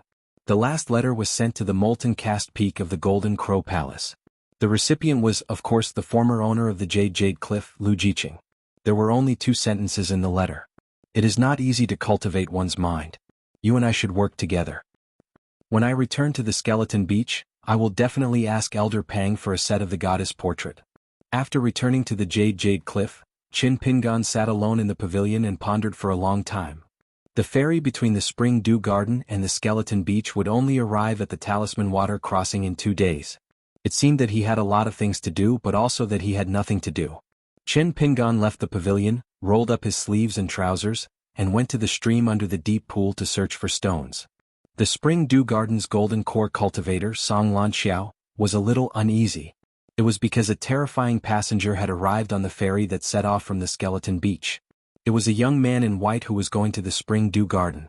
Previously, at the junction of the Skeleton Beach and the Ghost Valley, Song Lanxiao did not witness the earth-shattering commotion with his own eyes because it happened so suddenly and ended so quickly. However, the cultivators with a bit of status on the mountain were best at collecting all kinds of information and looking for clues. After the handsome young man with a green bamboo cane boarded the ferry, the first thing Song Lanxiao did was to send a message to the Spring Dew Garden's ancestral hall, telling them to be careful. This person had a strange temperament. The first thing he did when he arrived at the Skeleton Beach was to tear apart the sky of the Ghost Valley and smash a magic weapon on the head of the pure jade realm Gao Cheng in the Jingguan City. Gao Cheng, who was guarding the Jingguan City, was equivalent to the immortal realm. However, he did not chase after this young man, who came to cause trouble. Once the Spring Dew Garden suffered an unexpected calamity, what else could they do? While the ferry was heading to the Spring Dew Garden, the young man in white sneaked off the ferry and went to the mountains and rivers at the foot of the Cangyun Lake. However, he quickly caught up with the ferry and returned to the ferry late at night like a dog paddling in the water. If not for the restless Song Lanxiao who had been staring at his ferry for the past few days, he would not have imagined that this person was so resourceful that he could enter and leave the Spring Dew Garden's secret restrictions as if there was no one there. Song Lanxiao was even more frightened. And that young man seemed to be very free. He often left the house and wandered around the ferry deck every day. After approaching the Spring Dew Garden, the handsome young man with the red mole between his eyebrows became a little impatient, as if he disliked the ferry for being too slow. However, for some reason, he stubbornly stayed on the ferry and did not leave with the wind. On this day, the young man took the initiative to find Song Lanxiao. He knocked on the door and asked directly, "How's the business of the buy and shop on Laohuai Street?" Song Lanxiao, who did not notice the young man's visit, asked carefully, "Senior, are you friends with that sword immortal Chen?" The young man widened his eyes and said angrily, "T, how can we be friends?" Song Lanxiao's expression changed slightly, and his heart was in turmoil. Is this person an enemy of that young sword immortal? Has the Spring Dew Garden been implicated? What should I do? The young man sneered. Why, do you know him? Song Lanxiao was in a dilemma. In the end, he gritted his teeth and said bitterly, "I do know Sword Immortal Chen and we're quite familiar with each other. The first time Sword Immortal Chen went to the Spring Dew Garden, he took my ferry." Unexpectedly, the young man slapped the old golden core cultivator's shoulder heavily and said with a bright smile, "Good boy, you've broadened your path." Song Lanxiao staggered from the slap. The old golden core cultivator was stunned for a moment. The young man's smile did not fade as he invited Song Lanxiao to sit down and drink tea. Song Lanxiao was uneasy. After sitting down, he took the teacup, feeling a little fearful. Unknowingly, Song Lanxiao had forgotten that this was his territory. The young man did not drink tea himself. Instead, he placed the green bamboo mountain staff on the table and placed his hands on the table. He smiled and said, "Since you're an acquaintance of my master, then you're a friend of mine, Cui Dongshan." Song Lanxiao was even more confused. There were only a few cultivators in the upper 5 realms in the Aquarius continent. Among the cultivators of the upper 5 realms, there was no one named Cui Dongshan. However, there was one with the surname Cui. He was the state preceptor of Great Li Cuishi. He was a very famous name among the cultivators of the peak of the North Continent. As for the young man in front of him, how did he become that young sword immortal student? It was not that Song Lanxiao looked down on that young man, but it was just that it did not make sense. Cui Dongshan smiled. My master is a sentimental person. Before returning to Muyi Mountain, he will definitely visit your Spring Dew Garden. It was mainly because of the old locust tree there. That was why Cui Dongshan was so certain. Song Lanxiao could not help but ask, "Sword Immortal Chen is your master?" Cui Dongshan glanced at him. "Jealous? Do you have the right to be jealous? My master only accepts disciples from thousands of people. None of them are like that." Song Lanxiao was about to break down. What the hell was going on? That young sword immortal who had some ties with Spring Dew Garden along the way treated people and chatted casually. It could be said that he was polite and well-mannered. Thinking back on it, it was as if he was bathing in the spring breeze. How could there be such a strange student? Cui Dongshan suddenly smiled. "Lanxiao, do you not believe that I'm your master's disciple, Or do you not believe that your master has a disciple like me?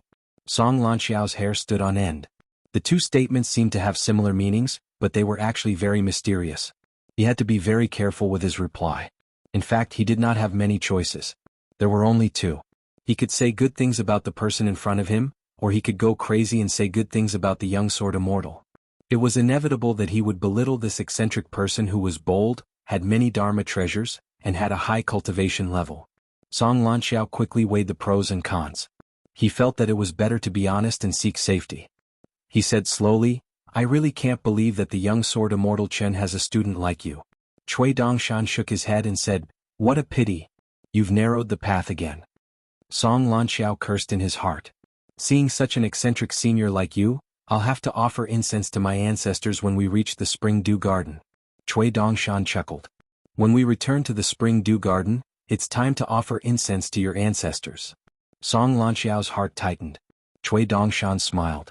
A clear conscience is not afraid of ghosts knocking on the door. I'm not a ghost and you're not guilty either. What are you afraid of? Song Lanxiao said bitterly, Senior, you must be joking.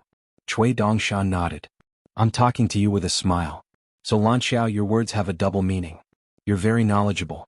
Have you studied before? Song Lanxiao was speechless. Cui Dongshan picked up his mountain traveling staff and stood up. Then I'll take my leave first. I'll try my luck and see if he's already at the Spring Dew Garden. Lanxiao, you won't have to worry so much. Song Lanxiao felt that there was nothing he could say, so he shut his mouth and silently sent the senior off.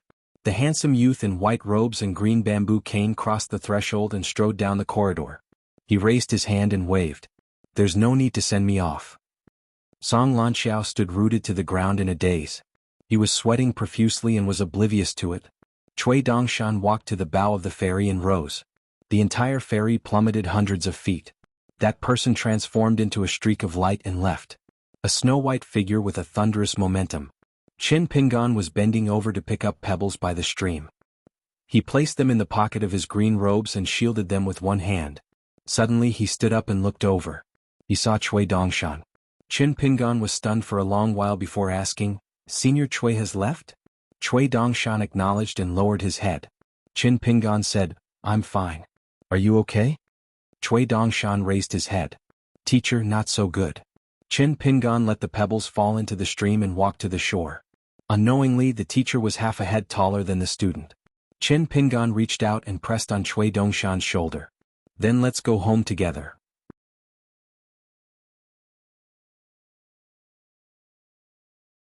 (564). The atmosphere in the Spring Dew Garden's ancestral hall was a little strange. Some people were in a heavy mood. They were the elders of the Spring Dew Garden who lived in seclusion. There were also some who cultivated in the Spring Dew Garden. Some people were watching the show and were in a good mood. For example, Tang Shi, the owner of the last seat of the Nightshine Cottage, was the teacher of Song Lanxiao. This old woman and Tang Shi, who used to be indifferent, looked at each other and nodded slightly. There was a hidden smile in their eyes. Some people were in a complicated mood, such as Tan Ling, who was sitting on the main seat. This was because Song Lanxiao had sent 2 messages to the Hall of Patriarchs. The first secret message was about a foreign cultivator with an unfathomable cultivation base. He was dressed in white and looked like an immortal. After he arrived at the Skeleton Beach on the Zhuang Sec's cross-continent ferry, he threw a storm of magic weapons at the Jingguan city. Gao Cheng and the Ghost Valley did not take any action, as if they were quite afraid of this person. The second secret letter said that this person claimed to be the young sword immortal student. He kept calling the young man Qin Mr. His temperament was strange and unpredictable. Song Lanxiao admitted that he would not be able to fight back if he fought with him. Tan Ling passed the 2 secret letters to everyone. When the letters returned to his hand, he gently put them in his sleeve and said, I have personally sent a message to the Zhuang Sec's Mui Mountain to ask about this person's background. There is no reply yet. Everyone, do you have any good ideas about how we should deal with this? We can't place all our hopes on the Zhuang sect, because this person obviously has a good relationship with Mui Mountain. Also, I guess that Mr. Qin is the sword cultivator who worshipped the sword with sword immortal Lu of the Taihui sword sect in the territory of Fuchu last year. The ancestral hall was so silent that one could hear a pin drop. Spring Dew Garden was considered the top mountain among the second-rate immortal forces in the North Continent. It was similar to the Baby Mountain, the Thunder God Residence, and the Lion Peak. It It was well known, had a wide range of friends and had a deep foundation. It was only one step away from becoming a great cultivator in the pure jade realm. The awkward situation of the Spring Dew Garden was that Tan Ling could not break through the bottleneck of the nascent soul realm. He was destined to have no hope of reaching the 5 realms. Now he was very flustered when facing the student and Mr. Chen. Tan Ling asked again, "Tang Shi, what do you think of that? Mr. Chen's temperament?" This form of address caused Tan Ling's expression to become somewhat unnatural.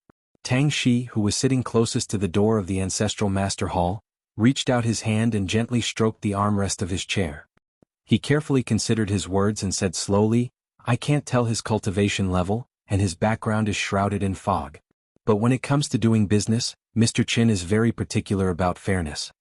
Today was the first time that Tan Ling had seriously asked Tang Shi for his opinion in the Spring Dew Garden's Hall of Ancestral Masters. The old woman smiled and said, "Young Master Chen is a very polite and well-behaved young man. Perhaps you haven't interacted with him before, so you don't know. In any case, I like him very much. Young Master Chen took the initiative to visit me twice, and I received a spirit tool and a small profound wall tea cake for free. Now, I'm worried about what gift I should return the next time young Master Chen climbs the mountain. We can't possibly let him go up the mountain 3 times and return empty-handed." Young Master Chen himself said, "Don't do things more than 3 times, save it all together. It's a pity that my family is poor. When the time comes, I don't know if I'll implicate the Spring Dew Garden. If I return the gift with a shabby one, it'll only be a joke." The old woman's words were full of mysteries. Tan Ling smiled a little more. "Junior Sister Lin, you don't have to worry about this. Junior Sister Lin can choose a decent gift from the Spring Dew Garden's Hall of Ancestral Masters today." The old woman said with a fake smile, "Senior Sister Tan, won't this make our Spring Dew Garden spend a lot of money? That's not very appropriate, right? In fact, I can sell everything I have and borrow some immortal money from that useless disciple, Song Lanxiao, and gather a magic weapon." Tan Ling's expression was normal as he smiled and said, "There's no need to trouble Song Lanxiao. Song Lanxiao has been cautious and conscientious for so many years. It's already not easy for him to manage the fairy business for the Spring Dew Garden." The old woman pretended to be enlightened and said, "Senior Sister Tan is a nascent soul great cultivator after all. Your memory is better than a useless golden core junior sister like me." This old woman almost forgot that I have a golden core disciple like Song Lanxiao who is always running around outside. The old foxes in the Hall of Ancestral Masters became more and more alert. Judging from her tone, this old woman wanted to pull her disciple into the Hall of Ancestral Masters? This was no small matter. "Let's not talk about that disciple of mine who works hard. This child was born without a good life." Unexpectedly, the old woman quickly changed the topic and didn't mention the addition of seats in the Hall of Ancestral Masters. The old woman just turned to look at Tang Shi and said slowly, "Our consecrator Tang has it even harder than Song Lanxiao. Not only does he work hard, but he also has a lot of merit. How can he still sit in the seat closest to the door? Half of the Spring Dew Garden's business is from Yi Yi Cottage. If I remember correctly, the chairs in the Hall of Ancestral Masters were built by Yi Yi Cottage. We old people who live a stable life have to have a little conscience. In my opinion, why don't I exchange seats with Tang Shi? I'll move to the door and sit there, so that Senior Sister Tan and everyone else won't be in a difficult position." Tang Shi immediately stood up, cupped his hands and bowed. He said in a deep voice, "Absolutely not. I'm a businessman. My cultivation aptitude is very poor. Although the business I have is not small, it can only be done by relying on the Spring Dew Garden. I've always been aware of my own abilities. To be able to discuss matters with everyone in the Hall of Ancestral Masters is already taking credit for myself. I wouldn't dare to have any improper thoughts." The old woman grumbled, "Tang Shi, you only have one daughter and she's about to get married. Don't the Great Guan Dynasty's Iron Mystic Manor's in-laws, Madame Wei, and His Majesty the Emperor think that you're not a gatekeeper in the Hall of Ancestral Masters? Tang Shi, you're magnanimous and can take all the gossip. Even I, an outsider, feel uncomfortable listening to it. I don't have any congratulatory gifts, so I can only exchange seats with Tang Shi. Take it as my humble effort." The Spring Dew Garden actually had an old patriarch in charge of finances, but Tang Shi was publicly recognized as the Spring Dew Garden's god of wealth. Compared to the former's reputation, Tang Shi was clearly more respected inside and outside the Spring Dew Garden. The old woman kept calling him Tang Shi. This wasn't disrespect, but a clear show of closeness. An old man who was in charge of the Hall of Ancestral Masters was livid. He sneered, "Aren't we discussing a countermeasure? Why are we talking about Tang Shi's daughter's marriage? If we can step on watermelons and slide wherever we want in this strictly regulated Ancestral Masters Hall, then should we talk about the Skeleton Beach's dark tea and see if it tastes good? Do you want to prepare a few caddies of tea in the Ancestral Hall? Next time we can chat about trivial matters for 14 to 14 hours while drinking tea?" The old woman smiled. To Senior Brother Gao, the marriage of Tang Shi's only daughter and the friendship between the Spring Dew Garden and the Great Guan Dynasty's emperor are of course trivial matters. The old patriarch of the Spring Dew Garden, who was in charge of finances, pressed down heavily on the chair handle and said angrily, "Lin, stop trying to confuse us. Your little abacus is so loud that it can shake the heavens. Do you really think that all of us here are blind and deaf?" The old woman exclaimed and mocked, "Oh, so you're not." Tang Shi smiled bitterly and started to hold his breath. This new ally of his was still a little impatient. If he added fuel to the fire now, the gains wouldn't make up for the losses. It was better to wait and see. Tan Ling waved his hand lightly. "These are naturally not trivial matters. After we solve this urgent matter we will talk about it, and it will be today. First, we will try to confirm the date of their departure. Second, we will think about how to smoothly solve this troublesome matter during this period. As for whether we can make use of this incense, whether it's Tan Ling or the Spring Dew Garden, we won't have extravagant hopes or demands. Finally, we will discuss who will come forward and choose a candidate. It can be Song Lanxiao or anyone else. I will also say the ugly words first. No matter what the final result is, good or bad, the Spring Dew Garden should record this person's achievement.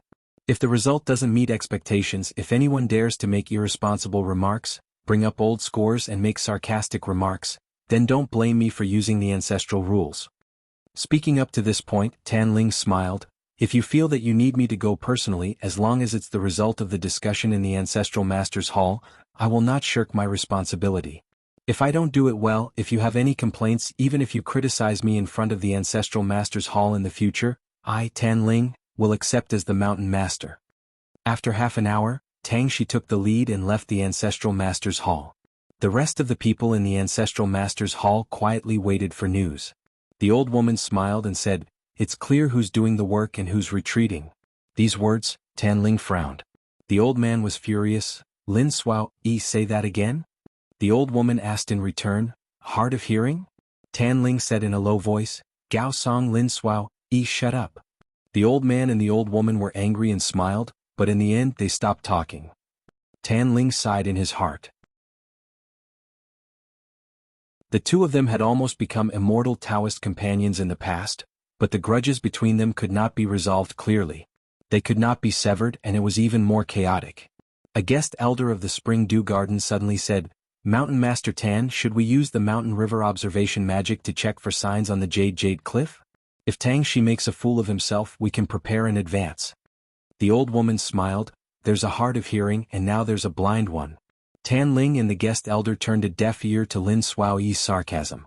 Tan Ling shook his head. "This is not appropriate.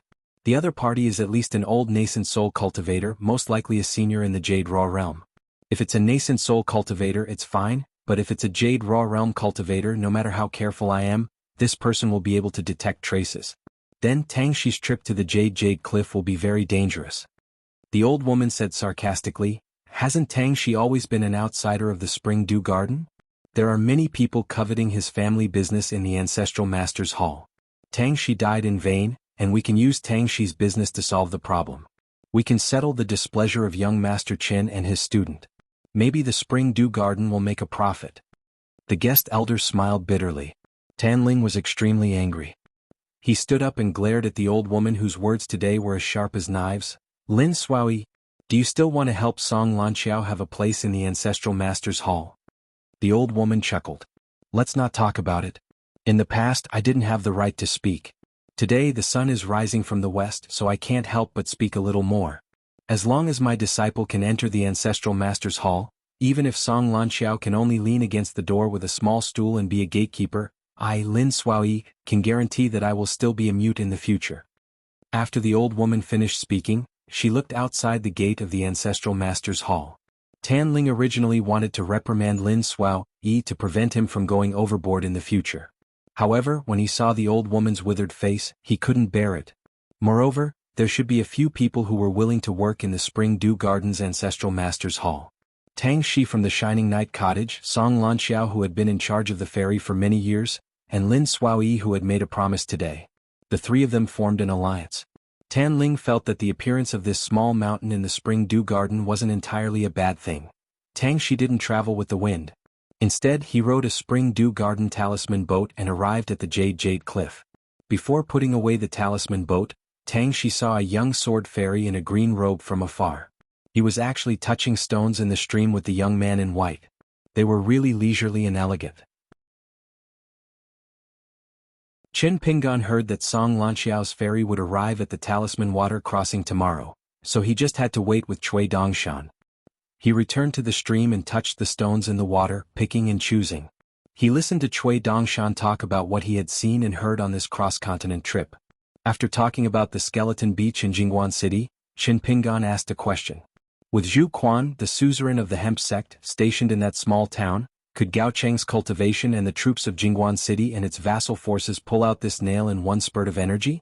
Cui Dongshan didn't hesitate and said it was very simple. If Zhu Quan was willing to live alone, he could of course slip away and return to Muyi Mountain. But according to Zhu Quan's temper, he would definitely fight to the death in the Ghost Valley. He would risk his own life and the formation of Qinglu Town to hurt Jingguan City so that the next generation of Muyi Mountain could grow up. For example, Du Wenxi, a cultivator with the bottleneck of Oris Core who had been stationed in Qinglu Town for many years, and the young Pang Lanxi, a direct disciple of the Grandmaster Hall. However, Cui Dongshan also said that Gao Cheng treated Zhu Quan differently. That was why he didn't want to fall out with him. Qin Pingan smiled and asked, "How long have you been at the Skeleton Beach? How do you know so much?" Cui Dongshan smiled and said, "Knowing the big picture from small clues is one of my few abilities."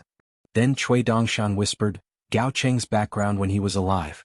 I've gained a little from my trip to the North Continent. With the help of the hemp sect, Gao Cheng's accurate birth date, birthplace, ancestral grave and feng shui are now in my hands.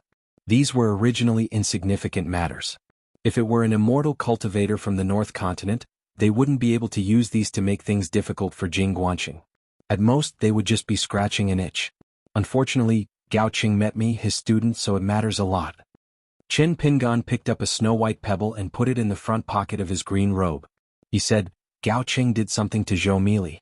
This is the worst thing he did." Cui Dongshan nodded and said, "He's not human." Cui Dongshan immediately said, "Brother Gao is not human." Qin Pingan glanced at Cui Dongshan. Cui Dongshan blinked and said, "Brother Gao has a little brother now. It's a pity that I didn't bring him with me during my trip to the north. If you have the chance in the future, you can meet Brother Gao. He's quite handsome, but he's not smart enough." Qin Pingan asked, "Is he similar to the young boy attendant by Mr. Li's side?" Cui Dongshan nodded and said, "One is used for practice, while the other is carefully sculpted. There are some differences." Qin Pingan hesitated and said, "If it's possible, it's best if we can treat each other like real humans one day. However, you should judge for yourself. I'm just telling you my thoughts. I don't have to ask you to do anything." Cui Dongshan's eyes were bright. He was even younger than a teenager. He smiled and said, "Since you say it's possible, why can't I?" The two of them noticed Tang Shi and the talisman boat and stopped talking. Tang Shi slowly came to the stream and bowed. Tang Shi of the Night Illumination Cottage greets Mr. Qin. Qin Pingan walked ashore with a bag of pebbles in one hand and greeted Tang Shi with a smile. Behind him, Cui Dongshan had more pebbles in his bag. He had to use both hands to pull them, which made him look funny. Qin Pingan and Tang Shi walked side by side. Tang Shi went straight to the point. "Mr. Qin, the people at Spring Dew Garden are a little worried, so I've taken the liberty to come here and disturb your cultivation." Qin Pingan smiled and said, "Immortal Master Tang, please tell Mrs. Tan not to worry. My disciple and I will soon take Senior Song's ferry to the Skeleton Beach. The two of us will not cause trouble for Spring Dew Garden. Otherwise, we'll be biting the hand that feeds us. From this Jade Cliff to the shop on Laohuai Street, to Immortal Master Tang and Senior Lin, we owe too much to Spring Dew Garden. When we arrive at Lin Insect's Moi Mountain, I'll try to put in a good word for Spring Dew Garden with the people I know there. I also hope that Lin Insect and Spring Dew Garden, who are already friends, can improve our relationship. However, my words carry little weight. I can't guarantee that my words will be of any use. If these beautiful words of mine were to be wasted on the other side of the Muyi Mountain,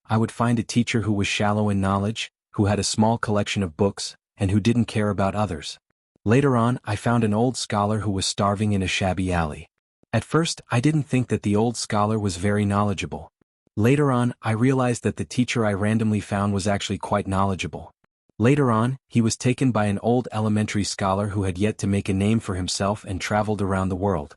He was refused entry many times, but he also met many true scholars.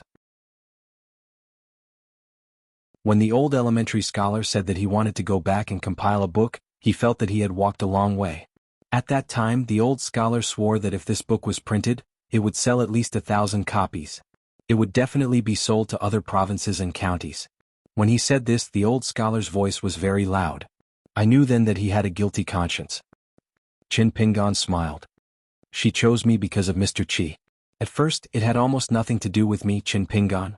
You shamelessly begged me to be your teacher, but in fact, it was the old scholar who forced you to become his disciple. It had little to do with me, Chin Pingan, in the beginning. Chui Dongshan wanted to say something. Chin Pingan waved his hand and continued. But even if it didn't have much to do with me, it still had something to do with me. Because at some point in time, I was that one or even one in a million. It was very small, but it was the beginning of everything. I'm not unfamiliar with this kind of thing. In fact, to me there was an even bigger part. I was the totality of many things. For example, after my father left and my mother fell ill, I was the totality of everything. If I didn't do anything, I really would have nothing at all. Back then, the door in Gukan's courtyard, the bowl of rice on the table in their house, was also the totality of everything. Chin Pingan from Mud Bottle Alley might have been able to change his way of living. But the Chin Pingan who is sitting here and talking to you today is definitely gone. At this point, Chin Pingan gently clenched his fist and knocked on his chest. When we miss this world very much, our days will be very difficult. Chin Pingan turned his head and smiled. But what a coincidence. I'm afraid of everything, but I'm not afraid of suffering. I even feel that the more I suffer, the more it proves that I'm alive in this world. There's no other way. If I don't think like this, my life will be even more difficult. Chin Pingan looked at the white-clothed youth. Only in this matter you're inferior to me. This disciple is inferior to teacher. But this matter don't learn. It's not that it's bad, it's just that you don't need it. Chui Dongshan nodded. Chin Pingan leaned back and folded his hands under his head. He said softly, Pei Qian suddenly learned martial arts because of Chao Qinglang, right? Chui Dongshan grunted. Teacher guessed that Pei Qian had already started practicing martial arts. The reason why he practiced martial arts was even more so. Chin Pingan said, then when I meet her, I'll tell her that she can miss Senior Chui, but she doesn't need to feel guilty. If Pei Qian nods and agrees but can't do it, that's even better. I believe she'll be the same. Pei Qian, you and I were all the same. We know the truth but we can't get over it. So when we grow up, every time we return to our hometown, whether it's thinking or walking, we'll be worried. The older we get, the more we can't see it. For Pei Qian, the bamboo house in Desolation Mountain was the bottom of her heart. Senior Chui was able to take her through the bottom of the Nanyuan Kingdom. If Senior Chui was gone, she would never be able to cross the new bottom of her heart in this life. But I feel that there are some bottomless pits that stay in the heart for a lifetime. If it's unfair, we can only secretly go around it. There's nothing wrong with that. Chin Pingan finally said, I'm most afraid that I'll feel that I have a clear conscience. I'll feel that my conscience is better. I'll take it for granted. What do you think? Chui Dongshan turned his head. Teacher was no longer speaking. He closed his eyes and seemed to have fallen asleep. Chui Dongshan also closed his eyes and his thoughts drifted away. Only the murmuring of the water could be heard. The mountain was high and dangerous, but no words could be heard. Chui Dongshan felt somewhat at ease and fell asleep leisurely. After an unknown period of time, Chui Dongshan suddenly said, Teacher, how sad are you to see little treasure bottle and Pei Qian grow up? How gratified will Qi Jingchun be to see Sir grow up? Chin Pingan didn't speak. He seemed to be still sleeping. Chui Dongshan didn't speak anymore. After a long silence, he couldn't help but ask, Teacher? Chin Pingan said softly, Yes.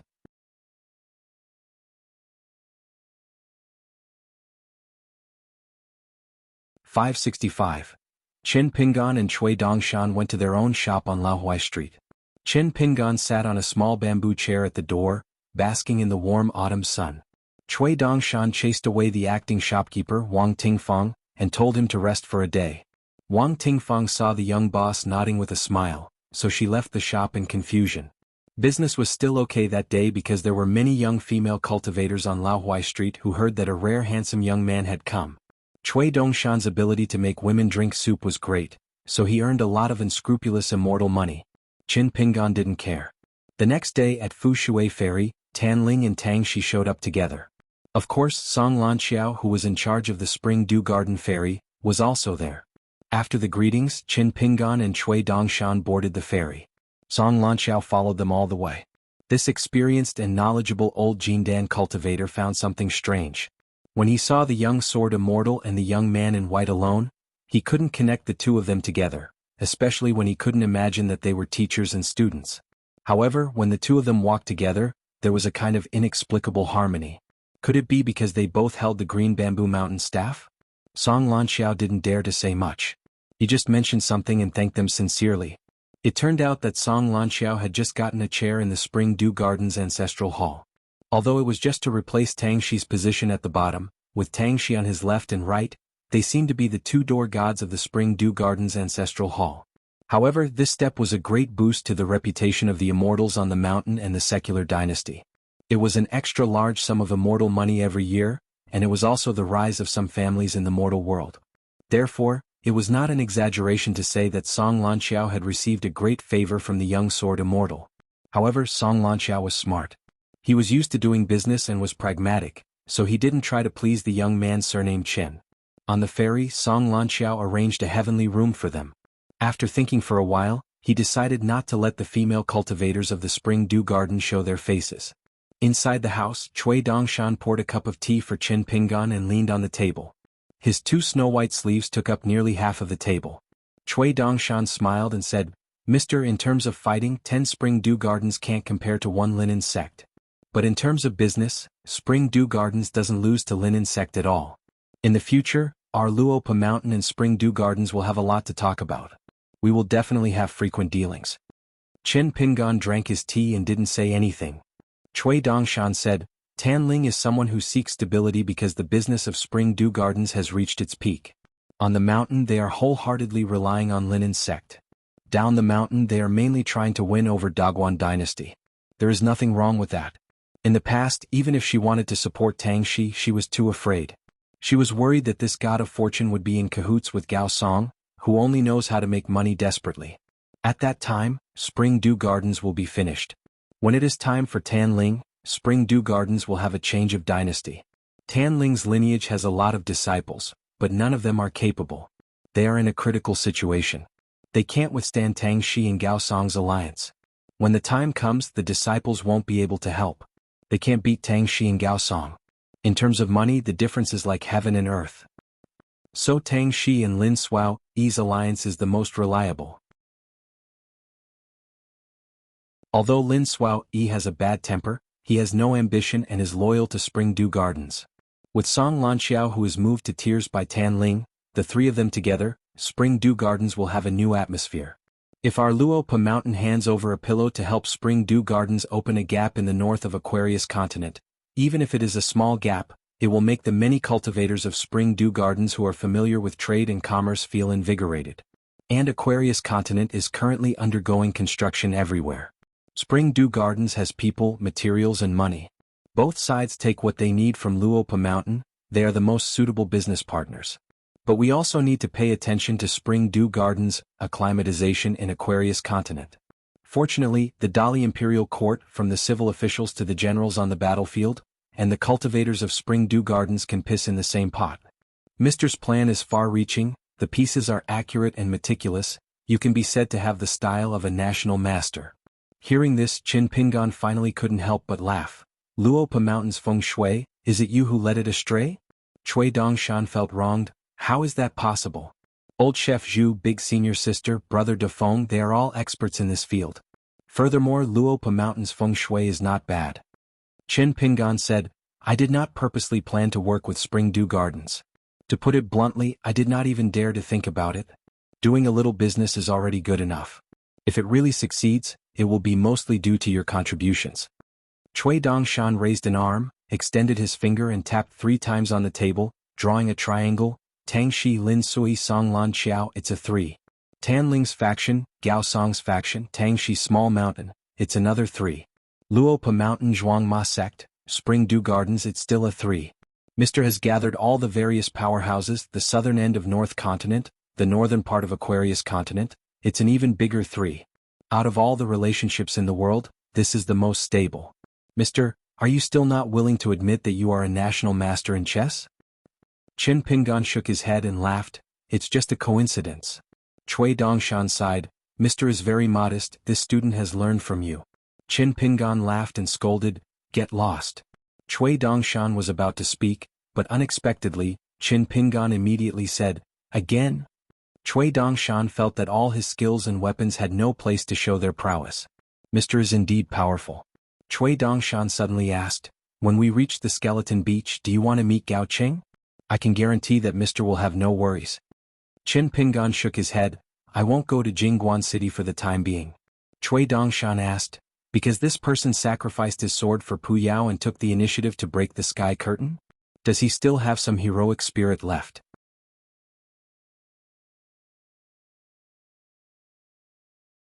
He asked, will you be uncomfortable as my disciple? Cui Dongshan said, no. Qin Pingan smiled. There is a great disparity in the realm, a great disparity in knowledge. Of course your student is fine. Cui Dongshan said, teacher, if you say so, I will not be convinced. If Pei Qin's martial arts practice advances by leaps and bounds, breaking through the realm quickly, like a small rice grain eating bowl after bowl, dazzling the people eating at the same table, will you also be uncomfortable? Qin Pingan nodded. Of course I will be uncomfortable. Where will I put my master's face? When you reason with me, if your voice is a little louder, you will have to worry that I will backhand you. Won't you panic? Cui Dongshan laughed loudly. Teacher has traveled to the north and cultivated his heart very well. After a moment of silence, Qin Pingan said, I am a stubborn person who likes to go to a dead end. There will be a day when there will be some small things that will become a big problem for me at Luopa Mountain. At that time you can give me some suggestions. Cui Dongshan nodded. The saint has said that if there is something, the disciple will do his work. Cui Dongshan turned his head, his cheek pressed against the railing, smiling. There is wine and food, teacher's dishes, do you think it is filial? Qin Pingan smiled and said, don't change the original meaning of a moral essay and trample on the saint's good intentions. Teacher, Cui Dongshan said, don't forget in those days your student was high-spirited and full of mettle, showing off my ability to the fullest.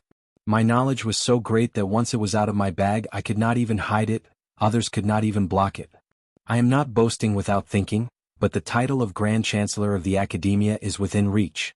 If I really want to boast, the vice-hierarch of the Confucian Temple of the Central Plains is not impossible. Qin Pingan shook his head. I believe what the imperial tutor said. As for you, forget it. The wind is strong at the bow, be careful not to sprain your tongue. Cui Dongshan laughed. Speaking of which, I really don't need to think before I boast. Qin Pingan asked, is the Central Plains very big? Cui Dongshan nodded. Very big. Only when the territories of the 8 continents are added together can it be comparable to the Central Plains. If 1 or 2 people from the other 8 continents can squeeze into the top 10 of the Central Plains, they are very capable. For example, the scholar Qin Chunan from the South Sa continent, the great celestial master from the Dragon Tiger Mountain in the North Continent, the immortal fire dragon, and the god of fortune Lu from the White Jade Continent. Qin Pingan said, then we must go and take a look in the future. Cui Dongshan said bitterly, that is a sad place for me. Qin Pingan laughed. You asked for it. Even if your face is swollen you still have to smile. Cui Dongshan said helplessly, teacher, you are not loyal. When the ferry entered the boundary of the Skeleton Beach, Song Lanxiao took the initiative to visit with a valuable gift. There were 2 gifts. He had one for himself and one for Tan Ling in the Spring Dew Garden. His gift of thanks was actually a magic weapon that his master, Lin Sui, had picked out from the Hall of Ancestral Masters. It was a bamboo yellow dragon scripture book box made from Spring Dew Garden's specialty immortal wood. There were also 4 jade books inside. Tan Ling's gift was priceless. It was one of the few treasures in the Spring Dew Garden. It was a set of 8 pieces of brocade ink. When he handed it over, Song Lanxiao felt sorry for Tan Ling. Qin Pingan did not refuse. Tan Ling did not personally give the gift at the Talisman Water Ferry. He asked Song Lanxiao to give it when they were about to dock at the Skeleton Beach. This in itself showed his sincerity. This was Song Lanxiao's first official matter after becoming a member of the Spring Dew Gardens Hall of Ancestral Masters. It went smoothly, which made Song Lanxiao feel relieved. However, Song Lanxiao was a little restless as he sat and drank tea with the teacher and the student, especially when Cui Dongshan was sitting next to him. Cui Dongshan twirled the cup with 2 fingers and gently stroked it on the table. He smiled and said, "Lanxiao, you are a pitiful person who can't find a temple with a pig's head. There are many people in the world. Lanxiao, you are lucky." Song Lanxiao had just heard Qin Pingan call him Senior Song. Now his student was calling him Lanxiao. Of course he felt uncomfortable. Spring Dew Garden treated people with sincerity. Qin Pingan certainly would not allow Cui Dongshan to fool around here. He waved his hand, indicating that he had something to discuss with Song Lanxiao. Song Lanxiao's forehead was drenched in cold sweat as he watched the scene unfold. The white-robed youth seemed to have been sent flying by Qin Pingan's slap. He and his chair spun countless times in the air. Finally, the man in chair stuck to the wall and slowly slid down. Cui Dongshan had a long face. He leaned his chair against the wall and leaned against it. He said timidly, "I'll just sit here." Qin Pingan's face darkened. Song Lanxiao was shocked. Could it be that this amiable sword immortal Chen was no different from Lu Jinglong of the Taihui sword sect? Was he not an earthly immortal, but a hidden unpolished Jade Realm sword immortal? Qin Pingan was too lazy to pay attention to this Cui Dongshan. He began a serious discussion with Song Lanxiao, trying to negotiate the future cooperation between Luopa Mountain and Spring Dew Garden. However, Song Lanxiao certainly could not make the decision now. He still needed to return to the Ancestral Hall and quarrel a few times. Once the 2 sides finally decided to cooperate, Luopa Mountain still needed Zhu Lian and Wei Ba to set the rules for all the specific matters. Qin Pingan was quite familiar with the Spring Dew Gardens business, so he was not stiff when he chatted with Song Lanxiao. His trip to the North Continent had not been a waste of time. Luopa Mountain's biggest reliance was, of course, the Oxhorn Mountain Ferry that was an important hub.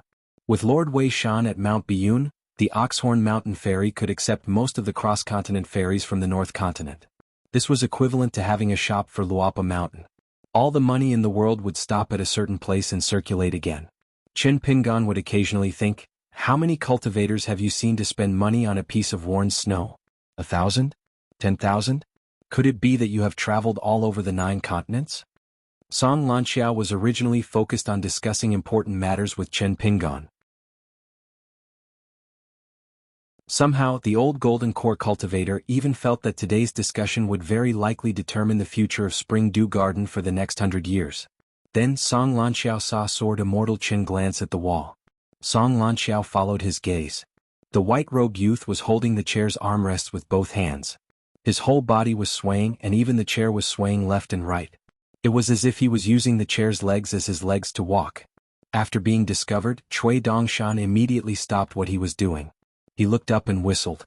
Song Lanxiao smiled politely and looked away. "Is this guy sick in the head? He must be." Qin Pingan and Song Lanxiao chatted for a full 2 hours. Both of them raised many possibilities and the conversation was very pleasant. Towards the end, Song Lanxiao was much more relaxed. Many of the thoughts that he had been keeping to himself for many years could be said in one go. The young sword immortal sitting opposite him, who often poured tea for both parties, was a rare businessman. His words were never firm. Most of the time he would say things like, "This is a little unclear. Please explain in detail, Senior Song," or, "I have some different ideas about this matter. Senior Song, please listen to me first. If you have any objections, please speak your mind." However, the other party was not ambiguous. Song Lanxiao was trying to dig a hole for Gao Song, but the young sword immortal didn't expose him directly. He only said, "This matter may require Senior Song's attention at the Ancestral Hall of the Spring Dew Garden." The white-clothed youth had nothing to do. He swung the chair and circled around the table. Fortunately, when the chair moved, it was silent and did not make the slightest bit of noise. Song Lanxiao could already ignore it. After the conversation, Song Lanxiao felt refreshed. There was no more tea to drink on the table. Although he still wanted to continue, he got up and bid farewell. Song Lanxiao told Mr. Qin not to send him off. The young man smiled and nodded. He walked him to the door and asked Cui Dongshan to accompany him. When Song Lanxiao walked into the corridor, he didn't see the green-robed sword immortal. There was only the white-robed youth. The old golden core immediately tensed up. The youth walked backward and closed the door softly. Then he turned and smiled at Song Lanxiao. Song Lanxiao's smile froze. Cui Dongshan came to the side of Song Lanxiao, who was bending down subconsciously. He jumped up and put his arm around Song Lanxiao's neck, dragging the old core formation stage cultivator forward. "Brother Lanxiao, you are eloquent." Song Lanxiao almost shouted for Mr. Chen to help him out of this situation. Song Lanxiao was shocked. He wanted to stop, but he couldn't. The youth didn't use much strength to drag him forward. After taking a step forward, Song Lanxiao knew something was wrong. In the next moment, the white robe youth was gone. Song Lanxiao found himself in the middle of a vast white fog. There was no scenery around him. It was like a small, withered world. His vision was filled with a chilling snow-white color. When he walked, the ground under his feet was slightly soft, but it was not the soil of the world. When he increased the strength of his footsteps, he could only create circles of ripples. After the time it takes for an incense stick to burn, he began to ride the wind. 2 hours later, Song Lanxiao still brought out his magical treasure. He no longer cared about etiquette and began to pour out treasured light in torrents. He violently smashed everything around him, but he was unable to change this small world in the slightest. A year later, Song Lanxiao sat cross-legged. His face was haggard and he was resigned to his fate. Suddenly, Song Lanxiao looked up and saw a huge head. The youth's face was smiling, but his eyes were cold. He slowly raised his arm. Song Lanxiao's scalp went numb. So, he had been circling around the youth's white sleeve? The next moment, the haggard Song Lanxiao found himself standing in the corridor of the ferry. Not far away, the youth covered his sleeves and looked at him with a smile. Song Lanxiao, who had survived the disaster, almost burst into tears. Cui Dongshan smiled. "Sir asked me to send you off, so I acted on my own and sent you off a little longer. Lanxiao, don't complain to my sir after this. Otherwise, the next time I send you off will be 10 or 100 years later. By then it'll be hard to say who's the crazy one." Song Lanxiao trembled. "Thank you for your advice, senior." Cui Dongshan asked, "You're used to the abundant spiritual qi in the spring dew garden and the thin spiritual qi on the ferry. Why are you not used to it in the land of no return?" Song Lanxiao was stunned. Cui Dongshan walked past him and patted Song Lanxiao's shoulder. He said earnestly, "Lanxiao, your cultivation heart is rotten. Your Jindan is just paper." Song Lanxiao slowly turned around and bowed. This time he was sincerely convinced. "Senior's teachings have cleared the fog and allowed me to see the moon. I haven't really seen the moon, but I've benefited greatly." Cui Dongshan turned a deaf ear to him and knocked on the door. "Sir, do you want me to bring you some fruits and tea?" Song Lanxiao looked at the side of the young man's face. The old man felt like he was in a different world. Chen Pingan opened the door and pressed Cui Dongshan's head down gently. He turned to Song Lanxiao and asked, "Senior Song, did my disciple disrespect you?" Song Lanxiao was either crazy or lucky. He said something that he would never have dared to say in the past. To be honest, he's suffering. Chen Pingan smiled and nodded. "I know." The young man in white was grabbed by the ear. He screamed as he was dragged into the house by Chen Pingan. Curses could be heard. King Song Lanxiao, you heartless thing. Just you wait. Sir, I'm just helping brother Lanxiao cultivate. I'm not playing tricks on him. Sir, I'm wrong. Song Lanxiao shook his sleeves and strode away. Comfortable. The ferry stopped at the skeleton beach. Song Lanxiao didn't show up and asked someone to send him off. He found a perfect excuse and disappeared. Cui Dongshan rubbed his chin with his palm and looked around. The two got off the boat and went to Moi Mountain of the Hemp sect. Cui Dongshan began to complain.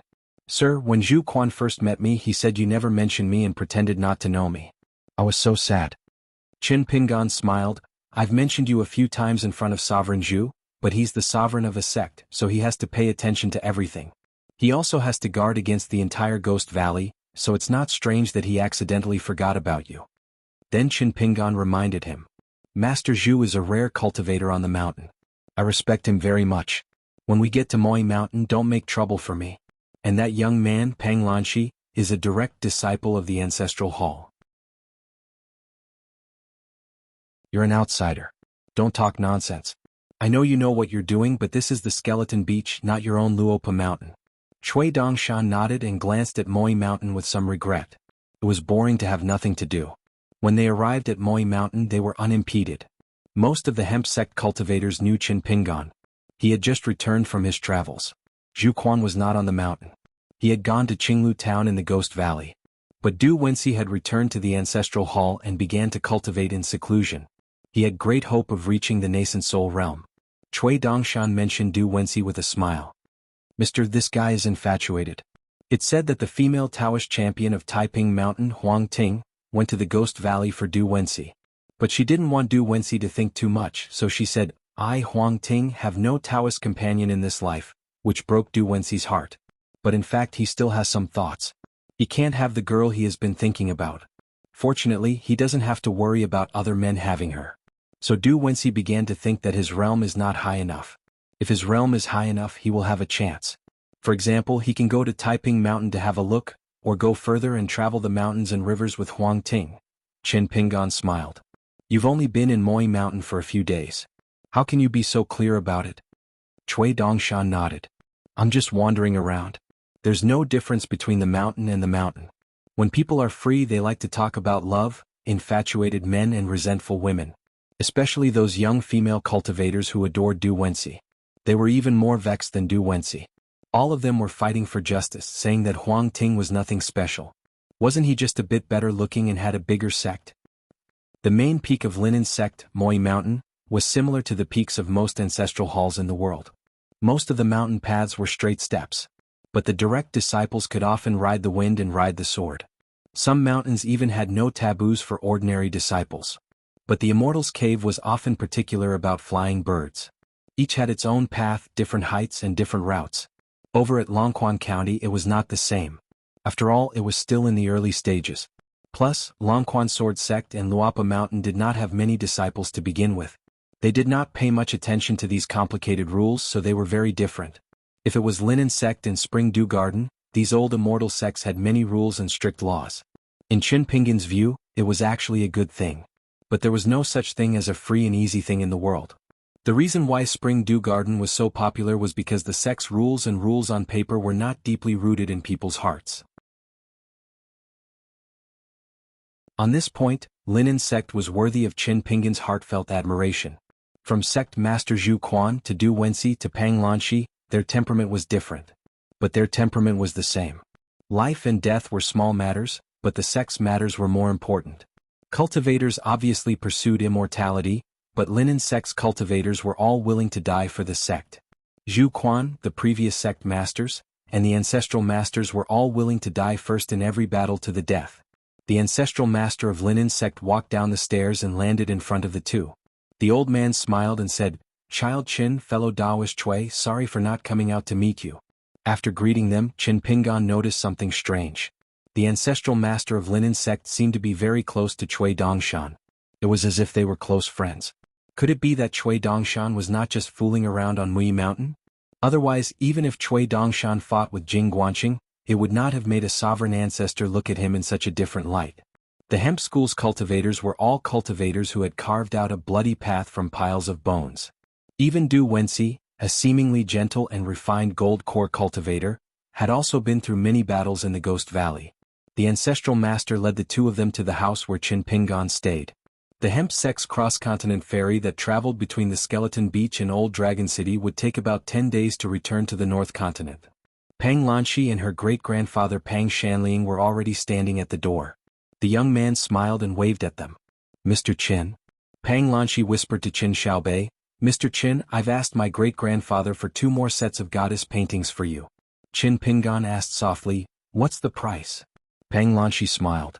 "According to the market price?" Pang Lanxi paused. "That's impossible. I'll give it to you for free." Qin Pingan smiled. "Immortal Master Pang really cares about you. But let's just go with the market price. Friendship is friendship, business is business." Pang Lanxi was a little disappointed. "It's only been a few days. Mr. Qin, why are you treating me like an outsider?" Qin Pingan lowered his voice and said, "It's not like I have to be courteous.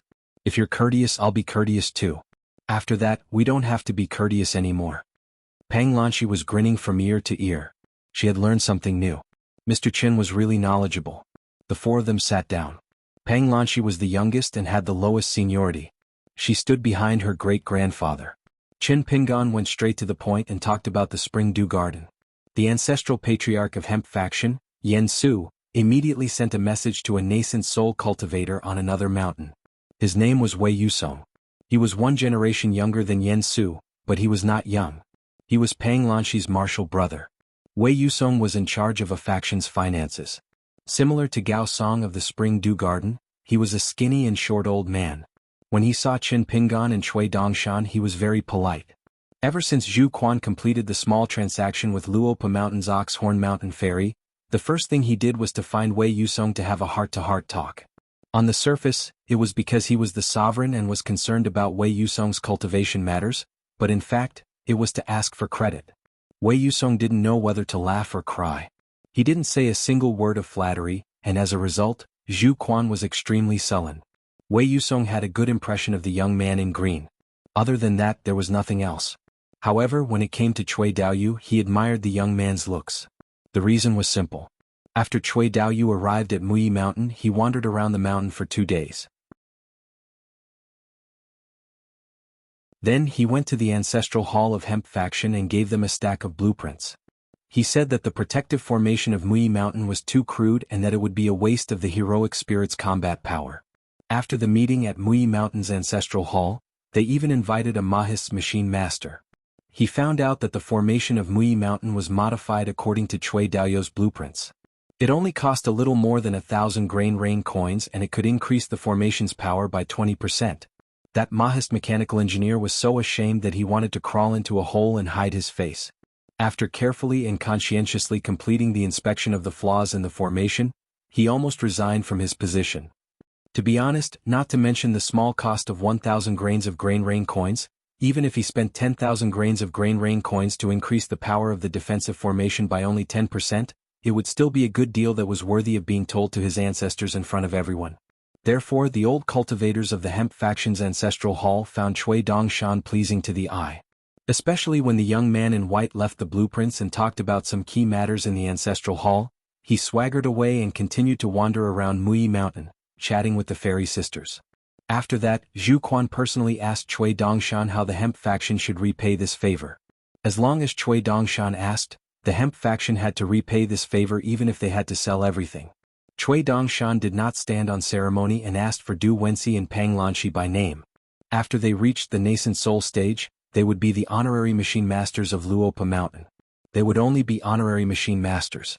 Luopa Mountain would not ask them to do anything unless they were willing. Zhu Quan was a little puzzled at that time. That was it? Cui Dongshan asked in return. What else did he want? Zhu Quan's face was full of guilt at that time. He said something that poked at the heart and sighed. That Qin Pingan did not mention you as his student at all. It was really outrageous. His conscience was eaten by a dog. Next time he comes to the skeleton beach, I will help you scold him. Cui Dongshan was about to cry. He said pitifully, Sister Zhu, your conscience was eaten by a dog. Only then did Zhu Quan say something fair. Qin Pingan should be proud to have a student like you. Cui Dongshan returned the favor. Sister Zhu is such a good woman. It's intolerable that you don't have a Dao companion now. Therefore the two almost fought. When Zhu Quan went to Qinglu town in the Ghost Valley, he was still angry. Wei Yusong was a smart man who was familiar with business.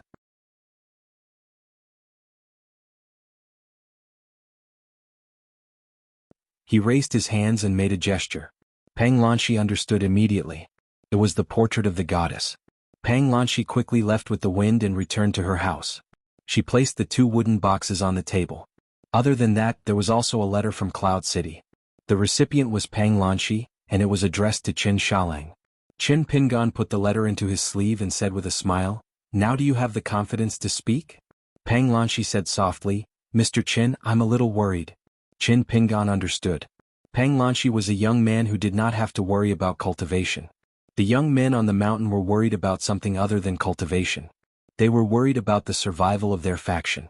The Hemp sect, on the other hand, did not have to worry about it. Or rather, it was always full of hidden dangers. All the cultivators had gotten used to it. Qin Pingan smiled. Tell me about it first. I'll analyze it for you. Pang Lanxi told him about it. It was not a big deal. It was just that a young man's emotions would sometimes run wild. It was not just young girls who would run wild. Qin Pingan thought about it and held back his laughter. Don't worry. The girl you like won't change her mind and fall in love with Cui Dongshan. Besides, Cui Dongshan won't like the girl you like. Pang Lanxi's face turned red. Mr. Qin, I'm going to get angry. What do you mean by Chui Dongshan won't like her? Why is Mr. Chin so bad with words? He wasn't like this before. Chin Pingan could not help but laugh. Pang Lanshi scratched her head and blushed. The knot in her heart was gone. Not only that, the young man was still angry. He felt that he had to work hard on his cultivation. He had to let the girl know that she liked him. She was right about him and she would never regret it. Chin Pingan said, "The girl likes you not because you are a cultivation genius, but if you can prove that you are, then the girl will be happy for you. She will be happy for you and she will be happy for you too." Pang Lanshi asked softly, "Is that so?" Chin Pingan nodded. "Yes. I'm very sure about that." Pang Lanshi leaned on the table, staring blankly. Chin Pingan opened the wooden box and took out the painting of the goddess. He placed it on the table and looked at it. It was indeed Pang Shanling's masterpiece. Pang Lanshi suddenly asked, "Mr. Chin, there must be a lot of girls who like you, right?" Chin Pingan put away the painting of the goddess and shook his head. "No." Pang Lanshi shook her head. "I don't believe you." Chin Pingan opened Su Xingjiu's letter. It was brief and concise. She told him about the recent situation in Yunzhuang City and that everything was ready. Once Mr. Liu succeeded in his sword-seeking art, he would pay a visit to Taihui Sword Faction. This time he would go to Taihui Sword Faction in the north and Skeletal Beach in the south. Chin Pingan read the letter and said, "I have a friend who wrote this letter. Su Xingjiu from Yunzhuang City. He might come here to travel in the future. If you are free, please help me entertain him. If you are busy, you don't have to be distracted. I'm not being courteous. If he is not my friend, he will be your friend. So don't force it." Pang Lanshi nodded and said, "All right. I will send a letter to Yunzhuang City and make an appointment first. We will decide if we can be friends or not when we meet." Mr. Chen's friend was definitely worth befriending. Just like when Mr. Chen and Xixiang Wei talked about Spring Dew Nursery, Pang Lanshi knew about their attitude towards Spring Dew Nursery. They did not look down on Spring Dew Nursery, but they were definitely not friends. They were just doing business. After all, Spring Dew Nursery's smell of money was a little heavy, and Hanzhuang cultivators did not like it. That was why Spring Dew Nursery had been trying to show their respect to Wei Yusong all these years, but they did not dare to overdo it. Moreover, Song Lanxiao, who was in charge of Spring Dew Nursery's ferry, did not know how to talk to Wei Yusong. After all, Wei Yusong's status in Hanzhuang faction was very high, and he was known for being difficult to talk to. However, when Mr. Chin asked the three factions to do business across continents, Pang Lanshi realized that Xixiang Wei had no intention of rejecting the idea. Pang Lanshi felt that she needed to learn from Mr. Chin. There was a lot to learn in dealing with people. In the end, Chin Pingan said, "Do you know that when you're worried about Chui Dongshan, the girl you like is the happiest? That's why she smiles more than usual. You have to think about this carefully. She can feel your anxiety." Pang Lanshi's smile brightened. Chin Pingan laughed and said, "What are you still standing there for? You're abusing your position for personal gain. Go down the mountain and see her." Pang Lanshi stood up. "I should have asked for another set of the goddess painting for Mr. Chin." The young man left. Chin Pingan sat alone. After a long time, Chui Dongshan walked into the yard, swinging his sleeves. He saw a green brick on the table in front of Mr. Chin.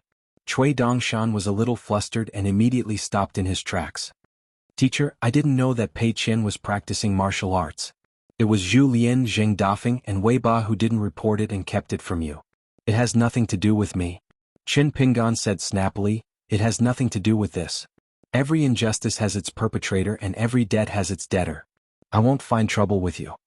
Chui Dongshan smiled. "Mr. Chin, if you want to teach them a lesson, I can help you."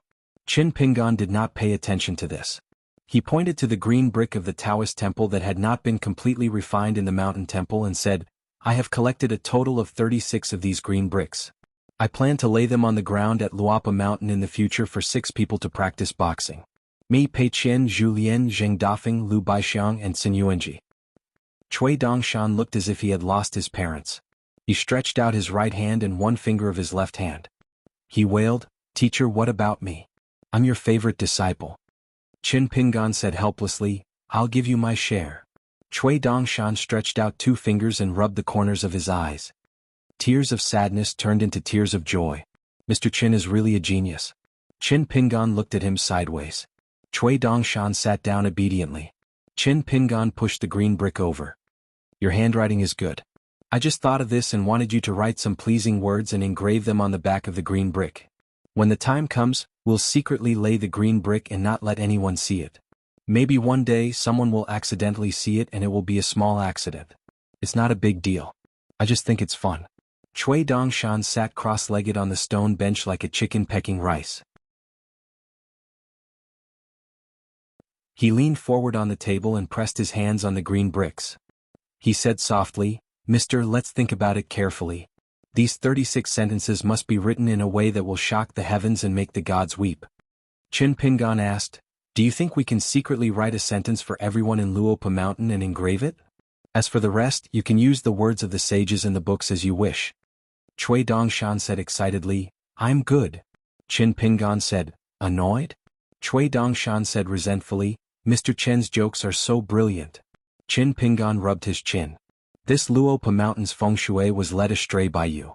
Chui Dongshan raised his hands and imitated the eldest senior sister. "I swear to the heavens." The two of them took the cross-continent ferry of the Linen sect and began to return home. Qin Pingan took the initiative to find Chui Dongshan next door and asked him a question. "The Confucian sages are so knowledgeable. Why don't they talk about self-cultivation, learning, and doing good in detail? At least within the Confucian school, everyone has their own words? There are different opinions. It's not quarreling, it's better than quarreling." For the first time, Chui Dongshan did not flatter. Instead, he asked seriously, "Do you feel that many studies are complicated and empty, making people at a loss?" Qin Pingan thought for a moment and nodded. Chui Dongshan shook his head. "Some studies should be higher. The reason why people are different from plants, birds, and beasts, different from all other sentient beings, is because of these studies hanging above their heads. Knowledge that can be used as soon as it is presented must be present. It must be explained clearly, and in a well-behaved manner. But if there is no study at a high place, people will be fascinated and want to take a look even if they don't mind working hard, then it's wrong." Qin Pingan was silent for a long time before finally nodding. "That makes sense." Chui Dongshan said slowly, "Let's go back to Mr. Chen's first question." Qin Pingan said, "No hurry. Let me think about it. Shall we play chess?" Chui Dongshan smiled. "Mr. Chen's chess skills have returned to the origin and reached the clouds. Do you still need a rotten chess player like me to teach you? I'm ashamed, terrified." As he spoke, he took out a chess jar and a chessboard. Qin Pingan said with a straight face, "In the future, speak less in Luopa Mountain." Chui Dongshan raised his sleeve and picked up a chess piece. He hung it in the air and smiled.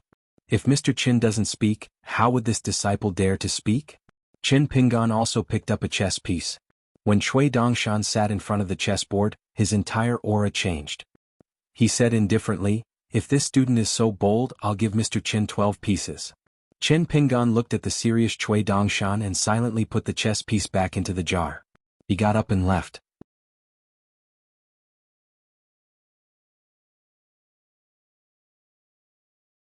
566. The cross-continent ferries of the Linen sect were pulled by mighty heroic spirits. They ran through the sea of clouds as fast as lightning. The ferry slowly docked at the crossing of Oxhorn Mountain. The body of the boat shook slightly. Qin Pingan and Chui Dongshan walked down the ferry. Wei Pai had been waiting for a long time.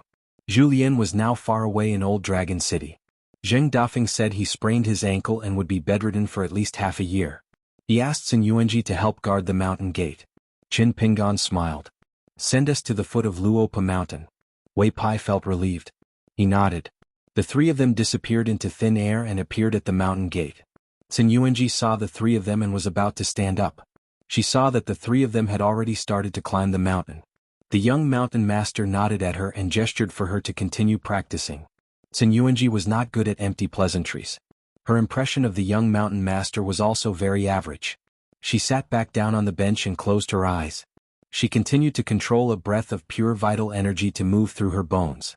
Wei Pai asked, "You know everything?" Qin Pingan nodded. Senior Chui left a will in the bamboo house of Luopa Mountain. It was not on the second floor but on the desk on the first floor. On the envelope was written, "Unseal the warm tree." According to the old man's will, there was no need to bury him after death. His ashes could be scattered anywhere in lotus root blessed land. This matter could not be delayed. Other than that, there was no need to care about the wishes of the Chui ancestral hall. It was written in the letter that anyone who dared to climb Luopa Mountain would be beaten back with one punch. Wei Pai explained, "Pei Qian has been staying there." He said he would wait until Master returned to the mountain to say goodbye to her. Zhou Mili also went to Lotus Root Blessed Land to accompany Pei Qian. Chen Lingjun left Luopa Mountain and went to Dragon Riding Alley to help Shiro manage the shop business. So now only Chen Rushu is left on Luopa Mountain. But she should have gone to the county town to buy sundries. Then there are the two disciples that Lu Baixiang accepted, the Yuan Bao and Yuan Lai siblings. Qin Pingan said, "Congratulations on breaking through." Wei Pai said in a self-deprecating manner, "The Dali Imperial Court is starting to make some small moves. Their reasons are all so high-sounding that even I think they make sense." Qin Pingan laughed. Regarding the matter of Jin Qing, the traces of Mount Bai Yunshan's intentions are too obvious. The two great mountains are of the same breadth and branch. Even if Emperor Dali knows that you don't have too many selfish motives, there will still be grudges in his heart. Wei Pai said, "It can't be helped. Jin Qing is more pleasing to the eye. If it were another mountain god in the middle peak, the days of the North Peak would only be more uncomfortable. The mountain lords of the 5 peaks of the past dynasties, whether they were dynasties or vassals, were all forced to be at loggerheads with each other. After weighing the pros and cons, the Pailuan mountain had no choice but to do so. He might as well be a little more straightforward. Since things had already come to this, the Song Emperor had no choice but to admit it. Jin Qing is even more of a scoundrel than I am. In front of His Majesty the Emperor, he kept saying that Mount Biyun is good, and Lord Wei Shan is good." Qin Pingan said, "Sure enough, those who can become mountain lords are not easy to deal with." When they arrived at the bamboo house of Luopa Mountain, Qin Pingan said softly, "I didn't expect to return to the Nanyuan Kingdom so soon." Cui Dongshan suddenly said, "I've already been there. I'll just stay here and look after the house." Wei Pai took out the tongue leaf umbrella that he had temporarily kept for safekeeping. After all, this item was of great importance. Wei Pai gently opened the small tongue leaf umbrella and said, "Now that the Blessed Land has just been promoted to a medium-level Blessed Land, it's not suitable for me to frequently go in and out of the Lotus Root Blessed Land. I'll send you to the capital of the Nanyuan Kingdom." Qin Pingan smiled and nodded, "Thank you." Qin Pingan's figure flashed and disappeared. Wei Pai sighed softly. Cui Dongshan was already standing in the corridor of the second floor, leaning against the railing. With his back to the door, he looked into the distance. Wei Pai closed the tongue leaf umbrella and sat at the stone table. Cui Dongshan suddenly said, "Wei Pai, you don't have to worry." Wei Pai shook his head, "I'm not worried." Then Wei Pai asked, "When will you leave the Luopa Mountain?" Cui Dongshan thought for a moment. "When Mr. and Pei Qian return to the Luopa Mountain, I'll leave soon. I've already accumulated a lot of debts. That old bastard is the most vengeful." The two sides were not on the same side. In fact, there was nothing to talk about. They both fell silent. Wei Pai asked, "Senior Cui, are you so worried about Qin Pingan? If you don't see him for the last time, you would scatter his ashes in the Lotus Root Blessed Land. You don't want to be buried in the Luopa Mountain." Cui Dongshan replied, "Because my grandfather has the highest expectations for Mr. My grandfather hopes that Mr. will worry about him as little as possible, so that when he fights in the future, it won't be pure enough." On a familiar street in the capital of the Nanyuan Kingdom, Qin Pingan walked slowly with a bamboo box on his back and a walking stick in his hand. He turned into an alley and stopped at the door of a small house. He looked at the Spring Festival couplets and gently knocked on the door. It was Pei Qian who opened the door. Zhou Mili was sitting on a small stool, carrying a green bamboo stick. Pei Qian stood in place, raised her head and frowned hard. Qin Pingan rubbed her little head. "Master knows? Don't think too much. You didn't do anything wrong." Pei Qian clenched her fists, lowered her head and trembled. Qin Pingan gently pressed her little head and whispered, "You're so sad. Why don't you cry? After you practice boxing, Pei Qian is no longer Master's first disciple?" Qin Pingan squatted down. Pei Qian hugged him and sobbed. She didn't cry loudly, so it was more heart-wrenching. Zhou Mili also cried with her. When Pei Qian cries until she is no longer angry, Qin Pingan pats her head. He stands up and takes down the bamboo box. Pei Qian wipes her face and quickly takes over the bamboo box. Zhou Mili runs over and takes over the mountain staff. Qin Pingan looked around. It was still the same as before.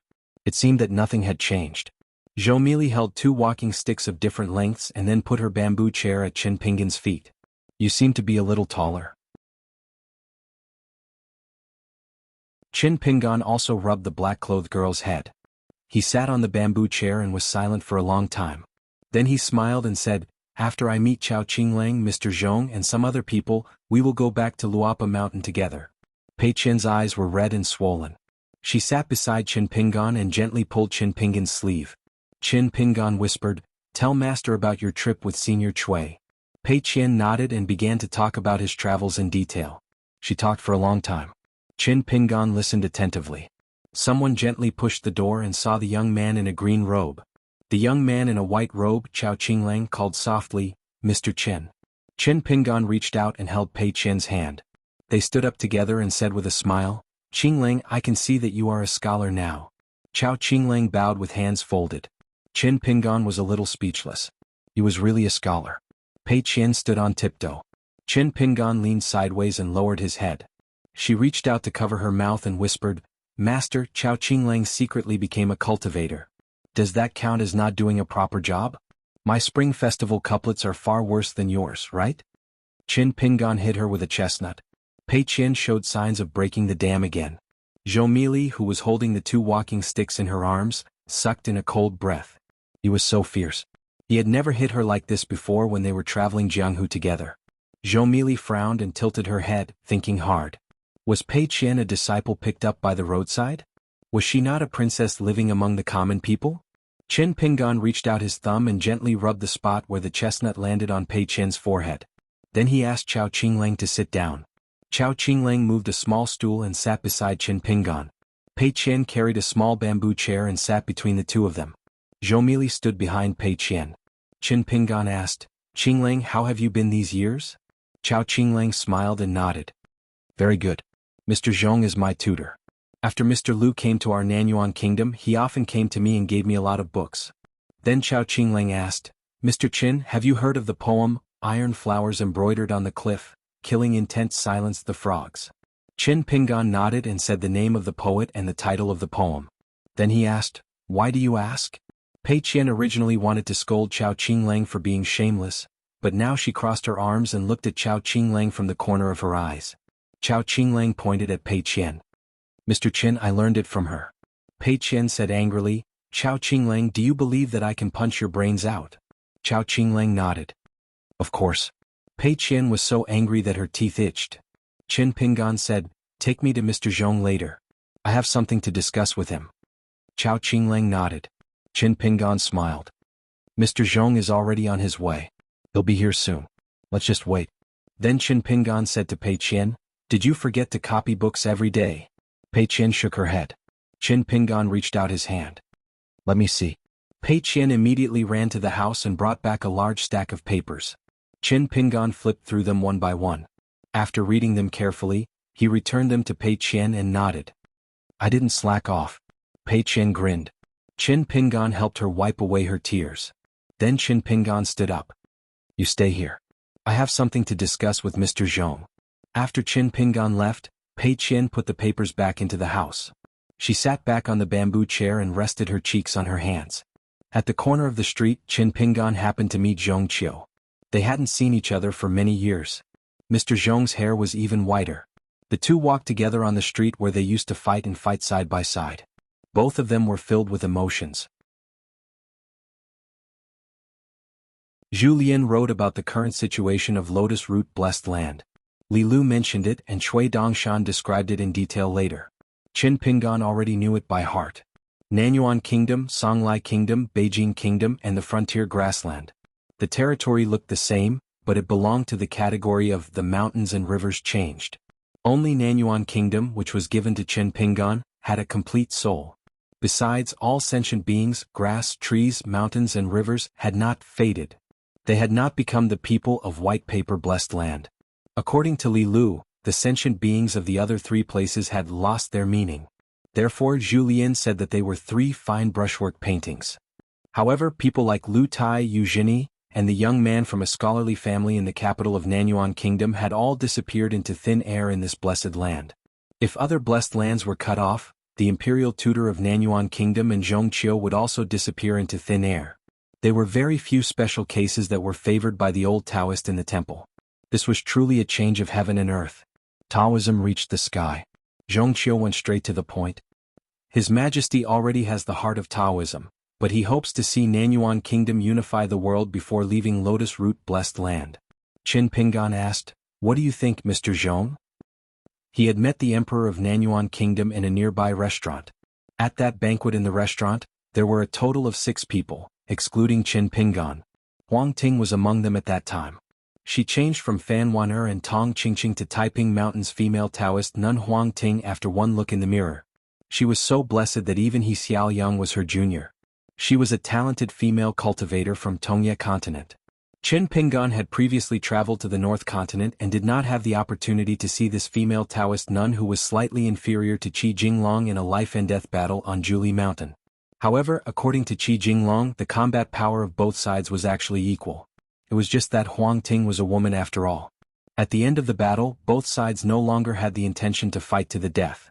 In order to maintain the integrity of the Taoist robe on her, she lost by a little and stood up from Zhuli Mountain later than Qi Jinglong.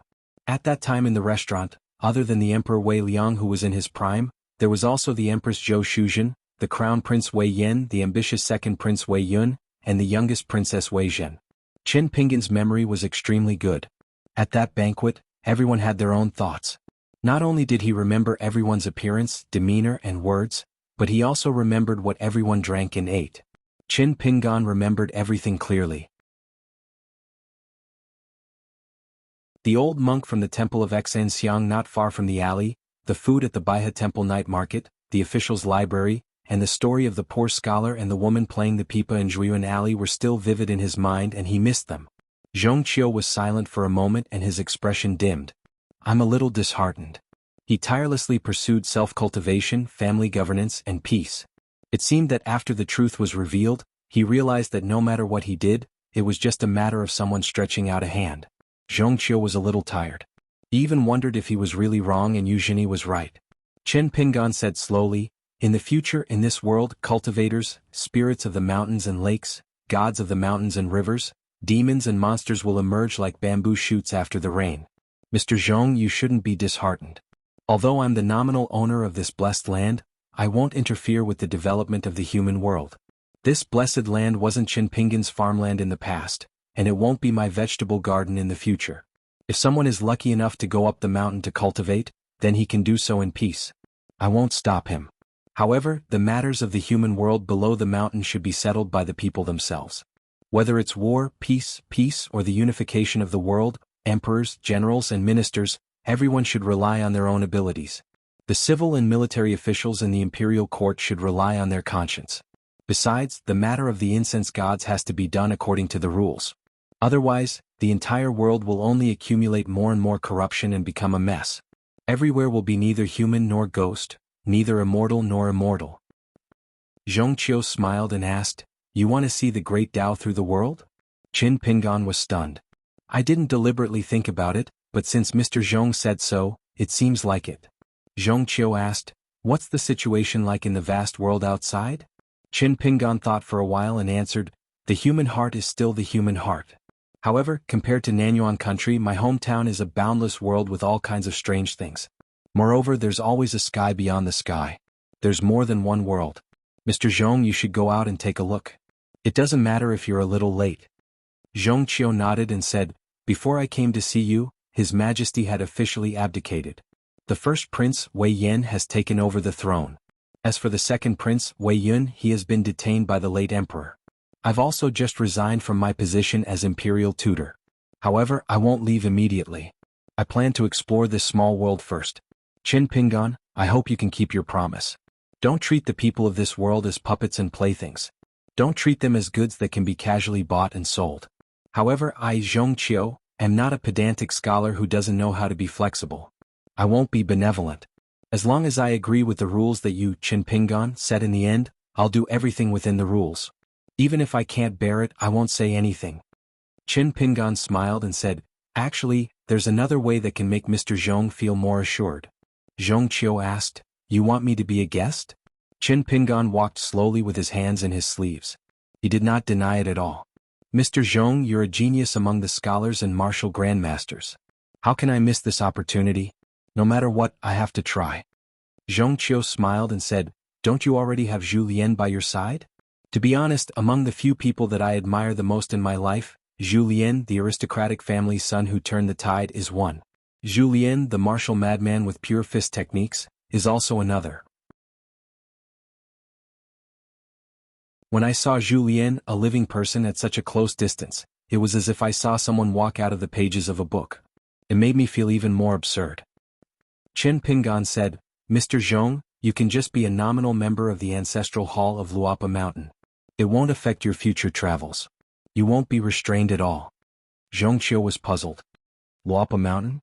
Qin Pingan nodded. Zhong Qiu said, "That's a good name. Then I'll be a nominal member of this mountain."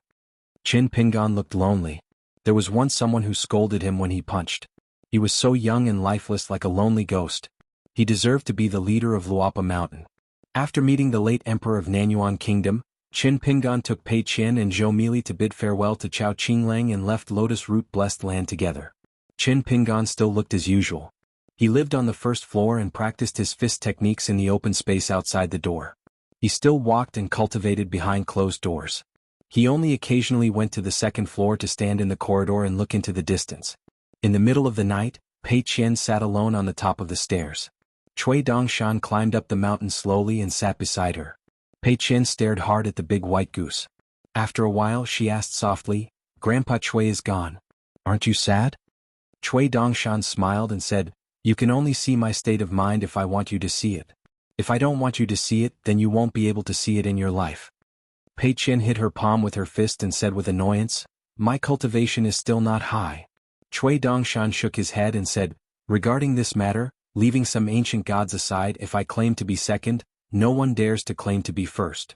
Pei Qian said, "Oh." The big white goose beside her was indeed very powerful. Cui Dongshan smiled and said slowly, "When you are young and inexperienced, you will often cry loudly when your elders leave. The sadness and hurt your lungs are all on your face and in your tears. Look at those young people with tears and snot. Most of their fathers and elders are taciturn. During the funeral they will welcome and send people off. They can even talk and laugh with others. This is life. Maybe it is the same person, but there are two kinds of sadness in two different paths of life. You don't understand now because you haven't really grown up." Pei Qian said, "I don't understand these things. Maybe I won't understand in the future. I don't want to understand either." In Nanyuan Kingdom, which she didn't think of as her hometown, when her parents left one after another, she didn't feel too sad. It was as if they just left one step ahead and she would follow them soon. She might starve to death, freeze to death, or be beaten to death. But so what if she followed them? Wasn't she still despised and regarded as a burden by them? So after Pei Qian left Lotus Flower Blessed Land, even if she wanted to be sad, she couldn't pretend in front of her master. But Grandpa Cui was different. He was the only elder Pei Qian really recognized besides her master. She was beaten again and again until she wanted to die. At first, she dared to shout that if she didn't practice martial arts, she would be beaten even harder. She said so many words that hurt her more than her injuries. But now Pei Qian knew what was good and what was bad. She didn't even need to peek at people's hearts with her eyes.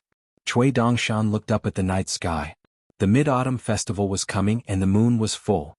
Cui Dongshan said softly, "So Master doesn't want you to grow up.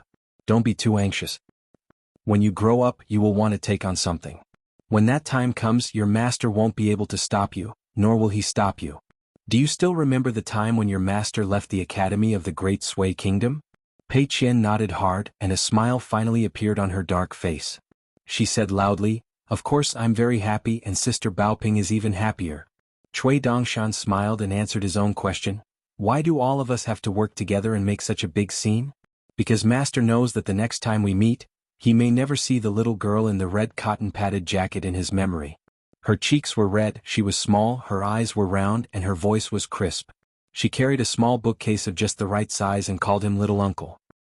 Relying only on his eyes, he is destined to never see her again.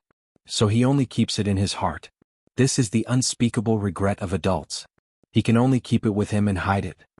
Cui Dongshan pointed to his heart and then gently waved his sleeve, as if he wanted to drive away some of his worries. The real sorrow was only in the silent place. These annoying things are supposed to be figured out by yourself when you grow up, but I still want you to listen to it. At least you know that there is such a thing. My grandpa left just like that. Master is no less sad than me. But Master won't let others know how sad he is. Have you ever thought about one thing? Why does your master like to collect the used pens, the worn straw sandals, and the bottles and jars that are worthless one by one? It is because he is used to parting with death since he was young. He has always watched others leave. He can't make many people and things stay, so he will try his best to keep them. In fact, it is not only Master. All of us will experience all kinds of parting. Many people are like this, but it is often the past. It is far from being as attentive as Master. He will close the door for a long time and carefully hide it well, unknown to others. Pei Qian turned his head and said worriedly, "Then what should Master do?" Cui Dongshan smiled, "Didn't I just say that Master is used to it?" Pei Qian stood up, "This is not good. This is not right." Cui Dongshan was silent and fell back. Pei Qian ran down the mountain and went to the bamboo house. He found his master sitting alone at the stone table. There were 2 pots of wine on the table, still stained with some mud, but his master did not drink. His master straightened his back, clenched his fists, and gently placed them on his knees. No one knew what he was thinking. Pei Qian stood where he was and shouted, "Master, don't be sad." Qin Pingan turned his head and smiled, "Okay." Pei Qian looked at his master like this. Just like how his master looked at Alliance under the bamboo hat when he was young. Qin Pingan stood up, moved 2 small bamboo chairs and sat down with Pei Qian. Qin Pingan said softly, "Pei Qian, I will be leaving my hometown soon. You must take good care of yourself." Pei Qian nodded, "Master must take good care of himself too." Qin Pingan smiled, "I am not bragging, but the ability to take good care of yourself is rare in the world." Pei Qian lifted the small bamboo chair under his butt with both hands and moved closer to his master. The adult and the child looked into the distance together. On this day Qin Pingan reached the Golden Body Realm. His disciple, Pei Qian, was about to become the strongest 4th realm in the world. The sitting posture, expression, and gaze of the master and disciple were exactly the same.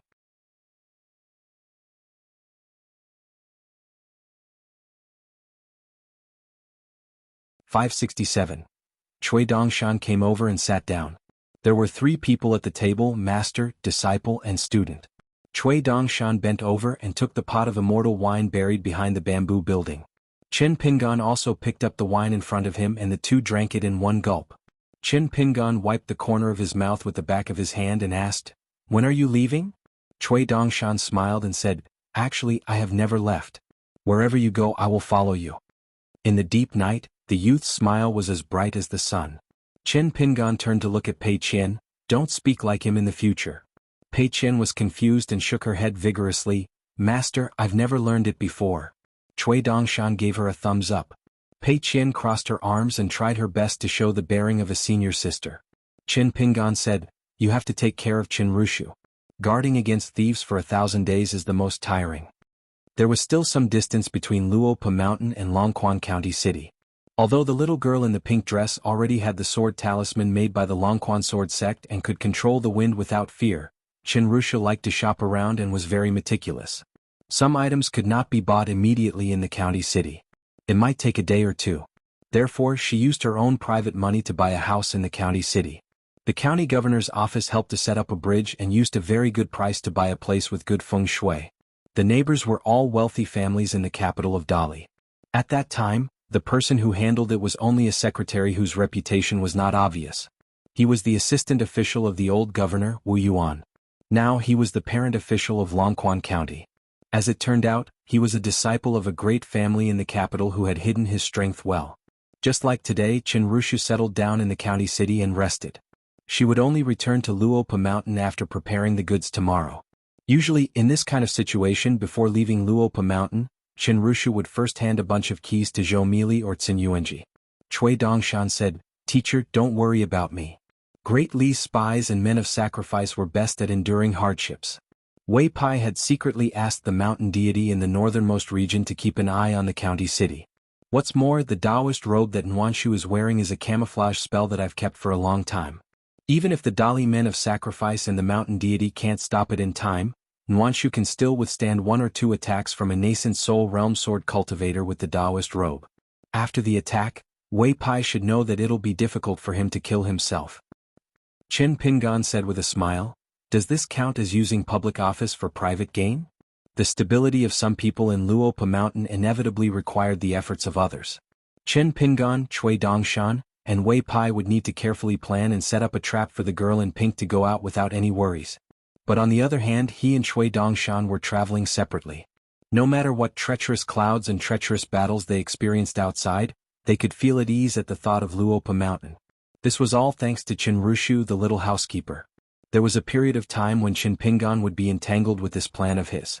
He felt that he was an accountant who weighed the pros and cons, calculated the gains and losses, and was not even willing to let go of the flow of people's hearts. But now that he looked back, it was nothing more than him worrying over nothing. This kind of scheme that did not only revolve around money had its merits but also its merits. There was nothing to hide and there was no need to reject it in the depths of his heart.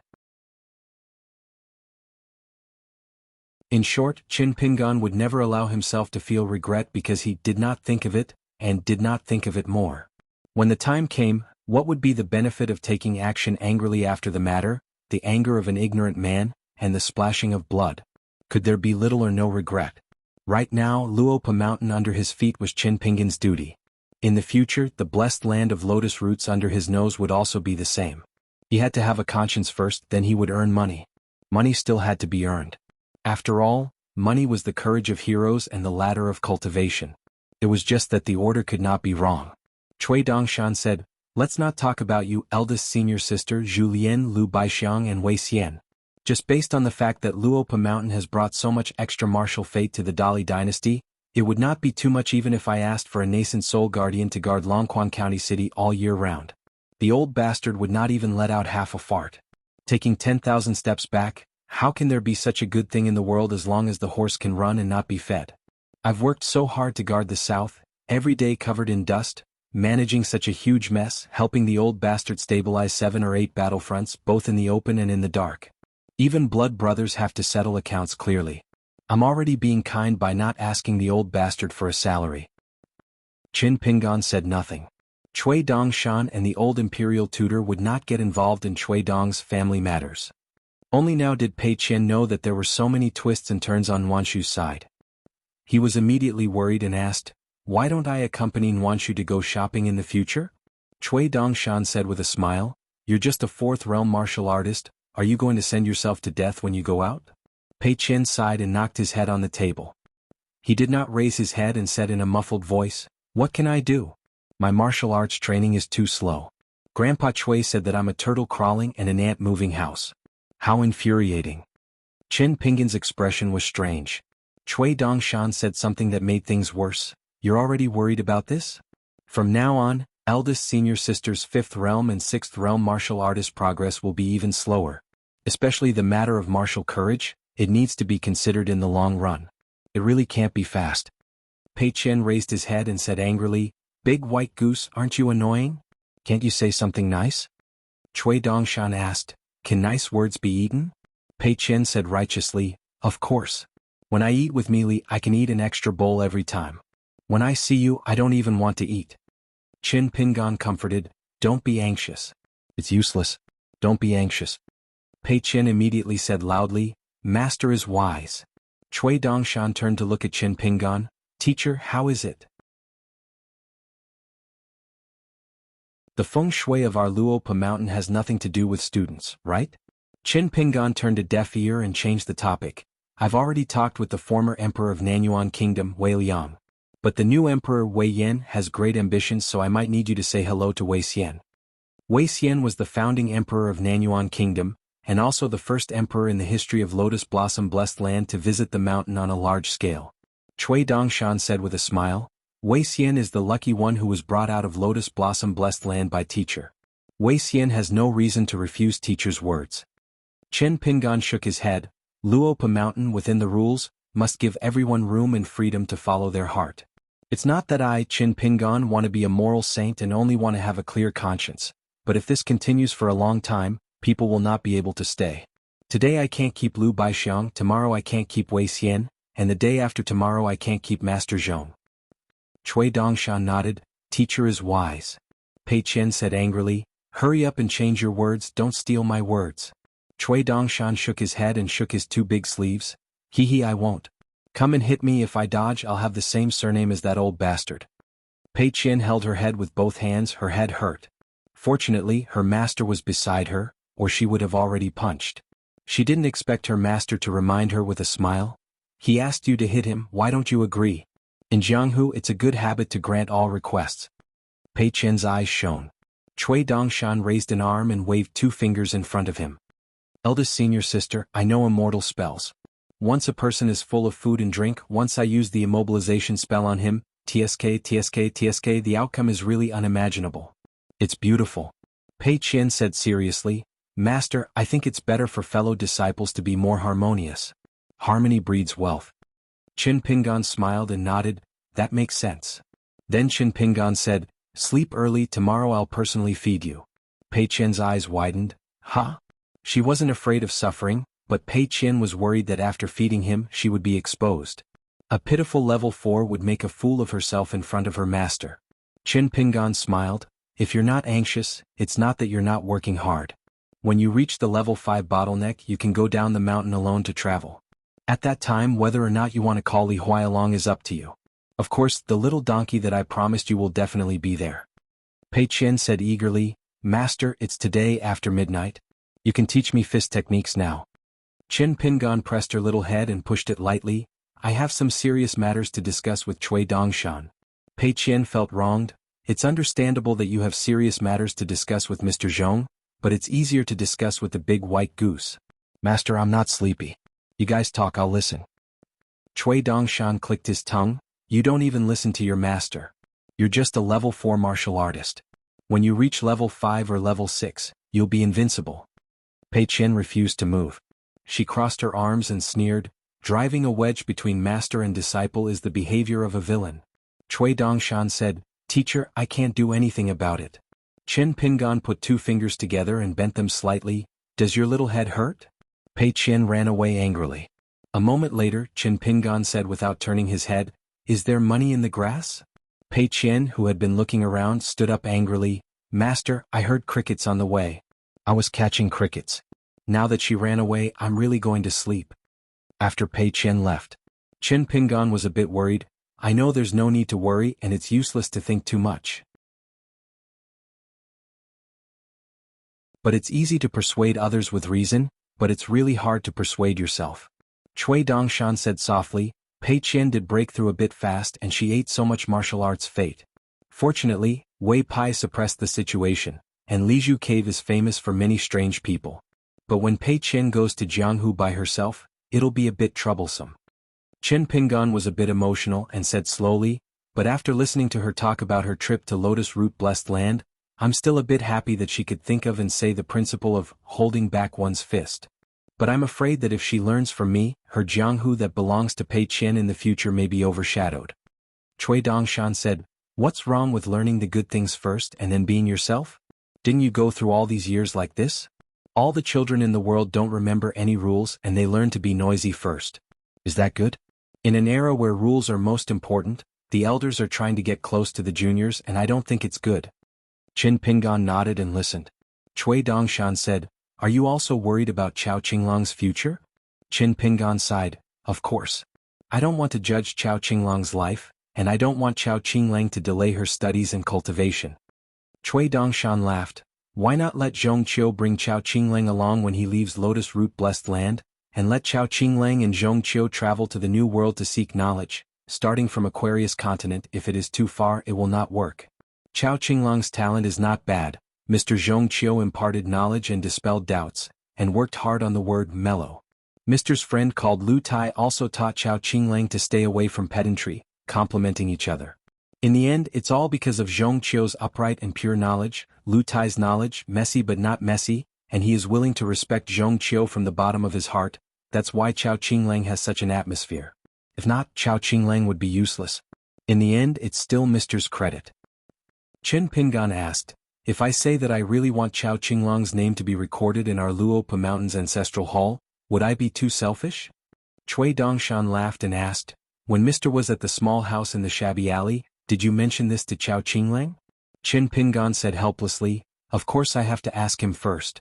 At that time, Chao Qinglang was just foolishly happy, nodding his head with all his might, like a chick pecking rice, making me feel as though I was looking at Pei Qian, so I felt a little guilty. Cui Dongshan laughed out loud, Then it's done. It's a matter of mutual consent. If Mr. feels uneasy, why don't you think about how much effort it would take to groom a scholar in the future? Wouldn't it be better? Qin Pingan thought about it and felt more at ease. After that, Qin Pingan thought about another child named Zhao Shuxia. I wonder how that young man is doing with his training. Qin Pingan thought highly of Zhao Shuxia, but towards different juniors, Qin Pingan had different thoughts and expectations. Zhao Shuxia's training style was actually the most similar to his own. He did not rely on anything, only on hard work. The young man's pure mind, his desire to learn the fist, and his desire to practice martial arts, made Qin Pingan like him very much. Qin Pingan mentioned Zhao Shuxia to Cui Dongshan for the first time. Of course, he also mentioned the young cultivator, the young girl Zhao Luan, and the fisherman Wu Shuowen, whom he admired greatly. Cui Dongshan said slowly, the meaning of primitive since ancient times has been the meaning of fist techniques. Above this, if you can innovate, then you have the ability to reach the heavens of martial arts.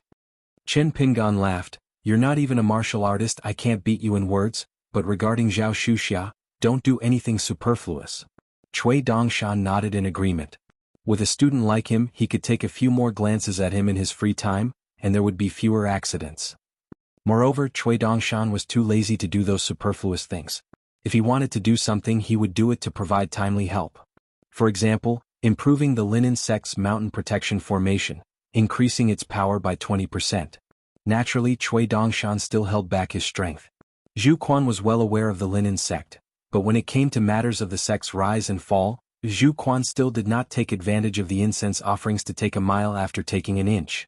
She did not even open her mouth to hint, and would not nag at Qin Pingan. Because the hemp sect couldn't offer an equivalent incense for the time being, or rather they couldn't offer the incense that Cui Dongshan, Qin Pingan's student, wanted, Zhu Quan decided not to say anything. If it were Qin Pingan, Zhu Quan would definitely be blunt. Even if she asked the linen sect for money from the linen sect, if it was still not enough, then she would first pay on credit. She, Zhu Quan, would not feel guilty about owing a debt. But Qin Pingan was Qin Pingan, and Cui Dongshan was Cui Dongshan. Even if they were the teacher's students, they still treated Luopa Mountain as their home. This was a sense of propriety. Although Zhu Quan was the leader of the linen sect at the Skeleton Beach, it seemed very incompetent. Her cultivation level was not low, but it was not enough for the sect. She could only use the worst choice, which was to take the lead in Qinglu town to resist the momentum of Jingguan City's southward invasion. But everyone in the continent knew that the linen sect was a very straightforward sect on the mountain. They clearly distinguished between kindness and hatred. This kind of well-known sect style and the reputation of the cultivators was a huge sum of money that the linen sect had unknowingly accumulated. During this trip to the North Continent, Qin Pingan learned a lot from the linen sect that Zhu Quan was in charge of, as well as the lying ground peak where Venerable Fire Dragon had been sleeping soundly. Qin Pingan took out 2 pots of glutinous rice wine, one for each of them. This time the 2 of them drank slowly. With a starting scale of a mountain, there would naturally be more things to do. How to deal with the new provincial governor Wei Li and the state's city god required careful control of the situation. This was definitely not a simple matter where Cui Dongshan showed his identity as the leader of Dali's Green Wave Pavilion. On the back of the fish, Lu Baixiang and Lu Zhongruan, who had already obtained the 2 immortal treasures, the water hall and the dragon boat, were already on their way back. Therefore, when he arrived at Luopa Mountain, the 2 direct disciples of Lu Baixiang, Yuan Bao and Yuan Lai, should be recorded in the pedigree. But what was more awkward was that until now, Luopa Mountain had not built an ancestral hall. Because of many things, Qin Pingan had to be present as the leader of Luopa Mountain. Laying the foundation, decorating the beam, hanging the portrait, burning the first incense, and so on all required Qin Pingan's presence. Therefore, Qin Pingan still needed to stay for a while.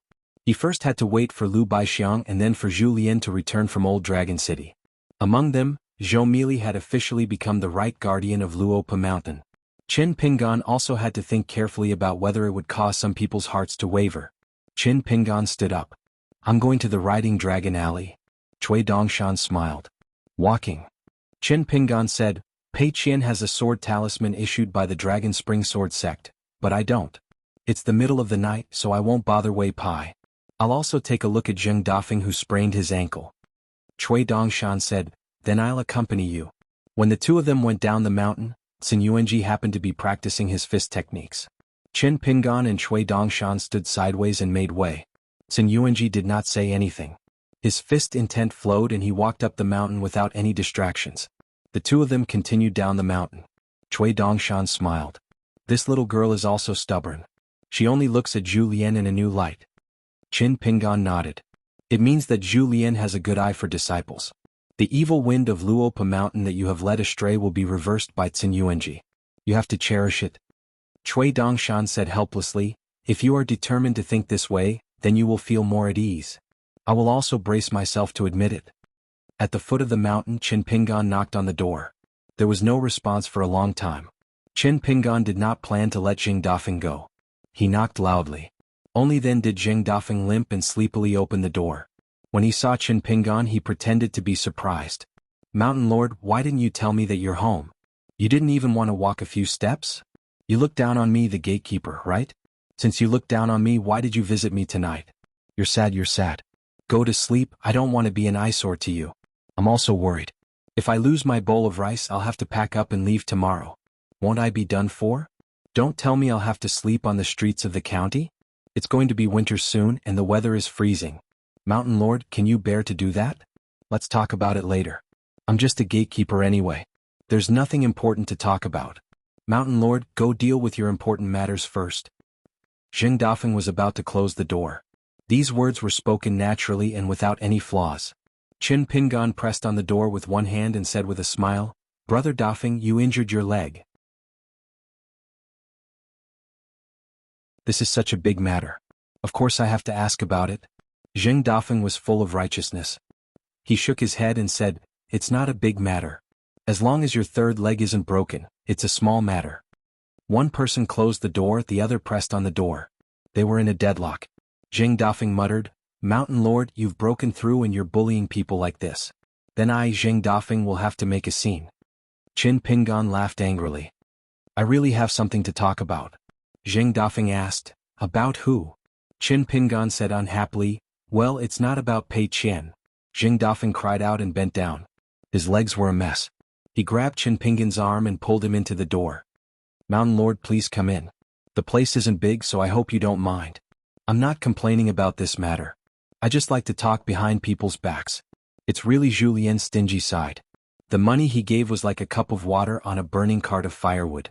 Look at this house, does it have any style at all? The dignified Luopa Mountain is so shabby. I, Jing Dafeng, don't even have the face to buy wine in the small town. I'm embarrassed to say that I'm from Luopa Mountain. Zhu Lian, brothers are brothers, business is business, but he's AF * King Miser. Cui Dongshan laughed and said, it's true that those who talk about it shed tears and those who listen are moved. Jing Dafeng turned his head and said, regarding the matter of Lotus Blossom Blessed Land, I almost got into a fight with Zhu Lian and Wei Ba for the sake of Brother Cui. It was an earth-shattering argument. In order for them to relent and agree to Brother Cui's share of the debt, I almost got beaten up. It was really a close call, but in the end I still couldn't help. I could only drink every day and accidentally sprain my ankle. Cui Dongshan smiled and nodded. I'm grateful. Cui Dongshan stopped and said that he would wait for Mr. at the mountain gate. He stepped over the threshold and gently closed the door. Qin Pingan and Jing Dafeng sat down and talked about the matter of one soul and one spirit that they heard from Lion Peak's Li Lu. Jing Dafeng nodded and said, there is such a thing, but I don't have the energy to do it anymore. Then Jing Dafeng asked, why? Do you feel that Luopa Mountain needs a fighter? Do you want to help Luopa Mountain gain face? Qin Pingan shook his head and said, you know I don't think so. Jing Dafeng laughed and said, you know you don't, that's why you ask.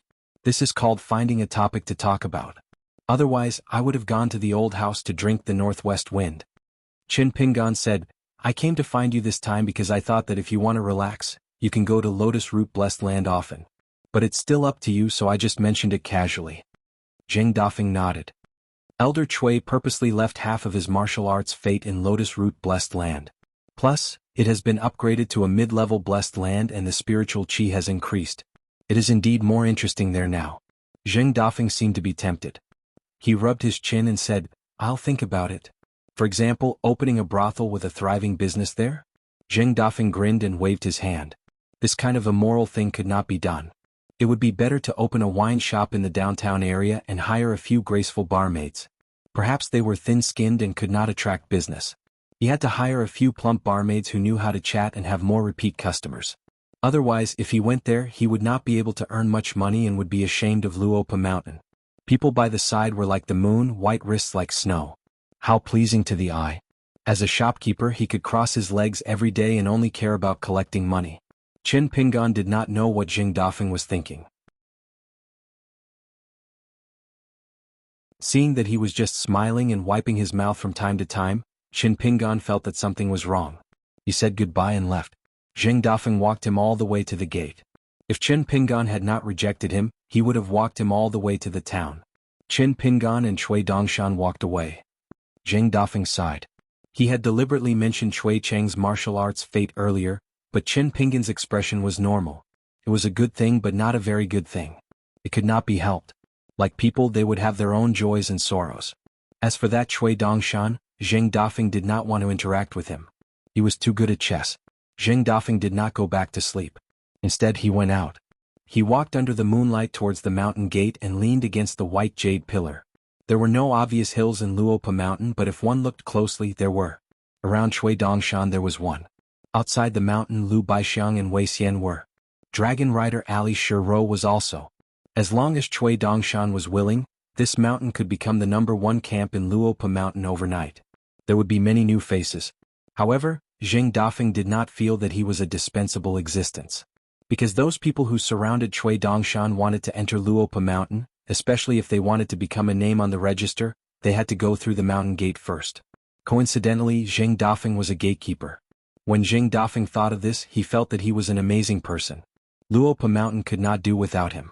He waited quietly for a long time. Jing Dafeng suddenly stomped his foot. Why did Mistsen not go down the mountain after practicing her fist tonight? Shiro opened the door of the shop and saw that Qin Pingan and Cui Dongshan were both there.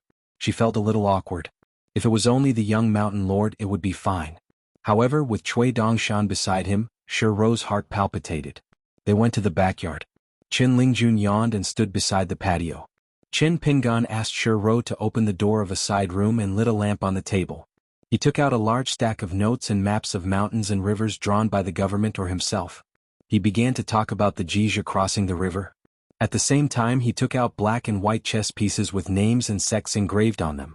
For example, Li Yuan of the Water Dragon sect and Lady Water God of Nansun Hall were white chess pieces. There were also Tan Ling, Tang Shi, Song Lan Xiao, and other cultivators from the Spring Dew Garden in the easternmost part of Jizha. In addition, there were also Cloud City, Sparrow Residence, and floating Ping Sword Lake in the middle of North Continent. As for the relatively small number of black chess pieces, they were mainly Yang from the Chongshan Bureau. Qin Pingan explained about the different positions of the chess pieces on the table with a smile. Chess pieces are like that. However, human nature does not care about black and white. I'm just giving you a general impression. When you go to the river yourself, don't be stubborn. Otherwise you will suffer a great loss. He looked at the snow-white line on the table that was connected by the chess pieces.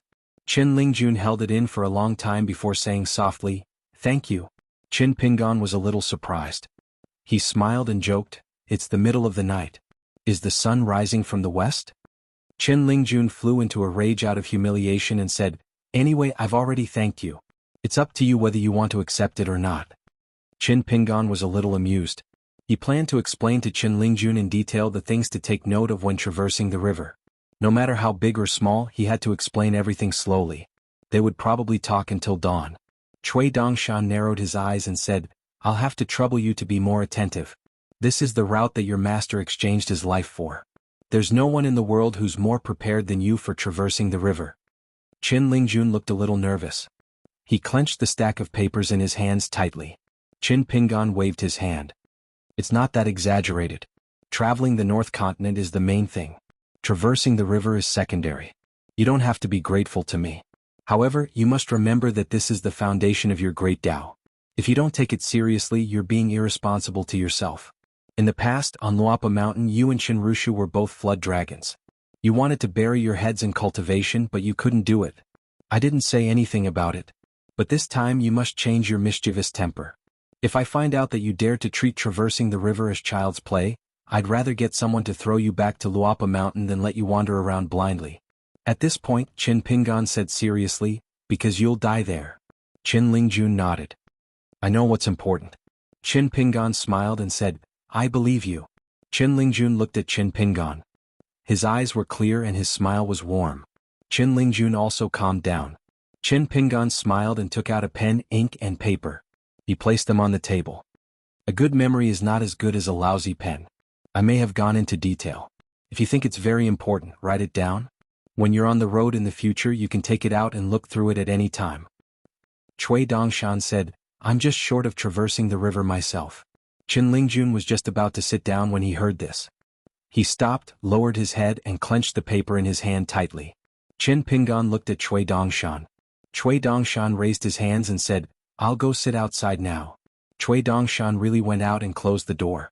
Then he took a stool and sat beside the patio. He crossed his legs and held the back of his head with both hands. Suddenly he roared, Great Aunt Shiro, where are the melon seeds? Shiro said timidly, right away. She had forgotten to hide her feminine voice. Originally, she had stayed in the Dragon Rider Alley for so long that she had almost forgotten her feminine body. In the end, as soon as she met Cui Dongshan, she was immediately beaten back to her original form. Qin Pingan patted Qin Lingjun's shoulder. Cui Dongshan's words are unpleasant to hear. I won't help him say anything good. They really are unpleasant to hear. But you might as well listen to them. Apart from those unreasonable words, every word that we find unpleasant to hear is mostly words that poke at the heart. We cannot care about it on the surface, but in our hearts, we have to chew on it. Coptis is bitter, but it can clear the heat and clear the heart. I'll say this much. In any case, after we separate this time, even if I want to say it, even if you want to hear it, you won't have the chance for the time being. Qin Lingjun silently remembered it in his heart. Then he asked doubtfully, Where are we going now? Qin Pingan smiled. Inverted Hanging Mountain, the Great Wall of Sword Qi. Qin Lingjun complained, There are so many things on the mountain. Master, as the mountain lord, you're too much of a hands-off shopkeeper. He originally wanted to ask why he didn't return to Luopa Mountain earlier, but in the end he held back. Because he also knew that anyone could say these words, but only he, Qin Lingjun, was the least qualified. Qin Pingan nodded and said, I accept the criticism. I won't change it for the time being. Qin Lingjun grinned. Qin Lingjun sat upright, picked up the brush, spread out the paper, and began to listen to Qin Pingan talk about the local customs and sections. After Qin Lingjun wrote down a note on the paper, he suddenly raised his head and asked, Master, will you still be like this in the future? Qin Pingan was puzzled. What do you mean? Qin Lingjun said, In the future there will be many people on Luopa Mountain. Master, will you also treat everyone like this? Qin Pingan thought for a moment, shook his head and smiled. It's very difficult. First come, first served and so on.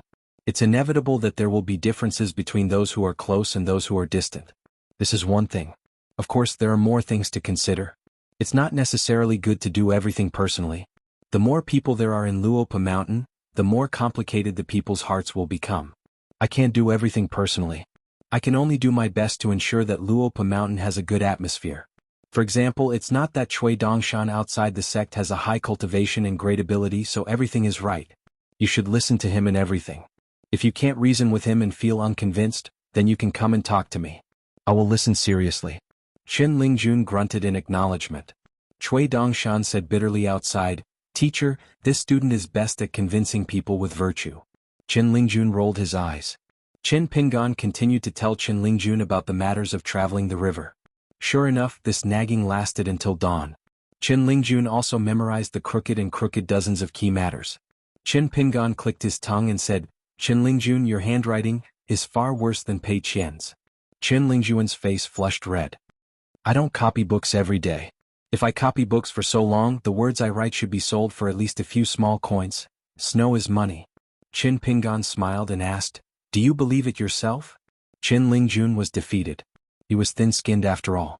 Qin Pingan sat on the bench with his hands folded in his sleeves. He closed his eyes and thought for a while to see if he had missed anything. Since he did not, he planned to think of something later and write a letter to Qin Lingjun.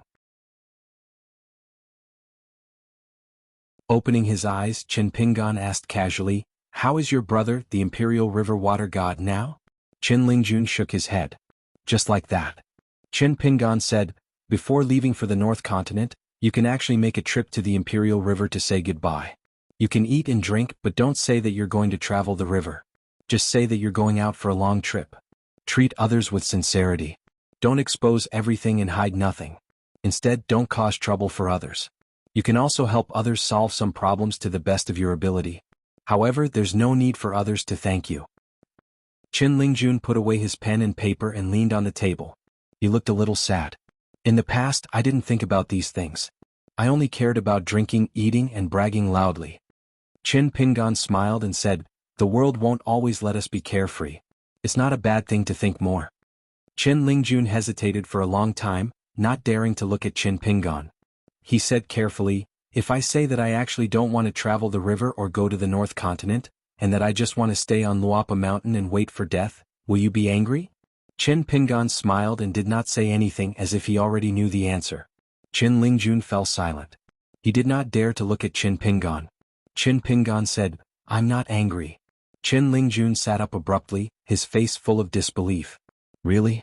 Qin Pingan said with a smile. "From the very beginning, I didn't think that it was a good thing to walk on the river. Because if it was a good thing, you, Qin Lingjun, would have to set off immediately. Huff and puff, rain or shine, you would have to walk on the river with your head down. I even think that if you don't want to travel the river one day, then there's no need to rush at all. The great river of salvation and desolation can't run away.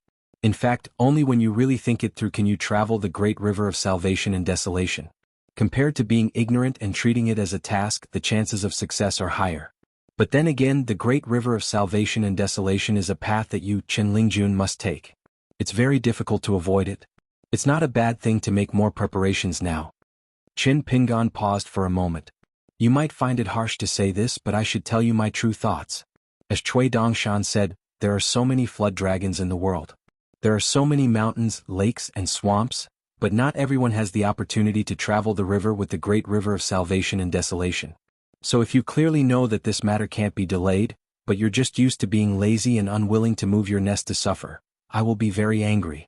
But if you feel that this matter is nothing at all, and that so what if I don't travel the great river of salvation and desolation, I, Qin Lingjun, completely have my own great Tao to walk, or if you feel that I, Qin Lingjun, just like to stay on Luopa Mountain for the rest of my life, then neither your master nor Luopa Mountain's master will be angry at all." Qin Lingjun smiled and said, "I understand." Qin Pingan smiled and said, "Every time Qin Rusha goes to the city to buy things, you'll secretly protect her. I'm very happy because this is what it means to be responsible." Qin Lingjun was somewhat embarrassed and angry. "I'm just strolling around casually. Who was it that blabbered and told master? See if I don't give him a big slap." "Languid," Cui Dongshan said from outside the door. "Me." Qin Lingjun was dumbstruck. Qin Lingjun trotted over to open the door and tiptoed behind Cui Dongshan to rub his shoulders. He asked softly, "Brother Cui, you've been working hard all night. Were you tired and sore? You must tell me. We're all family members who love each other. It's not right to be too polite. Did little brother use too little strength or too much strength?" Qin Pingan stepped over the threshold and kicked Qin Lingjun's butt. He laughed and scolded, "You also have a share of Luopa Mountain's feng shui." The straw shop next to Dragon Rider Alley also opened for business. It was the girl whose nickname was Jiu Air. Qin Pingan smiled and greeted, "Jiu Air, where's your master and senior brother?" The girl hurriedly bowed and said in surprise, "Mountain Lord Qin." Then she blushed and said, "Master has been managing the business. He's also old, so he gets up later. Today I'm opening the door. It wasn't like this before. Senior brother has been picking herbs in the mountains for a few days. It's estimated that he'll return to Dragon Rider Alley later." Jiu Air was about to call her master. After all, it was the Mountain Lord who came in person. Even if her master complained and scolded her, she should still inform him. Qin Pingan stopped Jiu Air and smiled, "Don't disturb the Taoist master. I'm just passing by to see you." Jiu Air was a little nervous. "Mountain Lord Qin, the business of the shop is not very good." Qin Pingan said, "It's okay. The business of the straw shop is actually not bad. You should continue to work hard. If you have something to do, go to Luopa Mountain. Don't be embarrassed." "Jiu Air, you must help me pass this sentence to the old man. The Taoist master is a kind person. Even if something really happens, he likes to shoulder it. This is actually not good. It's not a big family. By the way, I won't be sitting in the shop. I still have some things to do." Jiu Air, who had just opened the door, quietly rubbed her hands behind her back and whispered, Mountain Lord Qin, you really don't want to drink a cup of tea? Qin Pingan waved his hand and smiled. I really don't want to drink. Just take it as an extra. Jiao Air smiled. Qin Pingan nodded and said, Jiao Air's complexion is much better than before. It shows that the soil and water of my hometown is still nourishing. I used to worry that you won't be used to living here, but now I'm relieved. Jiao Air blushed a little. Qin Pingan waved goodbye.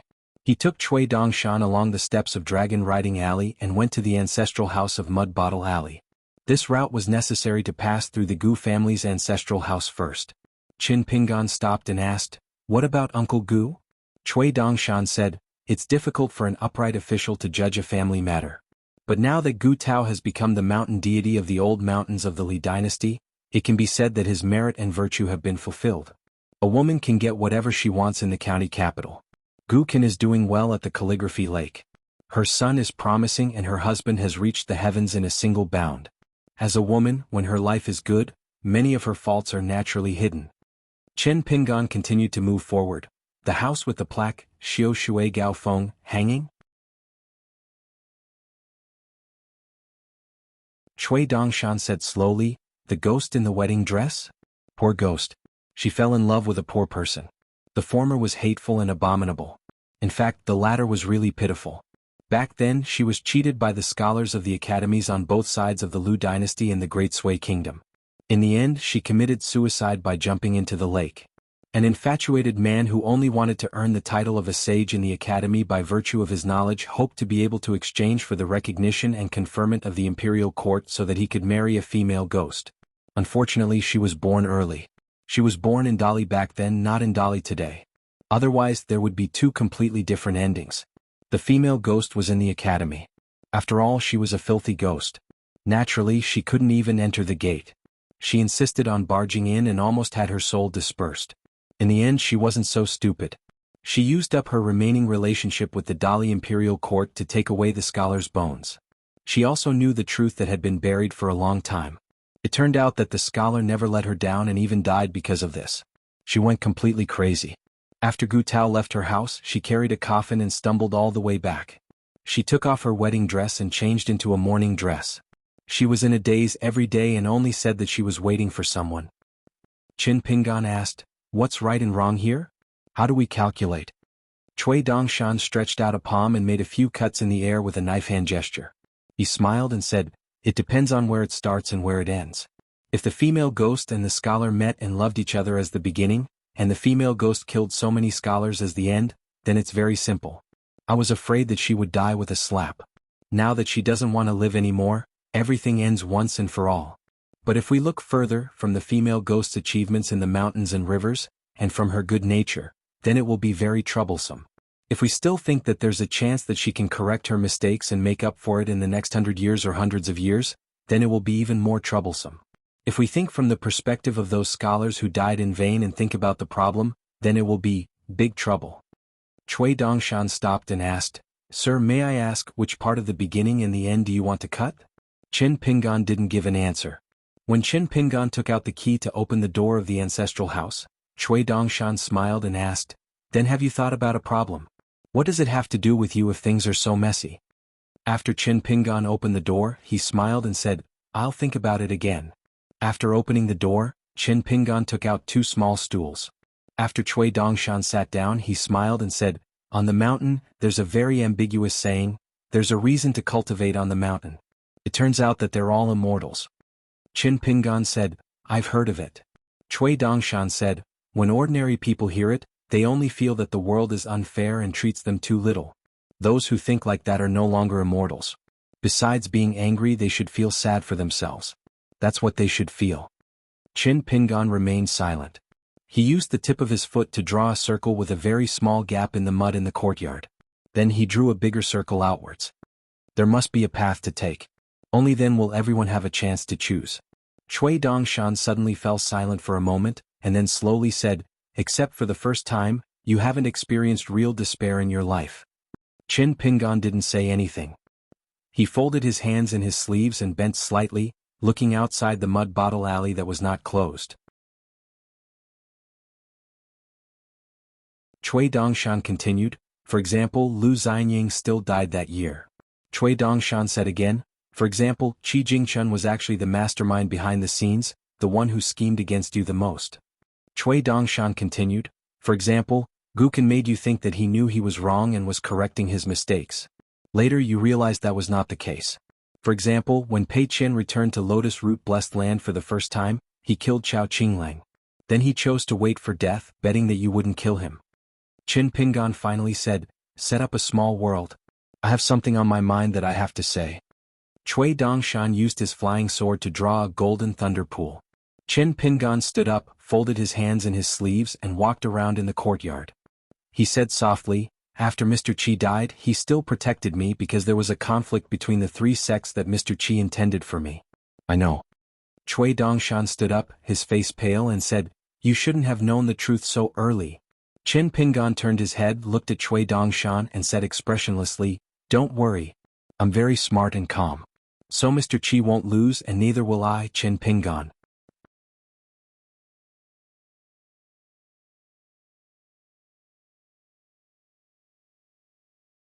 568. Chui Dongshan looked dejected and sat back on the stool. He stretched out his hands, one above his head and the other on his knees. So what if Qi Jingchun is here to protect you? You're still at the lower level. There are many accidents between the higher and the lower levels. Dumao is an example. At this point, Chui Dongshan thought of a certain existence and curled his lips. Well, Dumao aside, Qi Jingchun still has some countermeasures. But if you go a little further, the cultivators of the upper 5 realms below the ascendant realm, such as Yupu, immortals or nascent soul sword cultivators, what will you do if you fight them? Qin Pingan turned around and smiled. What nonsense are you talking about? Don't all cultivators in the world have to deal with all kinds of accidents when they climb the mountain? Logic is never logic if it goes to the extreme. Don't you understand? You need to change your stubborn attitude of not admitting defeat. Chui Dongshan said, can't I admit defeat in my heart and not in my mouth? Qin Pingan smiled and said nothing. Chui Dongshan restrained his expression and said, it's not good to know so early. Qin Pingan said, I know. Chui Dongshan scratched his head with both hands and said gloomily, since ancient times, God's plan is better than ours.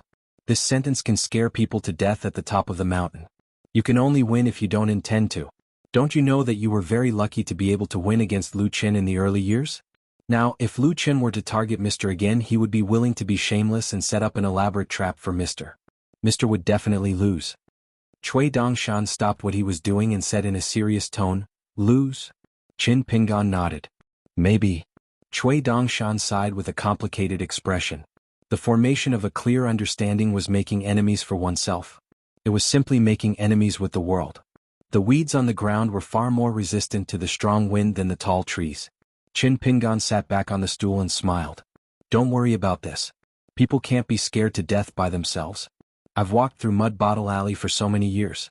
There's no reason for me to be timid. I can't practice martial arts in vain. I can't live in vain. Chui Dongshan nodded. It's good that you think that way. Qin Pingan said slowly, let's take things one step at a time. That's all we can do. When we were on the ferry, you were able to make my 12 children feel as if victory was within our grasp. But 10 years later? What if I live for 100 years? Chui Dongshan said in a low voice, if the chessboard is still the same 19 vertical and horizontal lines, I dare not say that I can still give you 12 pieces in a few decades. But if the chessboard is slightly bigger, Qin Pingan looked straight ahead and smiled. Shut up. Chui Dongshan smiled and said, Mr. is the most elegant when he's being unreasonable. His student was looking forward to it. He was looking forward to it. Qin Pingan said that he was going out and didn't bother about Chui Dongshan. Chui Dongshan remained in the ancestral home, squatting on the ground and looking at the two circles. He wasn't trying to figure out their meaning, but rather he was just bored. There were thousands of studies in the world, but there weren't many that could make Chui Dongshan think about them in detail. Qin Pingan went to his parents' graves and burned a lot of paper, some of which he bought from the Dragon Palace Grotto Heaven. Then he squatted there and added soil. Chui Dongshan tiptoed and leaned against the wall, looking into the courtyard next door. The feng shui of this alley was really good. Song Jisin had become Dali's vassal. GQ was even more so.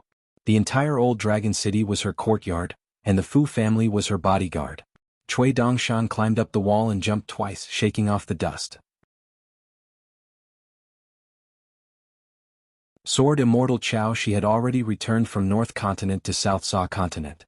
After all, the Xiong Town Tower needed someone to guard it. Only Chao Jun, whose cultivation path was a little bumpy, was left behind to climb up the ranks in Dali. It wasn't that Mr. didn't have an answer about the wedding dress ghost. It was just that Cui Dongshan purposely made it more complicated, in order to confirm which kind of study Mr. was leaning toward. As it turned out, he had shot himself in the foot. Cui Dongshan was rather regretful now. Cui Dongshan extended his hands, opened his fingers and shook his wrists. If it weren't for this, Cui Dongshan would have liked to talk to Mr. about another, trivial matter. A study that required the interweaving of countless tiny threads. Naturally, Cui Dongshan wouldn't teach Mr. everything. He would only pick the parts that were beneficial to Mr.'s cultivation. Creating a porcelain man. How did a pile of broken porcelain pieces assemble into a real human being? How did the 3 souls and 6 spirits, the 7 emotions and the 6 desires come into being? The root of knowledge was to weave a net. The biggest problem right now was that the cost was too high, the knowledge was too deep, and the threshold was too high. Even Cui Dongshan couldn't come up with any solution. Once it was done, the greatest external concern of the world, the invasion of the demon race, and the mortal enemy that the Qingming world had to build the Beko Keikyung building to resist, would not be able to escape the fate of total annihilation. In a sense, the appearance of human beings was the earliest, porcelain man. It was just that the material was different. Cui Dongshan also hoped that one day, someone who could convince him sincerely would tell him whether his choice was right or wrong when he was about to succeed. Not only that, the person would also tell him clearly what was wrong and what was right. Then, Cui Dongshan would be able to act generously, regardless of life and death.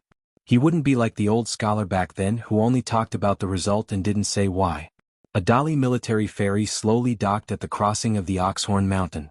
Accompanying it was a huge dragon boat that had been camouflaged by Wei Pai of the Northern Mountain and Jin Qing of the Middle Mountain.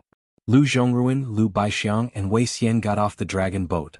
General Lu Xuanmei and sword cultivator Chao Jun didn't get off the boat. They escorted the dragon boat all the way here, which was considered a success. Lu Xuanmei still needed to report to the hunting inspector Chao Gui. Lu Xuanmei asked softly, "Is that green-robed young man Qin Pingan, the leader of the Luapa Mountain? Like your ancestors, he was born in that mud bottle alley?" Chao Jun sat on the railing and nodded. "He's a very interesting young man. In my eyes, he's even more interesting than Ma Kushuan." Lu Xuanmei smiled. "Qin Pingan is also a friend of my good friend Guaniran. At the end of last year we talked about this leader of the Luapa Mountain at Fanner Street.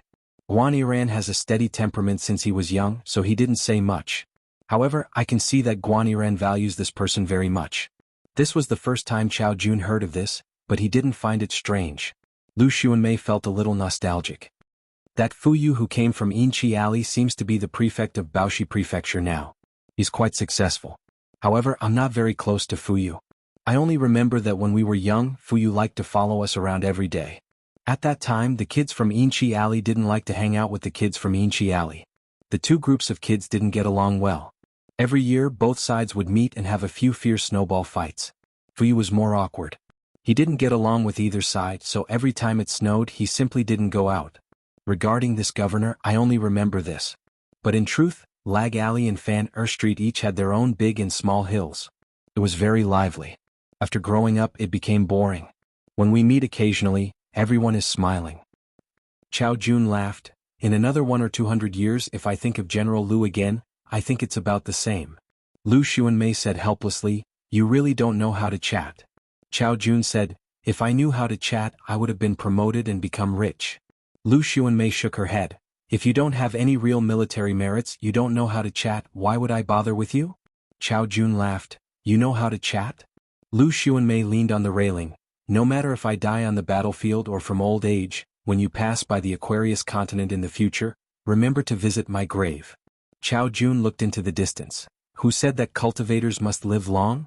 Between you and me, it's hard to say who will visit the grave and offer wine." Lu Xuanmei laughed bitterly. "Can't you say something pleasing?" Chao Jun thought for a while. "I wish General Lu to become a hunting envoy soon." Lu Xuanmei nodded. "That's good." Lu Xuanmei laughed. "Then I wish Sword Immortal Chao to ascend to the upper 5 realms soon." Chao Jun rubbed his cheeks with both hands. "That's difficult." Chen Pingan only brought Pei Qian and Zhou Mili to welcome Chao Jun. As for Chao Jun, who was wearing a dazzling black robe and carrying a long and short sword, Qin Pingan saw him clearly but pretended not to see him. Wei Xian nodded to Qin Pingan, and Qin Pingan returned the greeting with a smile. Only when he saw Pei Qian, Wei Xian smiled for the first time. This little black charcoal, he's quite fast. Pei Qian jumped all the way to Wei Xian's side and swaggered around Wei Xian. Oh, you're even darker now. Wei Xian said with a straight face, impudent. Pei Qian said angrily, what the hell? Are you putting on airs with me again? Or are you trying to fool? What kind of golden pole does your family have? Wei Xian said, now I'm Dali's Wu Xianlang and a high official. The founding emperor of Nanyuan Kingdom, Wei Xian, was born in the countryside and rose to fame on the battlefield. Pei Qian pointed at Zhou Mili, who was carrying 2 walking poles with a thumb. How old? As old as her? Wei Xian didn't know what Pei Qian was up to. Do you have a story? Pei Qian shouted, Zhou Mili. The little girl in black stomped her feet, raised her head and puffed out her chest. Here. Pei Qian snorted, say it, what's your name? Zhou Mili frowned, stood on her tiptoes and whispered in Pei Qian's ear, you called my name just now. Should I call myself the Mute Lake Monster or the Right Protector of Luopa Mountain? Pei Qian sighed, this little winter melon is just a bit stupid but everything else is good. Wei Xian smiled as he stretched out his hand, wanting to rub Charcoal's head. Unexpectedly, Pei Qian lowered his head and bent his waist, nimbly dodging Wei Xian's hand. Pei Qian clicked his tongue and said, old Wei, you're getting old. How are you going to find a wife with your stubble? You're still single. It's okay, don't be sad. In our Luopa Mountain, there are many people like you who can't find a wife. Neighbors like Wei Pai, old Chef Zhu, Zheng Dafeng at the foot of the mountain, Xiao Bai who left home, old Song at the top of the mountain, Yuan Lai, all of them are miserable. Wei Xian smiled, you don't have a wife either, right? Pei Qian's mouth twitched and he snorted 3 times. Zhou Mili followed suit, laughing. Qin Pingan, who had just finished chatting with Lu Baixiang and Lu Zhongruan, smashed a chestnut on each of their heads. Pei Qian was used to it. Zhou Mili, who once stood in the big bamboo box and let Qin Pingan eat chestnuts, opened her mouth to bite Qin Pingan, but Qin Pingan held her head. Just as Zhou Mili was about to attack, she heard Pei Qian's heavy cough, and immediately stopped moving. Lu Zhongruan had a sword talisman made by the Dragon Spring Sword sect, so he left with the wind. The precious water hall, which was refined by the immortals, was still hidden on the dragon boat for the time being. Later, Lu Baixiang would ask Wei Pai to directly use his magical power to send it to the back of the fish. Otherwise, the water hall was the size of a carriage, and she didn't have the legendary object near her. It was not that she couldn't use magic to move the water hall, but it was too obvious. There were too many people at the ferry, and Lu Zhongruan really didn't want to complicate things. As for the dragon boat named Flipping Ink, it was of course the property of the Luopa Mountain. Moreover, the entire Oxhorn Mountain was jointly owned by Qin Pingan and Wei Pai, so it was natural for it to be parked here. Lu Baixiang led the way and led Qin Pingan onto the dragon boat. This huge object was 3 stories high, which was not surprising, but it was extremely large, half the size of the cross-continent ferry of the Linen sect. It could carry more than 1,000 people, and if it was full of goods, of course it would be different. Now that Luopa Mountain had obtained such a large and sturdy ancient ferry, there were many things they could do. Qin Pingan couldn't help but gently stomp his feet again and again, and his face was full of smiles. Just now, when Pei Qian and Zhou Mili heard that from today onwards, such a large immortal ferry was the property of the Luopa Mountain, their eyes widened. Pei Qian pinched Zhou Mili's cheek and twisted it hard. The little girl cried out in pain and Pei Qian grunted. It seemed that it was really not a dream. Zhou Mili nodded vigorously, saying no, no. Pei Qian patted Zhou Mili's head and said, Mili, you are really a little lucky star. Does it hurt? Zhou Mili grinned and said, it hurts like a hammer. Pei Qian covered her mouth and whispered, how could I forget that when we are outside we are not allowed to casually let people know that we are a big water monster. If we scare people we are always in the wrong. The little girl in black was sad and happy at the same time. The ferry strolled through floor by floor, and from time to time, it opened the door of the room that had sunk for hundreds of years and still had the smell of wood. Because the decorations of the ferry had long been removed and used for the national treasury to prepare for war, now the big and small rooms were similar in layout. In fact, they were all about the same. Qin Pingan didn't feel bored at all. Finally, he came to the top floor and stood in the largest room. If there was no accident, this would be the sky room of the turning ink ferry in the future. Chen Pingan suddenly restrained his expression and came to the observation deck with a wide view. The crash of the ferry in the Dianshan mountain in the Zhuang dynasty affected the whole situation. Everyone on the ferry was a chess piece. It was just that some survived and some died.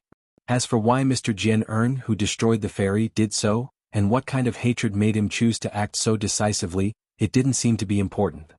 Chen Pingan was thinking about a problem. His cultivation was low now and his family was weak. Mentioning this matter again was like hitting a stone with an egg, so he could temporarily endure it. But if Luapa Mountain was now a sect and he was already an earth immortal of the nascent soul realm or even a cultivator of the pure jade realm, he could accumulate grievances in his heart and talk about the situation of Chen Shui and Qiushi. It could be said that he would have to pay a huge price for it. For example, he would completely fall out with the Dali dynasty and become enemies with the Lord of Heaven Xiesher. The 4 people in the picture scroll would die one by one, and Luapa Mountain would be in a precarious situation. Everyone on the mountain would become a street rat in the Aquarius continent. Chen Lingjun would die if he went to the North Continent, and Chen Rushu would no longer be able to go to Longquan County City. The Dali men of sacrifice at the shop in Dragon Alley changed from guards to assassins. The lives of the people of Luapa Mountain were uncertain. If someone left Luapa Mountain, who would be in the wrong? How should Chen Pingan choose? If Chen Pingan was now a true sword immortal, he could save a lot of trouble. 1 shoulder and 1 sword. But how difficult was it to become a sword immortal? It was so far away that the hope was slim. Besides life and death, there were still many disasters. Chen Pingan would also learn from little Bao Ping, Pei Qian and Li Huai. When he read the Jianghu novels, he admired the heroes in the books who pressed forward without hesitation. They were resolute, disregarded life and death, and sacrificed themselves for justice without hesitation. The world not only needed such stories in books, but also many such people outside the books. What they did might be big or small, but there was a clear distinction between good and evil. But compared to Pei Qian, who picked the wonderful stories of heroes and read them over and over again, who met the unparalleled Jianghu seniors, who made the most interesting friends in Jianghu, who fought for justice and killed those big devils, Pei Qian liked to skip a lot of stories of hardships.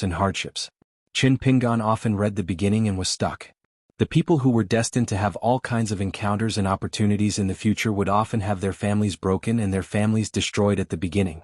They would be alone and carried a deep hatred of blood. Then, in the books, they would suddenly grow up. Chen Pingan would feel uncomfortable. Those wonderful stories of the Jianghu might be very fascinating, making Li Huai and Pei Qian in high spirits, but it was difficult for Chen Pingan to empathize with them. Perhaps it was because real life wasn't written in black and white. Pei Qian asked in the room, "Master, what's wrong?" Chen Pingan shook his head. "Nothing. I just thought of something in the past."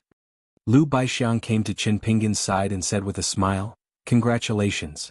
Chen Pingan said, "You have to hurry up too." Lu Baixiang's expression was somewhat melancholy. "I'm hesitating whether or not to find a chance to fight with Zhu Lian."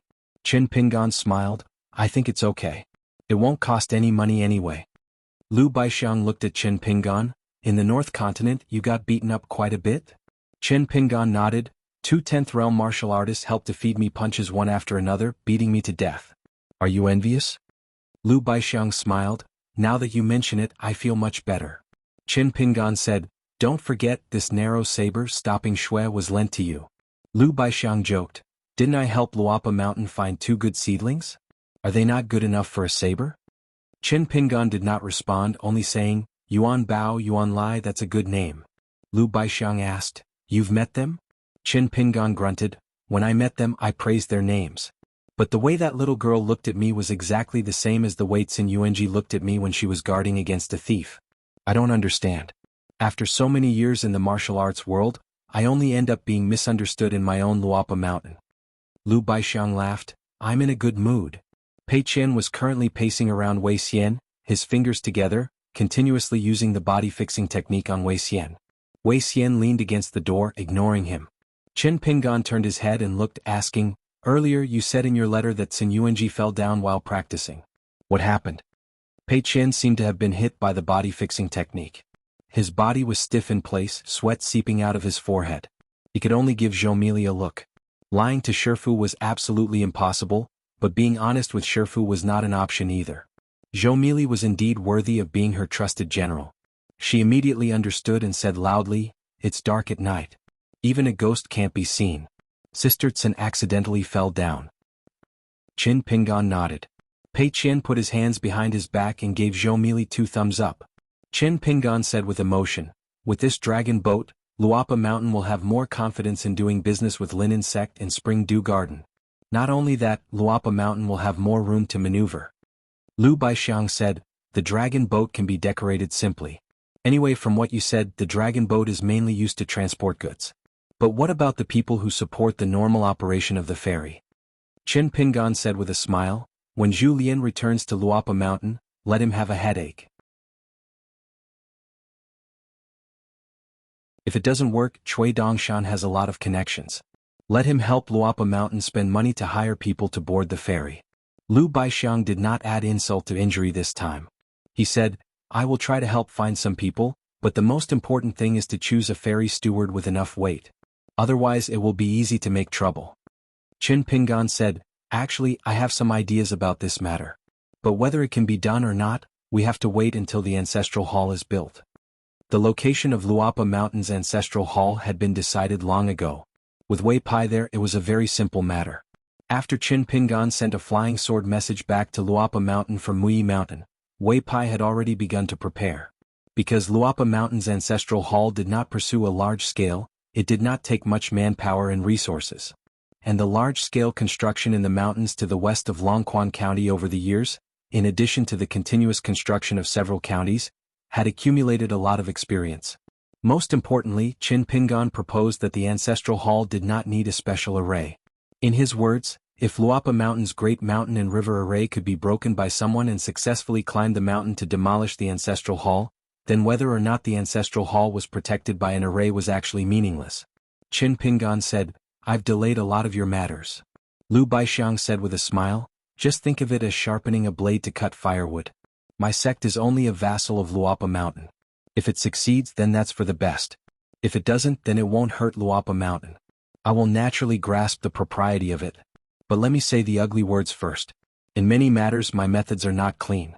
I can only guarantee that I won't go overboard. Qin Pingan said, try not to give me a chance to gossip. Lu Baixiang chuckled. As the mountain lord, after Qin Pingan personally burned incense and offered sacrifices to the 4 directions of heaven and earth, the construction of Luapa Mountain's ancestral hall began. The ancestral hall was located on the Jisa Peak, a secondary peak of Luapa Mountain. Because there was a bamboo building on the main peak, the situation was somewhat awkward. At the top of this spirit-gathering peak, there was a mountain temple that was officially conferred by the Dali Imperial Court. Moreover, Qin Pingan was actually particularly close to the Jisa Peak. On this day in Zhu Lian's courtyard, Zheng Dafeng and Wei Pai were playing chess, while Cui Dongshan was watching from the side. On the side, Chen Lingjun was giving advice, telling Zheng Dafeng and Wei Pai how to place their pieces. In the past 2 days, Chen Lingjun's back was particularly stiff. Because he had wandered around the mountains in the west for many years, he had met many cultivators who had set up residences here. One of them was a Dragon Gate cultivator of Yellow Lake Mountain. In the past, they were not very familiar with each other and even disliked each other. This was because there was a lake in Yellow Lake Mountain with a giant python in it. Chen Lingjun and the Black Snake both coveted it. Unexpectedly, at the turn of summer and autumn this year, the other party took the initiative to express his goodwill. After a few rounds of drinking not long ago, the old Dragon Gate cultivator suddenly said that he planned to sell Yellow Lake Mountain.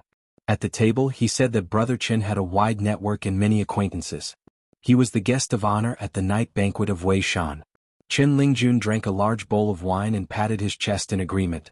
However, when he left Yellow Lake Mountain he was a little worried that this was a trap targeted at Luapa Mountain, so he found Qin Pingan and told him about it. Then Cui Dongshan said to buy it. It was cheap to get it, so it would be a waste not to take it. With such a high mountain as their backing, what was there to be afraid of? Qin Pingan asked Chen Lingjun to negotiate the details. The price of celestial coins, gold essence coins and copper essence coins could all be negotiated.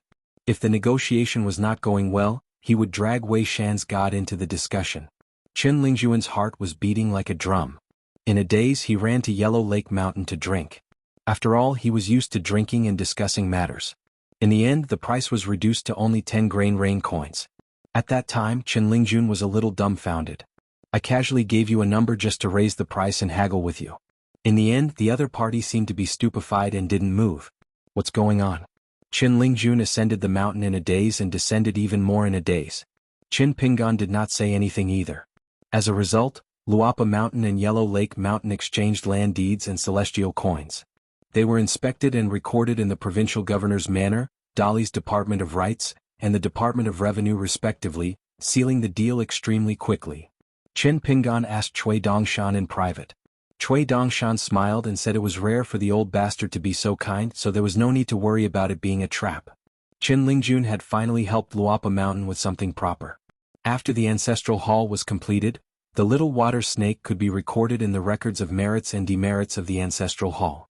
As a result, Qin Lingjun walked with his nose in the air right now. Coupled with Pei Qian, Qin Rushu and Zhou Mili, the three girls, they all saw him in a different light. In particular, Pei Qian led Zhou Mili to flatter him without holding back at all. If it were not for the fact that Cui Dongshan pressed down on Qin Lingjun's head one time and said Grandpa Qin had been walking a little too freely recently, he would have only restrained himself a little.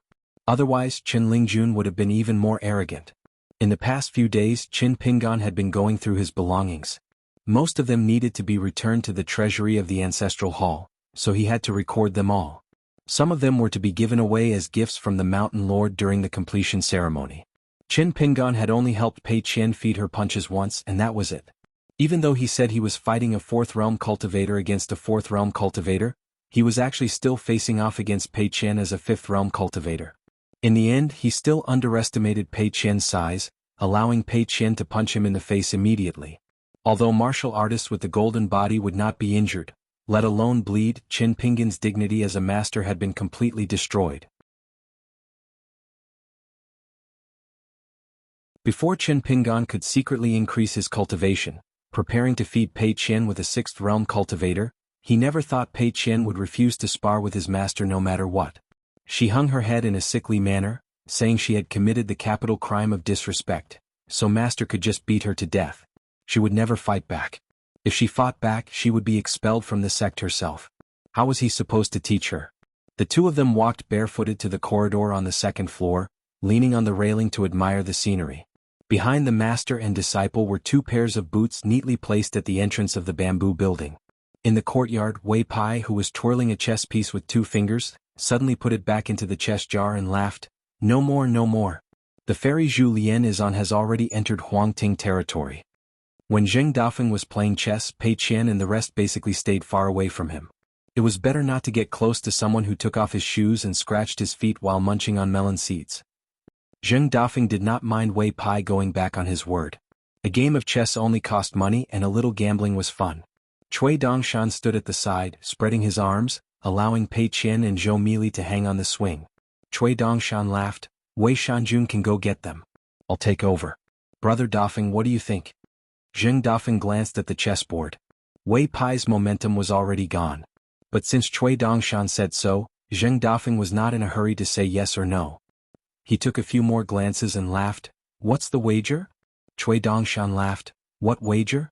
I'm not short of money. Zheng Dafeng clicked his tongue. Sure, then let's continue.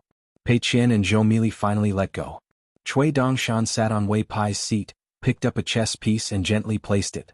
Zheng Dafeng glanced at Wei Pai behind Cui Dongshan. The latter smiled. Let's watch for a while longer. Zhu Lian is on the ferry, spitting everywhere. He's busy helping Luapa Mountain cheat people. Let's not spoil his fun. Cui Dongshan's chess pieces flew. Zheng Dafeng did not believe it. How could he turn the situation around like this? He was not slow either. Even if the guy opposite him was the one who played the rosy clouds, Zheng Dafeng did not think he would lose. In the end, Zheng Dafeng learned from Wei Pai and put the chess piece into the chess pot. He laughed. Let's not play anymore. Wei Pai and I are going to pick up Brother Zhu. A day without him feels like 3 years. How many days has it been? I miss him. Cui Dongshan did not care at all. He called Qin Rushu, who was sitting quietly at the side eating melon seeds. Come, let's continue. I'll help Brother Dafeng play chess. You play white. Otherwise there will be no suspense. Qin Rushu smiled and nodded. She liked to play chess. Otherwise she would not be so focused on watching Wei Pai and the other two play chess. Cui Dongshan did not get up. He just changed the position of the chess pot. Cui Dongshan and Qin Rushu continued to play chess. Wei Pai and Zheng Dafeng walked out of the courtyard side by side. Wei Pai laughed, "It's a bit embarrassing." Zheng Dafeng nodded, "It's a bit. Fortunately Brother Zhu is not here. Otherwise he would probably still lose." Not waiting for them to go too far, Qin Lingjun said loudly, "What's going on? How did the stupid girl win?" Qin Rushu blushed and said, "Mr. Chui deliberately lost to me." Chui Dongshan said innocently, "How is that possible?" Pei Qian stood behind Qin Rushu. He pressed his hands on his shoulders and said in a deep voice, "Nuan Shu. From today onwards, you are our Luo Pa Mountain's #1 Go expert. In the future, before old chef Zheng Dafeng and Wei Pai play chess, they will all bow to you to show their respect." Lu Baixiang also had his own house on Luo Pa Mountain. The name of the house, the plaque, the couplets and other things were all undecided by Luo Pa Mountain. They were left to the owner to decide and decorate. Qin Rushu began to feel that Zhu Lian's idea was very humane and agreed. But Zhu Lian himself said that Luo Pa Mountain was short of money. Let these heartless fellows pay for it themselves. Wei Xian sat leisurely at Lu Baixiang's side, drinking a little wine. There were some side dishes on the table. They were all prepared by Qin Rushu, the little housekeeper. Every house had different owners and different tastes, so there were different wines and side dishes. Lu Baixiang's 2 direct disciples, the siblings Yuan Bao and Yuan Lai, sat at the side. Yuan Bao had a good impression of the serious Wei Xian. Compared to Zhu Lian and Zheng Dafeng, his impression of him was much better. At the mountain gate, Zhu Lian, who had been dragged directly from the ferry to the foot of Luo Pa Mountain by Wei Pai, carried a bag on his back and lamented, "My old bones are covered in dust and wind. I'm really going to fall apart. Don't complain to us here. It's useless." Zheng Dafeng laughed, "I've already sprained my ankle because of someone. A few days ago, it was Mistsin who helped look after the mountain gate. As for our mountain god Wei, he was at the unpolished Jade Realm, but he was also scolded badly. Now it's just you." Zhu Lian glanced at Wei Pai, then at Zheng Dafeng and laughed, "If you didn't scare me, I would have believed you. Now that you've opened your mouth, you've exposed yourself. Up the mountain, there's nothing to worry about." Wei Pai stretched out his hand, "I've won. A piece of snow costs money." Zheng Dafeng slapped away Wei Pai's hand, "You lost the chess game, so we're even." Zhu Lian laughed, "So it's true. I knew it with a trick." Wei Pai laughed, "Don't believe it. This guy knew it from the beginning. Otherwise we'll lose again." Zheng Dafeng squinted, "Do I need you to tell me that?" Zhu Lian wiped his mouth, "I've seen a lot on this trip. When I get back, I'll have Wei Pai bring 2 jugs of good wine. Let me slowly tell you about it." Zheng Dafeng immediately became spirited. He thought of something and whispered, "How is it?" Zhu Lian patted his bag. Zheng Dafeng nodded, "Us brothers are truly top-notch scholars. We'll read until we're old." Wei Pai rubbed his forehead. Qin Pingan stood alone on the 2nd floor of the bamboo house. He knew that Zhu Lian had arrived, but he didn't need to go out of his way to receive him. The cloud-splitting mountain had received 2 letters from the Tai Hui sword sect, one from Qi Jinglong and the other from the White Head. Qi Jinglong said in the letter that he had spent all his 100 pieces of grain rain money and bought an imitation sword from the Hate Sword Mountain, as well as 2 sets of armor crafted by the Sanlang Temple. The price wasn't cheap, but these 3 things were definitely not bad. They were too expensive, so he had the hemp sect deliver them to the Oxhorn Mountain. The letter was concise and to the point. It was still Qi Jinglong's usual style. At the end of the letter it was a threat. If he succeeded in the 3 rounds of the Q-sword competition, and Su Xingjiu from the Cloud City came up the mountain with a bamboo chest to visit him, then he would let Qin Pingan decide what to do. The Whitehead's letter revealed a sense of schadenfreude. He said that the guy surnamed Lu was an eye-opener. Obviously, the Q-sword competition was just around the corner, but he still went to the Hate Sword Mountain and the Sanlang Temple one after another, which made the old men in the ancestral hall of the Tai Hui sword sect so worried that they almost broke their beards. In the Hate Sword Mountain he met Fairy Lu from the Water Classic Mountain. He didn't know what they talked about. He didn't know if the guy surnamed Lu was sanctimonious and careless with girls. Anyway, Fairy Lu was so angry that her eyes turned red, which shocked a lot of people. At the Temple of Sanlang, another confidant actually popped out. It seemed like she was a woman who had quite a reputation at the Temple of Sanlang. In any case, she had followed the 2 of them from the beginning to the end. Her gaze could eat people up. The one surnamed Lu picked 2 treasures, negotiated the price and ran away. Qin Pingan walked slowly from one end of the corridor to the other, going back and forth in this manner. Unexpectedly, before Julien arrived, Wei Pai came first. He brought over a secret flying sword message, which had just been received by the cloud-covering mountain. The writer was Luopa Mountain's consecrator, Zhou Fei. After Qin Pingan read the letter, he sighed. Was there such a coincidence? He walked to the first floor, took out a picture scroll, and threw in a gold essence copper coin. Sui Yuyu walked out of the picture scroll. Qin Pingan asked, "What happened?" Sui Yuyu said indifferently, "I failed to kill and was killed. That's what happened. In the future, I will continue to cultivate in the Book Lake's Real Realm sect." Even if Sui Yuyu came back to life in the picture scroll, there was still a strong murderous aura on her body. From this, it could be seen that she had a lot of enmity with people in the Tongyi continent's Jade Gui sect.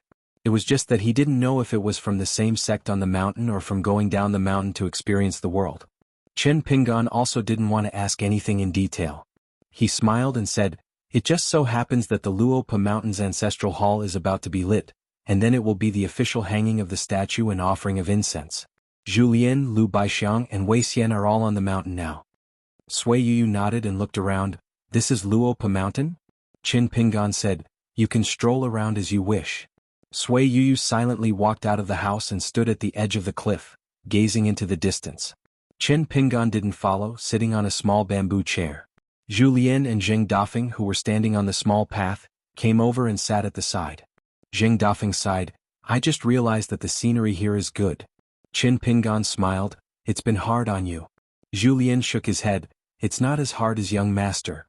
Zheng Dafeng muttered, "It's not hard on you guys, but it's hard on me." After the Jisei Peak's ancestral hall was lit, some guests had already arrived at Longquan County one after another. Picking an auspicious day, the mountain lord Qin Pingan took the lead in hanging the statue and offering incense.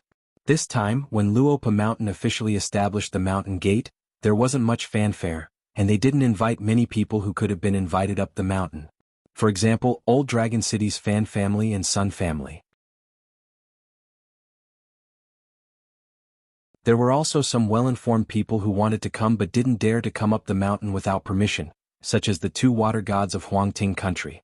There were also many friends who weren't suitable to appear in the eyes of others, and could only keep their regrets in their hearts.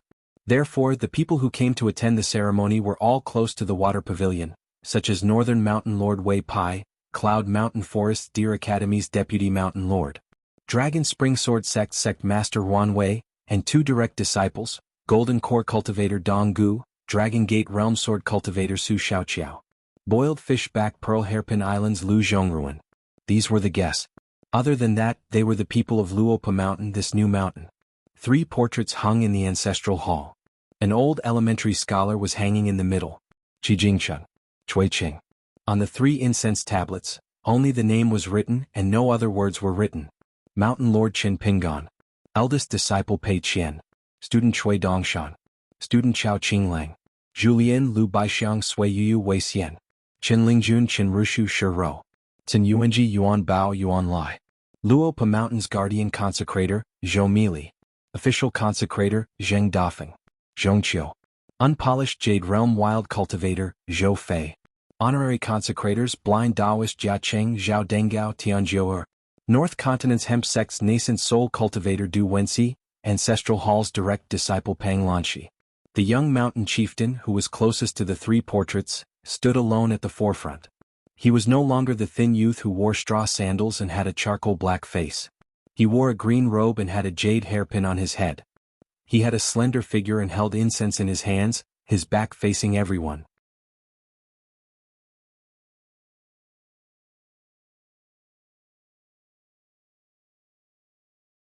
(569). Once the ancestral hall of Luopa Mountain was completed, the rest of the buildings on Jisei Peak would have to follow suit.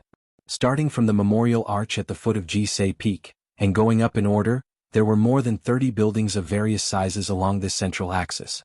They had the characteristics of temples and monasteries, as well as the elegance of gardens. Even the plaques and couplets had detailed descriptions of what should be written on them. As for the remaining rooms outside the main hall and pavilion, it was especially evident of their skill. Zheng Dafeng and Wei Ba had also helped to come up with plans and suggestions. However, the final decision naturally still had to be made by Qin Pingan, the mountain lord of Luopa Mountain. Qin Pingan had brought the construction methods from Lotus Blossom Blessed Land. He had obtained it from the treasury of the Ministry of Works in the capital of Nanyuan Kingdom. Chen Pinggan highly praised it and gave it to Zhu Lian along with a large stack of copied blueprints from the ruins of the immortal mansion in Biting Kingdom. Chen Pinggan only had one small request for the many auxiliary buildings of the ancestral hall. It was to have a landscape pavilion that imitated Song Yufan's villa. It could be named Ji Chun Pavilion or Long Pavilion. Other than that, Chen Pinggan did not have any more extravagant hopes. In the end, after Zhu Lian took the construction methods, she smiled playfully. Chen Pinggan then remembered that this was a model book issued by a certain imperial court in the history of Lotus Blossom Blessed Land. Zhu Lian laughed and said that she had indeed contributed to the compilation of this book. 2/3 of the building regulations in the book, such as the Kaisan Well and the Dugong, were actually her work. Chen Pinggan then asked with a smile why the mansions in the middle of the main peak of Luopa Mountain did not have the slightest trace of the construction methods, and were built very mediocre. Zhu Lian answered confidently. At that time, the family was poor and even the cleverest housewife could not cook without rice. What's more, the young master lived in the bamboo house. The others should be grateful that they had a place to stay. Otherwise, if Zhu Lian had to do it herself, she would have to spend a lot of money to build a luxurious mansion. Now, the group of buildings led by the ancestral hall was where the face of Luopa Mountain lay. Naturally, it was not included. It must be done by Zhu Lian himself. He would not let mediocre craftsmen ruin the scenery of Jisei Peak. In Zhu Lian's words, when you have no money, you should think about how to save money. You should be embarrassed when you don't have money. If you act like you have money, you will be looked down upon by others for no reason. But when you have money, you should be more particular about how to spend it. Chen Pinggan felt that it was very reasonable, but he still kept a straight face and held back his laughter. Although he said that he shouldn't make decisions on his own in the future, how could he let his own people suffer? Wouldn't that chill the hearts of all the officers and soldiers? Even Pei Qian felt that his master's words and expression at that time were not sincere at all. Pei Qian still felt that old chef's expression of wanting to die to atone for his sins was far less natural than his own. The guests who came to watch the ceremony had naturally left Luopa Mountain. Du Wenxi and Pang Lanxi, who were the honorary elders of Luopa Mountain, also took their own ferry and returned to the Skeleton Beach. Chen Pinggan gave Pang Lanxi 2 calligraphies, which he bought from a young county officer in a small county in Meili Kingdom with a few pots of divine wine. He asked Pang Lanxi to give the calligraphies to his great-grandfather. Lu Baixiang also brought the siblings Yuan Bao and Yuan Lai back to the border of the old Zhuang dynasty. Chen Pinggan gave the 2 direct disciples of the ancestral hall each a set of precious armor made by the Sanlang Temple in North Continent. Zhong Qiu brought Chao Qinglang to travel around Lotus Root Blessed Land. After that, they would return to Luopa Mountain and Aquarius Continent. When sending Chao Qinglang off, Chen Pinggan not only gave his student the spring-grass Taoist robe that cost a lot of immortal money to repair, he also gave Chao Qinglang many bamboo slips that he carved along the way and a sentence. Learn from the books, be a person outside the books. Outside the bamboo building, the student bowed to the teacher and the teacher bowed back to the student. Sui Yuyu had already left the mountain and went to the Book Lake True Realm sect. Even though the sect master Jiang Shangzhen, who used the identity of the rogue cultivator Zhou Fei, was at Luopa Mountain, Sui Yuyu did not talk to him much. Sui Yuyu did not mention much about the grudge of the Jade Gui sect.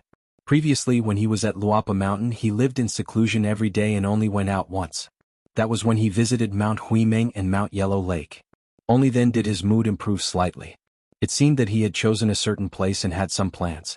Chen Pinggan originally wanted to ask about the whereabouts of the infatuation sword. Was it accidentally broken in a battle with someone, or was it stolen by someone? At the very least, there should be an explanation. Unfortunately, since Sui Yuyu did not speak, Chen Pinggan did not have the nerve to ask. Wei Xian took Pei Qian to Lotus Root Blessed Land. He said that he wanted to let Pei Qian know whether or not Wei Xian had a golden carrying pole at home. Pei Qian asked the founding emperor of Nanyuan Kingdom what would happen if he went to the palace and did not have a golden carrying pole at home. Wei Xian said that he would give him one. Pei Qian's eyes widened and he raised his hands, giving 2 thumbs up. Oh, no wonder old Wei is now a high official of Wu Xianlang. How generous. Regardless of whether he wins or loses, he will give me a golden carrying pole. Wei Xian chuckled. As the master of the True Realm sect, he should be the busiest one. However, Jiang Shangzhen shamelessly stayed on Luopa Mountain and did not leave. He even picked a mansion halfway up the main peak.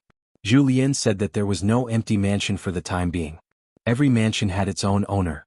If there was no other choice, he would brace himself and specially build one for Zhou Feifei. Jiang Shangjin suggested that they might as well build more immortal mansions. Luopa Mountain did not have much, but there was a lot of empty land. Not only was the main peak built, the empty back mountain of the main peak was built as well. Including Mount Huiming, all the mountains under the name of the Mountain Lord were not to be empty. All the expenses were to be paid by Zhou Feifei. Zhu Lian rubbed his hands and smiled, saying that this was not particularly appropriate. Jiang Shangjin waved his hand and directly gave Zhu Lian a large amount of grain rain money, saying that this was the responsibility of Zhou Feifei and was extremely appropriate. Zhu Lian held the grain rain money in one hand and carefully counted it. He said that there were 15 grains, which was an odd number. Why not return 1 grain to Zhou Feifei? Then he just stood there and did not see any movement. Jiang Shangjin had a guilty look on his face, saying that good things should come in pairs. He then gave him another 3 grains of grain rain money. Zhu Lian then took the money and carefully put it in his sleeve. He lamented that it was hard to find another person in Luopa Mountain who was as straightforward as Zhou Feifei. Recently, Cui Dongshan had been busy building trump cards and mountain formations for Mount Huiming, Mount Huanghu and other mountains. For example, the pair of Dragon King baskets that Qin Pingan had obtained from the North Continent could be placed in Mount Huanghu after being repaired by Immortal Fire Dragon. Qin Pingan gave the Dragon King baskets to Qin Pingan and Qin Rushu respectively for them to refine. However, Qin Lingjun did not agree at first, hoping that Qin Pingan could give it to the Black Snake of Chiduan Mountain who was about to transform into a human form. In the end, Qin Lingjun was still worried that there would be a mistake in the matter of Jida traversing the river. Once one of the Dragon King baskets was lost, it would implicate the fate of Mount Huanghu's mountains and rivers. The power of the protective mountain formation of Mount Huanghu, which was built around the 2 Dragon King baskets, would be greatly reduced. Qin Pingan also did not agree. He told Qin Lingjun not to worry about this matter and to refine it into his natal item without worry. If he succeeded in traversing the river in the future, it was not like he could not return the favor to Mount Huanghu. Qin Lingjun was still hesitant. Qin Pingan could only say that the Dragon King baskets were such precious treasures of the mountain. He was willing to give it to Qin Lingjun, but his heart would ache if he gave it to someone else. Qin Lingjun only then accepted it. When he left, he felt a little lightheaded. On this day at the cliff side of the bamboo building, Qin Pingan and Jiang Shangjin, who was about to leave the mountain, sat opposite each other and drank. Of course, they were drinking the immortal wine that Jiang Shangjin had brought. Jiang Shangjin asked, "Is the Lotus Flower Blessed Land really going to give Xinjing sect 15% of the profits? Or is it permanent?" Qin Pingan shook his head and said, "It's not Xinjing sect or Yugui sect. It's the head of the Jiang family, or in other words, the consecrator Zhou Fei." Jiang Shangjin laughed and said, "Then I'll just lie down and wait to collect the money. When I think of this, I'm worried." Jiang Shangjin had no reason to reject benefits that were delivered to him. Just like the money and treasures that Jiang Shangjin gave to Luopa Mountain, Zhu Lian accepted them without hesitation. It was just reciprocity. When Jiang Shangjin first asked Luopa Mountain, it was for a permanent 20% of the profits of the blessed land. Zhenjing sect was willing to lend Luopa Mountain 3 sums of money. The first sum was 1,000 grains of grain rain money to help the Lotus Flower Blessed Land become a middle-grade blessed land. After that, it would take out another 2,000 grains of grain rain money to stabilize the Lotus Flower Blessed Land's fate of mountains and rivers and increase the flow of spiritual energy. After becoming a high-grade blessed land, Jiang Shangjin still needed to take out 3,000 grains of grain rain money. The 3 sums of immortal money, without mentioning the interest, Luopa Mountain had to pay it back within 100 years, 500 years, and 1,000 years respectively. Otherwise, Zhenjing sect would have to lend them a high interest rate. Luopa Mountain could sell its vassal mountains to Zhenjing sect at a discount. If they were unwilling to give up their territory, they could also pay with their people. This was the true meaning of business is business. To Jiang Shangjin, he had a lot of money. Giving people money was one thing, but how to earn money was another. He had to abide by the rules. In this period of time, other than gifting the 6 islands of the Book Lake to Luopa Mountain, Jiang Shangjin would also transfer people from the famous Cloud Cave Blessed Land to enter the Lotus Flower Blessed Land and be in charge of the management. As for how much authority the Jiang family disciples had in this new middle-grade Blessed Land, it would depend on how much Luopa Mountain was willing to give. But at that time, Zhu Lian insisted that Luopa Mountain could only give 10% to Zhenjing sect. The Great Treasure Bottle Continent's northern mountain monarch, Wei Pai, had contributed money, effort, and people. Even if he worked like a cow or a horse, he would only get 10% of the profits. Xinjing sect was too greedy. Even if Zhu Lian agreed to it, it would easily hurt Wei Pai's reputation. With Wei Pai's personality, who did not know of his reputation? If Wei Pai became estranged from Luopa Mountain because of this, Luopa Mountain would lose more than it would gain. Jiang Shangzhen originally did not expect to get 20%. The bottom line was a permanent dividend of 15%. If Zhu Lian insisted on 10% of the profits, it would be too little. Moreover, Zhu Lian had said one thing that Jiang Shangzhen was worried about. The Lotus Flower Blessed Land's territory was not big. There were 20 million people of Nanyuan Kingdom and other sentient beings, plus Songlai Kingdom, Beijing Kingdom, and the grasslands outside the Great Wall. Although including the souls of people, everything seemed to be in the void and was roughly divided into 4. But as time passed, as long as Luopa Mountain was properly managed, once the number of people in the Blessed Land exceeded 50 million, it would become a rare middle-grade blessed land. Cloud Cave Blessed Land was one of the few high-grade blessed lands. Jade Gui Sect's Jiang family had managed it for generations, but they had never been able to break through the bottleneck of 90 million people. Of course, there was also Jiang Shangzhen's unscrupulous and reckless behavior. In history, there were a total of 5 great chaos where people were plunged into misery and suffering. In Jiang Shangzhen's hands there were as many as 3. This was also the fun part of Zhu Lian. His words were extravagant and he spoke a lot of nonsense. But he would always secretly hide 1 or 2 sentences that carried a lot of weight. Qin Pingan gently tapped the table with his finger. Immortal money, gold and copper coins, secular dynasty emperors. This was the outline that should be followed if one wanted to manage a blessed land well. The cultivators on the mountain, the gods of the mountains and rivers between the mountain and the foot of the mountain, and the hearts of the people at the foot of the mountain. If there was a flaw in any of these links and they were all interconnected, the blessed land would not be a treasure bowl, but a bottomless pit that ate up endless money. It would become a chicken rib, and it would even greatly weaken the foundation of a celestial sect. Wei Pai privately said something meaningful to Qin Pingan. After obtaining such a lotus flower blessed land that temporarily has 40 million people, you have to be careful of your own heart. Qin Pingan reassured Wei Pai. Jiang Shangzhen smiled. In the beginning, it's just a painful matter of spending money and dealing with the troublesome matters of the mountain and the foot of the mountain. When you manage it for a long time, there will be real troubles waiting for you. Mountain Master, you have to be mentally prepared. The amount of immortal money spent on a blessed land determined the number of cultivators and the height of the cultivation bottleneck. In an inferior blessed land, even if one had outstanding talent, it was very difficult to enter the cave-dwelling realm. Even Lake Mountain Sect's Eugenie, who was a cultivator of the 5 realms in the vast world, was also stuck at the Dragon Gate realm in the past in the Lotus Flower Blessed Land. After entering a medium blessed land, the cultivation genius could be expected to reach the Earth Immortal realm. In one of the great calamities in the history of the Cloud Cave Blessed Land, Jiang Shangzhen was secretly defeated by a cultivator of the pure jade realm who secretly colluded with several Earth Immortals. They abandoned their grudges and besieged Jiang Shangzhen, the god of the Blessed Land, who was traveling incognito. They tried to completely break away from the control of the Jiang family and created an unprecedented situation of separation of heaven and man. Of course, there was also the careful planning of some of the hostile forces of the Jade Gui sect. Otherwise, the cultivators of the Blessed Land would definitely not be able to do such a thing. Jiang Shangzhen spoke tirelessly and explained the secret history of the Cloud Cave Blessed Land in detail. Jiang Shangzhen began to conclude the disaster. Although after the event, I was furious and led people to break through the Cloud Cave Blessed Land, but in fact, I don't hate those top cultivators of the Blessed Land who failed at the last step. On the contrary, I feel that they are sad, respectable, and pitiful. The pitiful thing is that they worked hard to cultivate for hundreds of years, and some of them even cultivated to an unprecedented jade realm, and died just like that. The respectable thing is that they had courage and insight, but the sad thing is that they mistakenly thought that they had succeeded.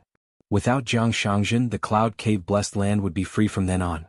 But they didn't know that the mantis stalks the cicada, unaware of the oriole behind. The Jiang family's master can be changed and can even be supported by others as a puppet. When the new master takes office as the price of becoming the Jiang family's master, whether it's repaying favors or repaying money, it means that the Cloud Cave Blessed Land will suffer a disaster for at least 100 years. Jiang Shangzhen sighed. But this kind of logic, as long as it's me, Jiang Shangzhen, who says it, it won't hold water from the beginning. It's destined to not make sense. I also feel that those proud and arrogant geniuses didn't do anything wrong. If I were them, I would also do the same. The only difference is that I would be more patient, and my plans would be more comprehensive.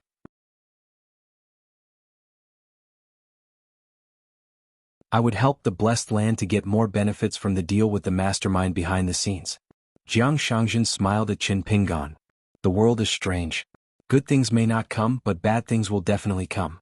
I'm not deliberately saying bad things, but now, Mountain Lord, you can think of a way to deal with the future. It's hard to make money without foresight.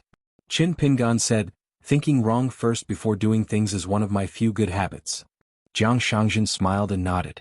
After drinking, he prepared to leave.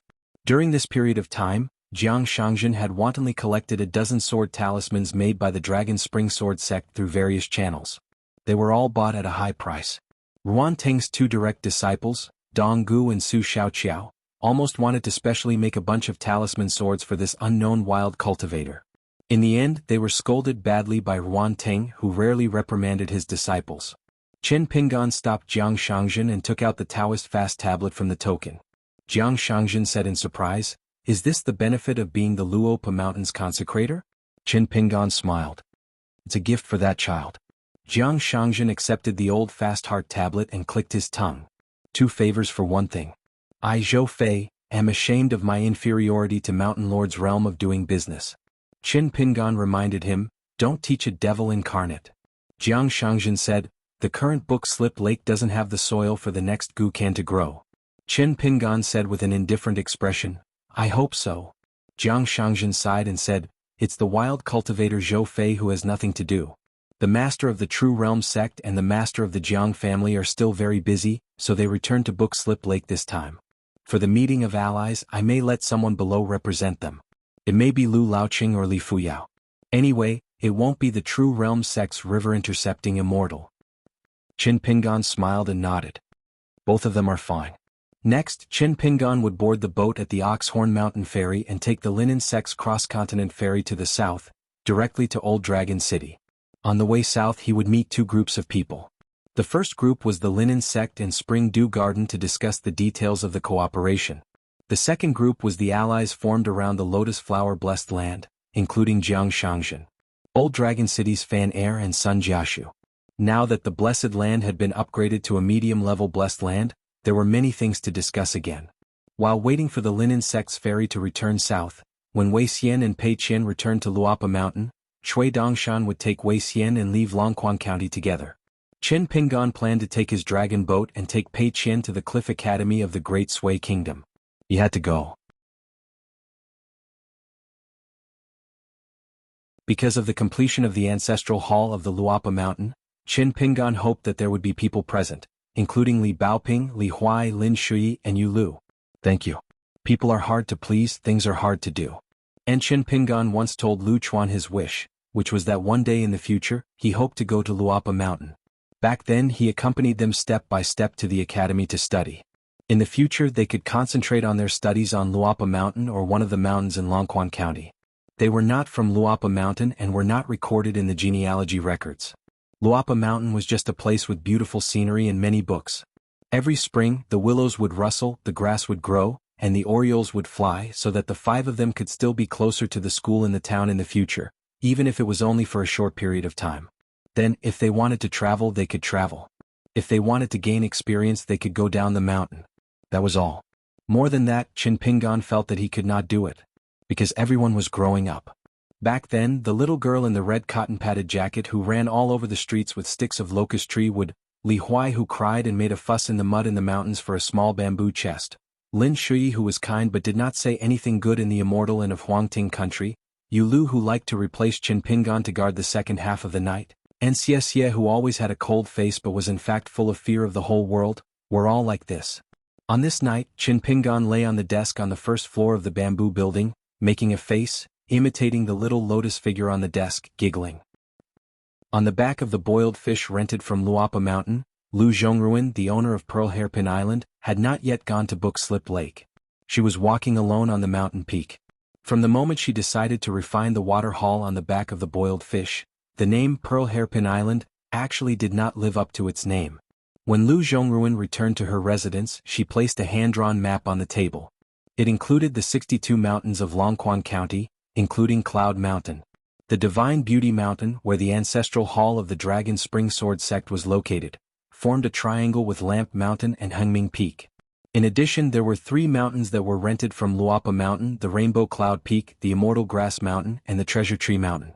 The 6 mountains formed a continuous force, and in addition to the many mountains that the Dragon Spring Sword sect had obtained later on, although the Dragon Spring Sword sect had roughly the same number of mountains as the Luapa Mountain and did not have a big advantage, in fact the territory was still slightly better. Moreover, it was said that the Dali dynasty intended to extend to the old central mountains in the north of the capital and give a large piece of territory to the Dragon Spring Sword sect. Other than Saint Ruan Jiao's Dragon Spring Sword sect and Qin Pingan's Luapa Mountain, the various forces left behind were no longer in the mood. Even if they gathered together and could twist into a rope, it was obvious that they would not be able to contend against the 2 giants. Dragon Spine Mountain, Dry Spring Mountain, Fragrant Volcano, Yuanmu Peak, True Earth Mountain. Lu Zhongruan lowered his head and stared at the distribution of the 3 forces on the map. Aou's back clearly belonged to the third party outside the confrontation between the 2 forces, but the immortals on Dali Mountain had obviously automatically included Pearl Hairpin Island in the category of Luapa Mountain's vassal. Before Lu Zhongruan attended the ceremony, it was not that he did not have a knot in his heart, because Lu Zhongruan had never wanted his Pearl Hairpin Island to become a vassal of any big mountain. However, after the ceremony at the ancestral hall of the Luapa Mountain, Lu Zhongruan's mood was a little gloomy. The young man who had been an accountant on Verdant Canyon Island for a few years had unknowingly won over such a large family. The Lord of Mount Bayu was so close to Luapa Mountain that they were about to wear the same pants. The key point was that Wei Pai had never bothered to hide this. The 3-night banquets were like rain on a yellow plum day, so rapid and dense that it caught people off guard. Before and after the night banquets on Mount Pai Yun, everyone had a bright smile on their faces, but who did not complain incessantly in their hearts. Just the 3 gifts alone were not dispensable expenses. Those who did not have any capital would probably have to tighten their belts to live. There was also an official worshipper of a pure Jade Realm wild cultivator. This was simply a shocking thing. Which immortal family did not have the word clan, but had a mountain worshipper of the upper 5 realms? Were they really not afraid that the guest would bully the host? In addition, there were 2 direct disciples of Mui Mountain Ancestral Hall of the Linen sect of the North Continent as honorary worshippers. What kind of situation was this? As for the young man in white, Cui Dongshan, who was standing in the 2nd row, Lu Zhongruan felt that he was not at all easier to talk to than the wild cultivator Zhou Fei. And the 4 men and women who were standing in the 3rd row at that time, Julien, Lu Baixiang, Sui Your Right, Wei Xian, which one of them was simple? Lu Zhongruan knew 3 of them. They were the salvage of the Water Temple's dragon boat. He had been with the 3 for a long time, and all of them were reserved and had an astonishing aura. The remaining woman, whose aura was not inferior to the 3 martial arts grandmasters, was still unknown. But since she was able to stand with the 3 of them, it meant that Sui Yu's battle prowess was not weak. The 4 of them should at least be Golden Body Realm martial artists of Luopa Mountain? Where could he find them in such a huge Aquarius continent? But the thing that really made Lu Zhongruan accept his fate was that the younger generation of Luopa Mountain Ancestral Hall had created the kind of people that he often met. Pei Qian, the young man Chao Qing Lang, Xin Yuan Ji, Yuan Bao and Yuan Lai, the pair of siblings. Because these young second-generation disciples of Luopa Mountain determined the depth of Luopa Mountain's foundation and future height. But what shocked Lu Zhongruan the most was still not these but 2 things. One was the 3 portraits hanging in Luopa Mountain Ancestral Hall. This meant where Luopa Mountain came from. That day was the first time Lu Zhongruan knew, and at the same time understood the name of Luopa Mountain. There was a deep meaning to it. The second thing was that in the small ancestral hall, there was a silent atmosphere. The green-robed young man with the jade hairpin stood alone at the front. The people behind him, regardless of their realm, origin, temperament, direct disciples, consecrators, all of them were solemn. Especially when Qin Pingan reported Zhou Mili's duty as a mountain protector, Lu Zhongruan, who was watching from the side, carefully observed and sensed the subtle expressions of the people. It was not something that seemed like it, but it was absolutely true. No one felt that the young mountain lord was doing something funny. When Lu Zhongruan thought of this, he could not breathe. He walked out of the house and took a walk in the courtyard. Looking up at Luopa Mountain, Lu Zhongruan's mood was complicated. Cliff Academy. After Li Huai finished class, he found his sister standing outside the door. Slim and elegant. He did not deny that his sister was good-looking. Li Huai said with a smile, "Sister, I met Lin Shuyi today. I was just talking about you and you came." Li Lu looked at her brother, who was already taller than her, and smiled softly. "I received a letter from home. Mother heard that you were busy with your studies, so she was worried about you. She asked me to come and see you." Li Huai opened the door of the schoolhouse and poured a cup of tea for Li Lu. He said helplessly, "I was just casually complaining. Mother doesn't know, but you do. To me, since the first day I went to school, when was there ever a day when I wasn't busy with my studies?" Li Lu took off her bag and put it on the table. She sat aside and nodded. "The only difference is that you have grown up." Li Huai rolled his eyes and said, "I also don't want to grow up, just like Pei Qian, who only eats and doesn't grow. My studies are useless and I am really tired. But every time I travel with the teachers, I travel thousands of miles. My legs and feet are tired, but my heart is not. Compared to studying bitterly at a private school, it is actually more relaxing. So I am more suitable to be a Jianghu hero. Studying is not very promising." Li Lu patted the bag. "There are some things inside. Keep them well.